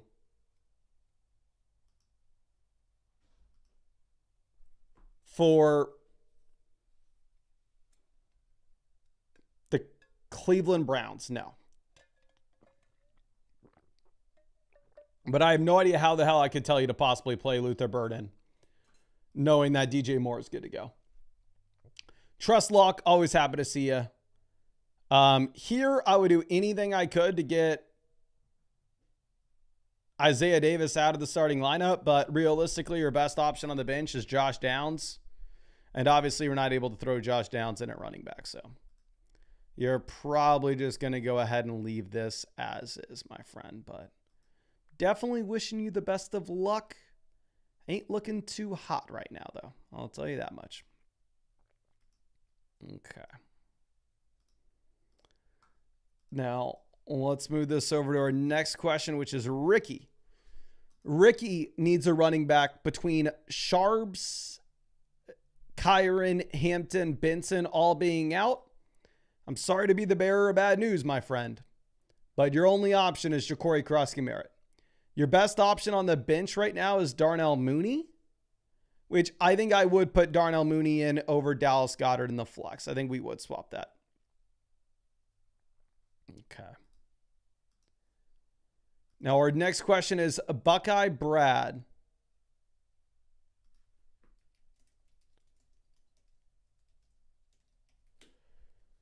Here for the flex.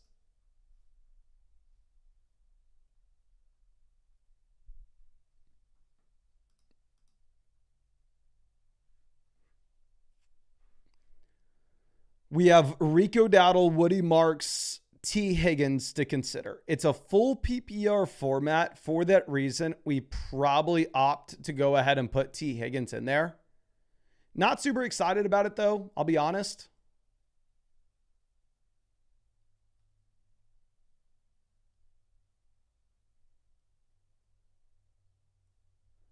But yeah, I think you can go ahead. I think you play T. Higgins. However, Rico Dowdle is 100% viable. Like, I'm not excited to bench Rico Dowdle. Now, Shaw says, just traded Genty and Debo for Ladd and Barkley. Trying to upgrade at wide receiver. Let me know what you think. Okay, Genty and Debo for Ladd and Barkley. Genty to Barkley upgrade. Debo to Ladd upgrade. Amazing. Then here, Nico and Worthy to Drake London. You can't do it. I don't think you have enough wide receiver depth. Here's the thing. If you told me, Mason, I know for a 100% fact that Drake London's going to be playing this next week, then sure, go for it. But you don't know that, my friend. You are taking on a considerable amount of risk if you make that pivot. So yeah, I think I would rather have Nico and Worthy. Okay, let's move this over to our next question. This is a com. And before we get to this, let me actually send out some free questions in the chat. If y'all wanted to win free questions, stupid simple. All you got to do is go down there, drop a like on this live stream, and then drop your flockfantasy.com username in the chat. That way, if you win something, I know who to go ahead and send it over to. And then also, of course, if you wanted to get guaranteed free questions to these streams, you'd always do so by taking advantage of the offer on Underdog Fantasy, where if you go over to Underdog Fantasy and use promo code FLOCK, you're going to get $100 added into your account after you play your first 5. And on top of that, you will get a free Jordan Love gimme pick, higher, lower, half a total yard for today's game. Underdog Fantasy is the #1 sports app in the App Store for a couple different reasons. 1, they're an incredible app. 2, they have the best promos in the industry, which you'll get both with code FLOCK. And 3, they're available in almost every state. Again, link in the description, comment section. Code FLOCK gives you all those promos and free questions to the live streams, and we're streaming every day until Christmas. Well, let's send out a free question over to Lions in 4. Let me see if I can find you on the site, my friends. Lions in 4. Just found you and just sent you over a free start set question. Again, I really appreciate you hanging out with us in this live stream.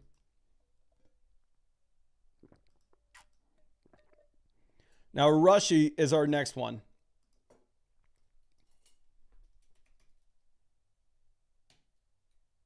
Rushy, I cannot find you on the site. I don't know if you used code FLOCK when you signed up. If not, if you haven't used a code, you can add it to your account page, and then I can go ahead and find you next time you win something. But let me send this out to Sent is Mint. Just found you and just sent you over a free start set question. Appreciate you hanging out with us in this live stream, my friend. Okay. Now, a com here at tight ends. We have Loveland, Harold Fannin, or Mason Taylor. Ooh. I probably go Harold Fannin. I do think that Mason Taylor would be more so interesting if it wasn't for him dealing with an injury that we don't have a ton of information about.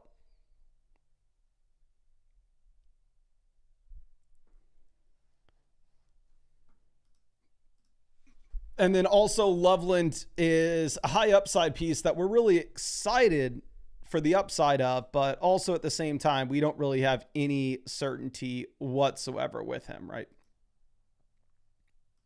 Okay.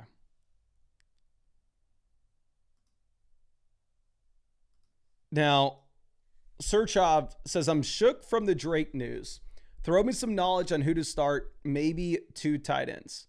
Well, running back, we know we're putting in Barkley, JCM. Wide receiver, you know you play Devonta Smith, Zay Flowers. Tight end, you play Kyle Pitts. And then in the flex, you play Terry McLaurin. And it really comes down to Jawan Jennings, Tez Johnson, or Dalton Schultz. Realistically, I'm kind of fine going any direction here. We can look at the projections real quick, which to be honest is what I would do if it was my team. Tez Johnson's higher, lower, 41.5 receiving yards. Dalton Schultz is higher, lower, 48.5. Dear God, I'm actually needing to probably move Schultz up our rank. I'm surprised to see that projection. And then you have Jennings, higher, lower, 39.5. So honestly, I'm glad I checked the projections because I maybe would have said Tez Johnson. But no, I think you started both tight ends. I am very surprised to see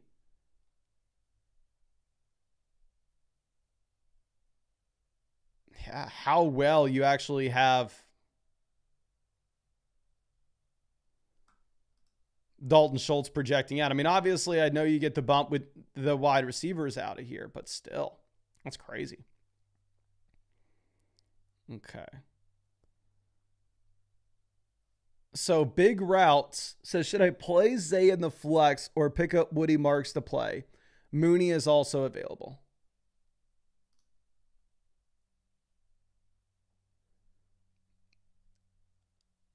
I would say that you probably want to roster Woody Marks if he's free. I think you can leave this lineup as is. But I would very much be interested in picking up Woody Marks from the waiver wire if he's free. He looks like he's a starting running back that can catch the ball, that has goal line usage.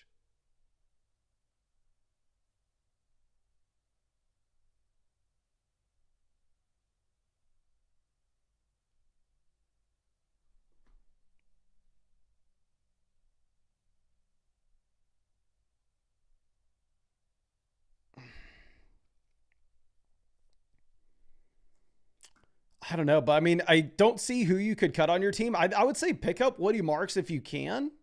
I don't necessarily think you need to start him, but I would like to have that running back depth if it's free.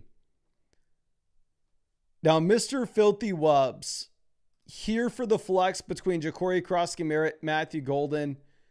I think you go JCM. It is relatively close, though, in a full PPR format. I definitely think you can go back and forth. Like I said, I'm not excited about Bill Cross-Merritt whatsoever this week. Garbage matchup. Not only a garbage matchup, but at the same time,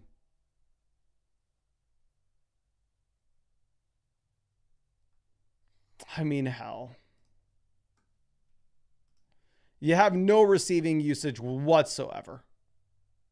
And you have a really bad offense with Mariota under center. Now, Houston here for the flex. You have Chase Brown as the easy start. Like 7-point favorites, 25.5 point implied team total. I think you can lock Chase. Now, our next question's coming out from Tayton.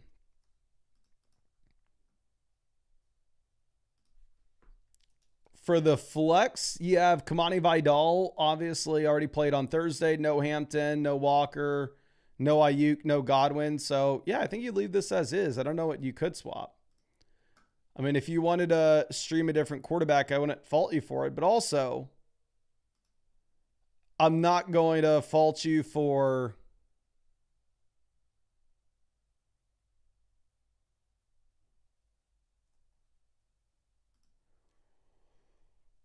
going ahead and taking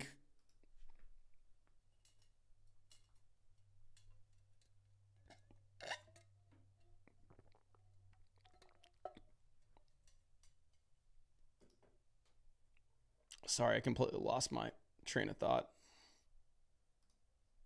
Yeah, I'm not going to fault you for going with Justin Fields given the rushing upside.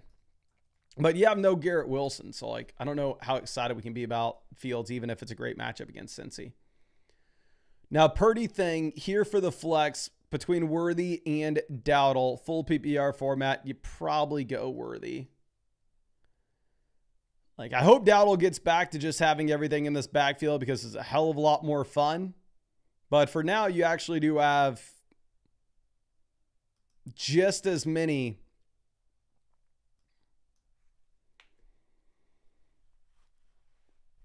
touches and snaps going over to Chuba Hubbard than you do Rico Dowdle. It's not like it's an easy start. Now, 8 crazy nights.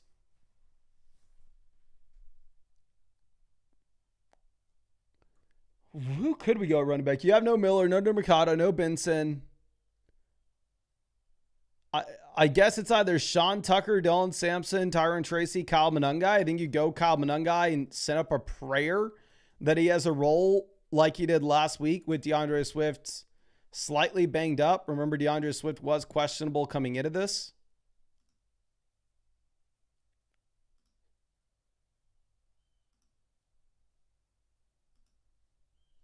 And then here for the flex,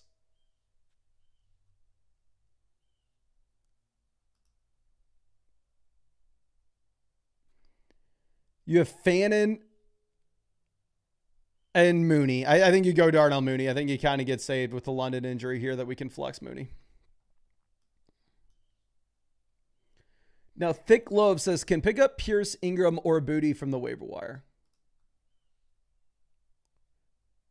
Alec Pierce, Evan Ingram, or Kayshon Booty. I do not want Kayshon Booty. Like, you don't have literally A.J. Brown, St. Brown, Ridley, Walker, Brashad Smith. It's like Brashad Smith or a waiver wire option. I would pick up Evan Ingram and not play Evan Ingram.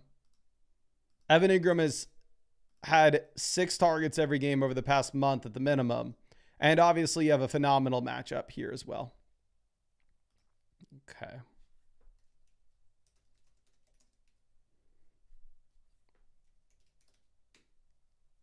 Now, Scent is meant.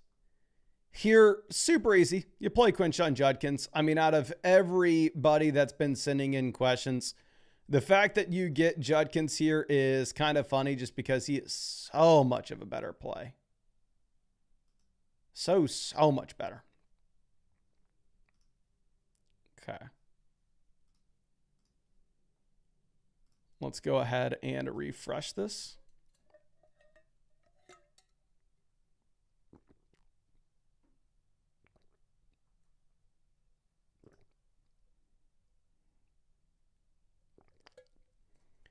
Now, Team of Vasectomy says start Leggett or Mims.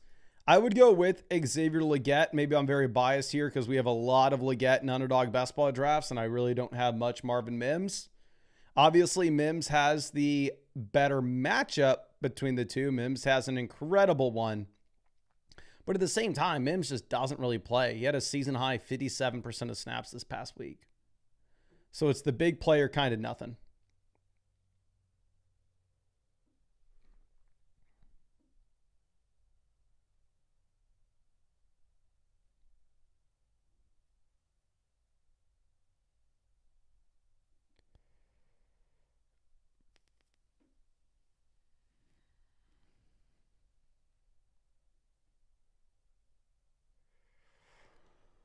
So yeah, I would go with Leggett. Now, you, Tony, here at tight ends,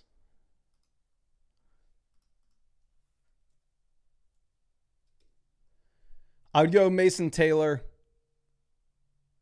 And then for the flex, I think you take Zay Flowers. Mr. Filthy Wubs.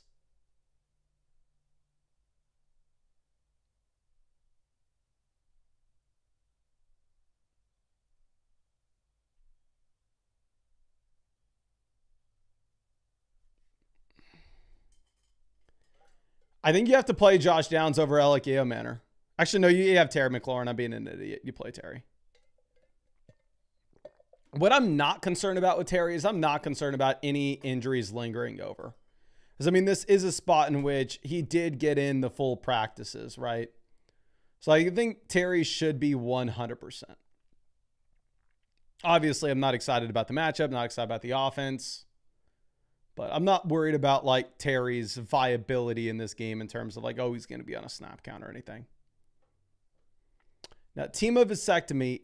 Here, quarterback, we go Caleb. Running back, we take Dowdle. Probably Pacheco. Wide receiver, Nico, Mooney. And then in the flex, you know what? I would actually play both tight ends. I'd play Kate Otten. Actually, no, I'm being an idiot. You play Chuba Hubbard in at the flex, and then you put Dalton Schultz in at tight end. Don't play Leggett. Play Hubbard. And then I guess you're just playing both Carolina backs. Okay.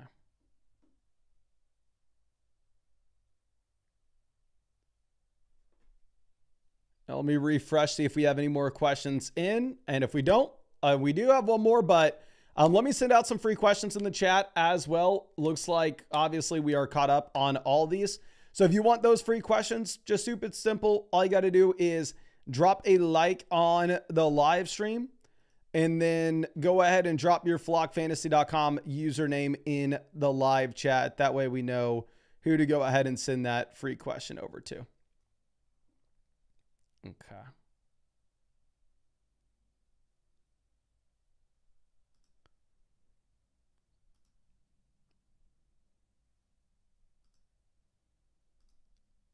And let's send this to Jerome in your home.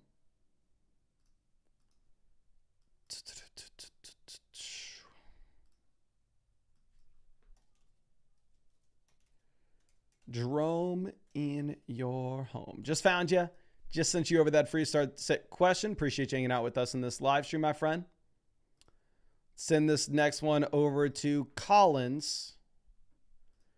Just found you and just sent you over that free start sit question.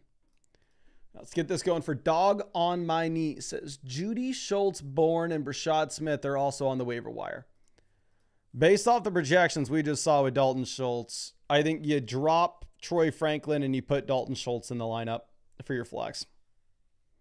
And then you play Tyler Algier as well. Algier's in a really good spot against Miami. But we're going to have to wait 1 second for people to get those free questions in. And I want to remind you all as well, of course, that if you wanted to get guaranteed free questions, always stupid simple.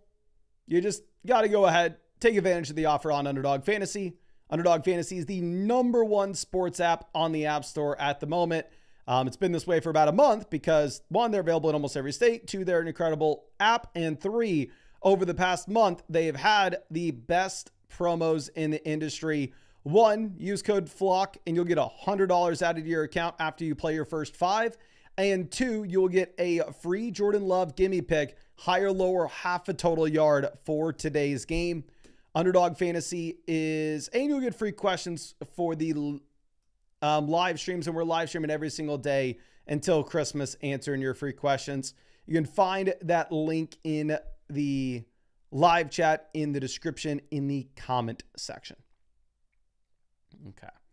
Scuba says Mooney went to 12.5 points projected on Yahoo. Let me see if Underdog put out a projection for Mooney. Because right when we checked right after you had the London news, they took the Mooney stuff down. But let me see if we have anything now. Darnell Mooney's higher lower 56.5 receiving yards on Underdog. For reference of some other players at the wide receiver position, Michael Pittman's higher lower 48.5 receiving yards. Stephon Diggs is higher lower 56.5. T. Higgins is higher lower 55.5. So Mooney has very similar projections to the range of guys like T. Higgins and Stephon Diggs, which is where we moved him to in our weekly rankings. Okay. Now let's refresh this.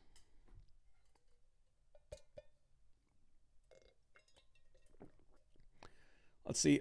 Flock OG says, I don't know which flex to play. Well, tight end, we have Hunter Henry. Our best options on the bench right now, I would play Matthew Golden over Jaden Higgins for damn sure. And then between Cade Otton and Kayshon Boutte, I think you can keep Kayshon Boutte in there for the touchdown upside. If Dalton Schultz was available to you on your waiver wire, I would cut Boutte and pick up Schultz. Or I'd cut Otton, pick up Schultz, and then put Schultz into the starting lineup. Okay. Now let's move this over to our next question.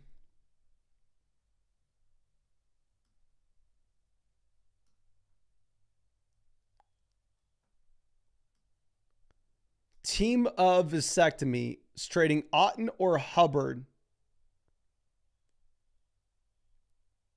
At the flex, we are starting Dowdle already. What? Oh, okay. Never mind. I understand what you're saying. Quarterback, we have Caleb. Running back, we have Dowdle and Pacheco. Wide receiver, we have, I think we already answered this, no? Mooney and... Dear God, are you really having to play Marvin Mims?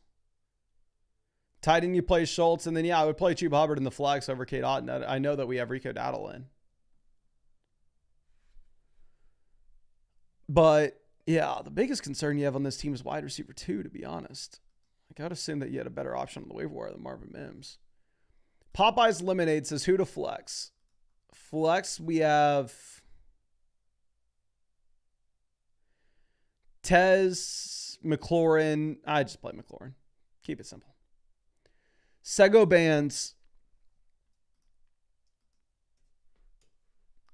Running back, we have Bijan Taylor, so we're loving life. And this is a 14-teamer. This is just submitted to flex on everyone.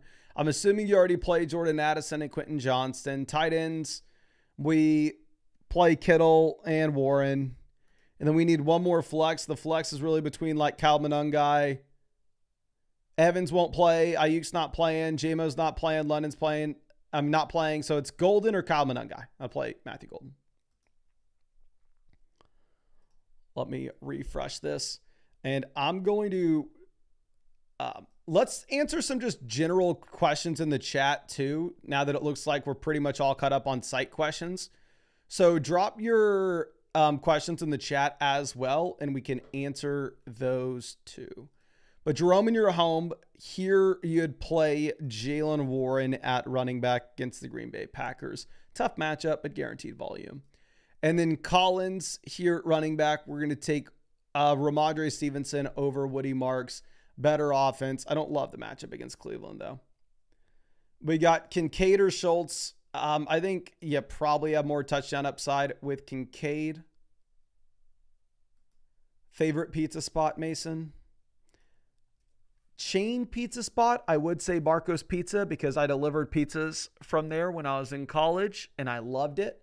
But I got Marco's Pizza for a party we had at the house a couple months ago, and it was garbage. So I think it's maybe just dependent on place to place. Diggs or Mooney, I have them ranked essentially back-to-back. I probably would opt to go with Diggs. Kendall says, congrats on 300K. Congrats, everyone. We hit 300,000. I really appreciate y'all. Trevin says Marcos is busting, man. I mean, I loved Marcos whenever I delivered pizzas from there. I thought it was like the best pizza ever. I'd eat it every day. But we got it the other day and it was garbage. Mooney or Worthy? Flip a coin.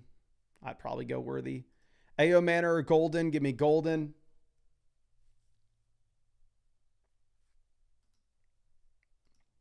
Tracy or Hunt? I'll take Tracy. I just don't know I don't know Hunt's viability. There's a world in which Hunt is playing behind Brashad Smith. Then hear from Jake in the flex. I would go Darnell Mooney over, I guess, Tyler Algier is your next best option. But no, I think you play Darnell Mooney there. Goddard or Schultz? I go Dallas Goddard. Thing to remember about Goddard is while Schultz obviously gets a massive bump up with all the wide receivers being out in Houston, Goddard gets a bump up as well with A.J. Brown being out. Judkins or Mooney? Quinshon Judkins, and not even remotely close. Manny says, should I go Mooney over DK Metcalf? No. So here's the thing y'all got to think about. Darnell Mooney is now stepping into a wide receiver one role for the Atlanta Falcons. Just because that's new, it doesn't mean that we should all of a sudden just go through and start him over wide receivers that already are in wide receiver one roles, such as DK Metcalf.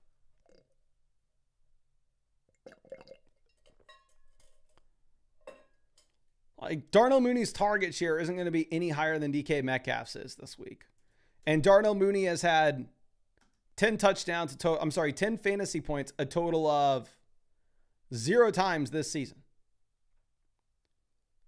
So realistically, if you are looking at Darnell Mooney, he is playable, but he is not exciting. Bones trading, Juwan Johnson or Theo Johnson. I'd go Theo Johnson at tight end. And then for the flex, I would play Tez Johnson. Okay. Tajay or Woody Marks. Are you kidding me? Woody Marks is the starting running back. Tajay Spears is a backup in the worst offense in the league. So very easily Woody Marks. Jamie says, is Lamar playing? No, sir. I thought he would be playing this week, but no, we got the news yesterday that Lamar Jackson will be missing. Ramondre or Chuba. I'm going to go ahead. I'm going to take Ramondre Stevenson.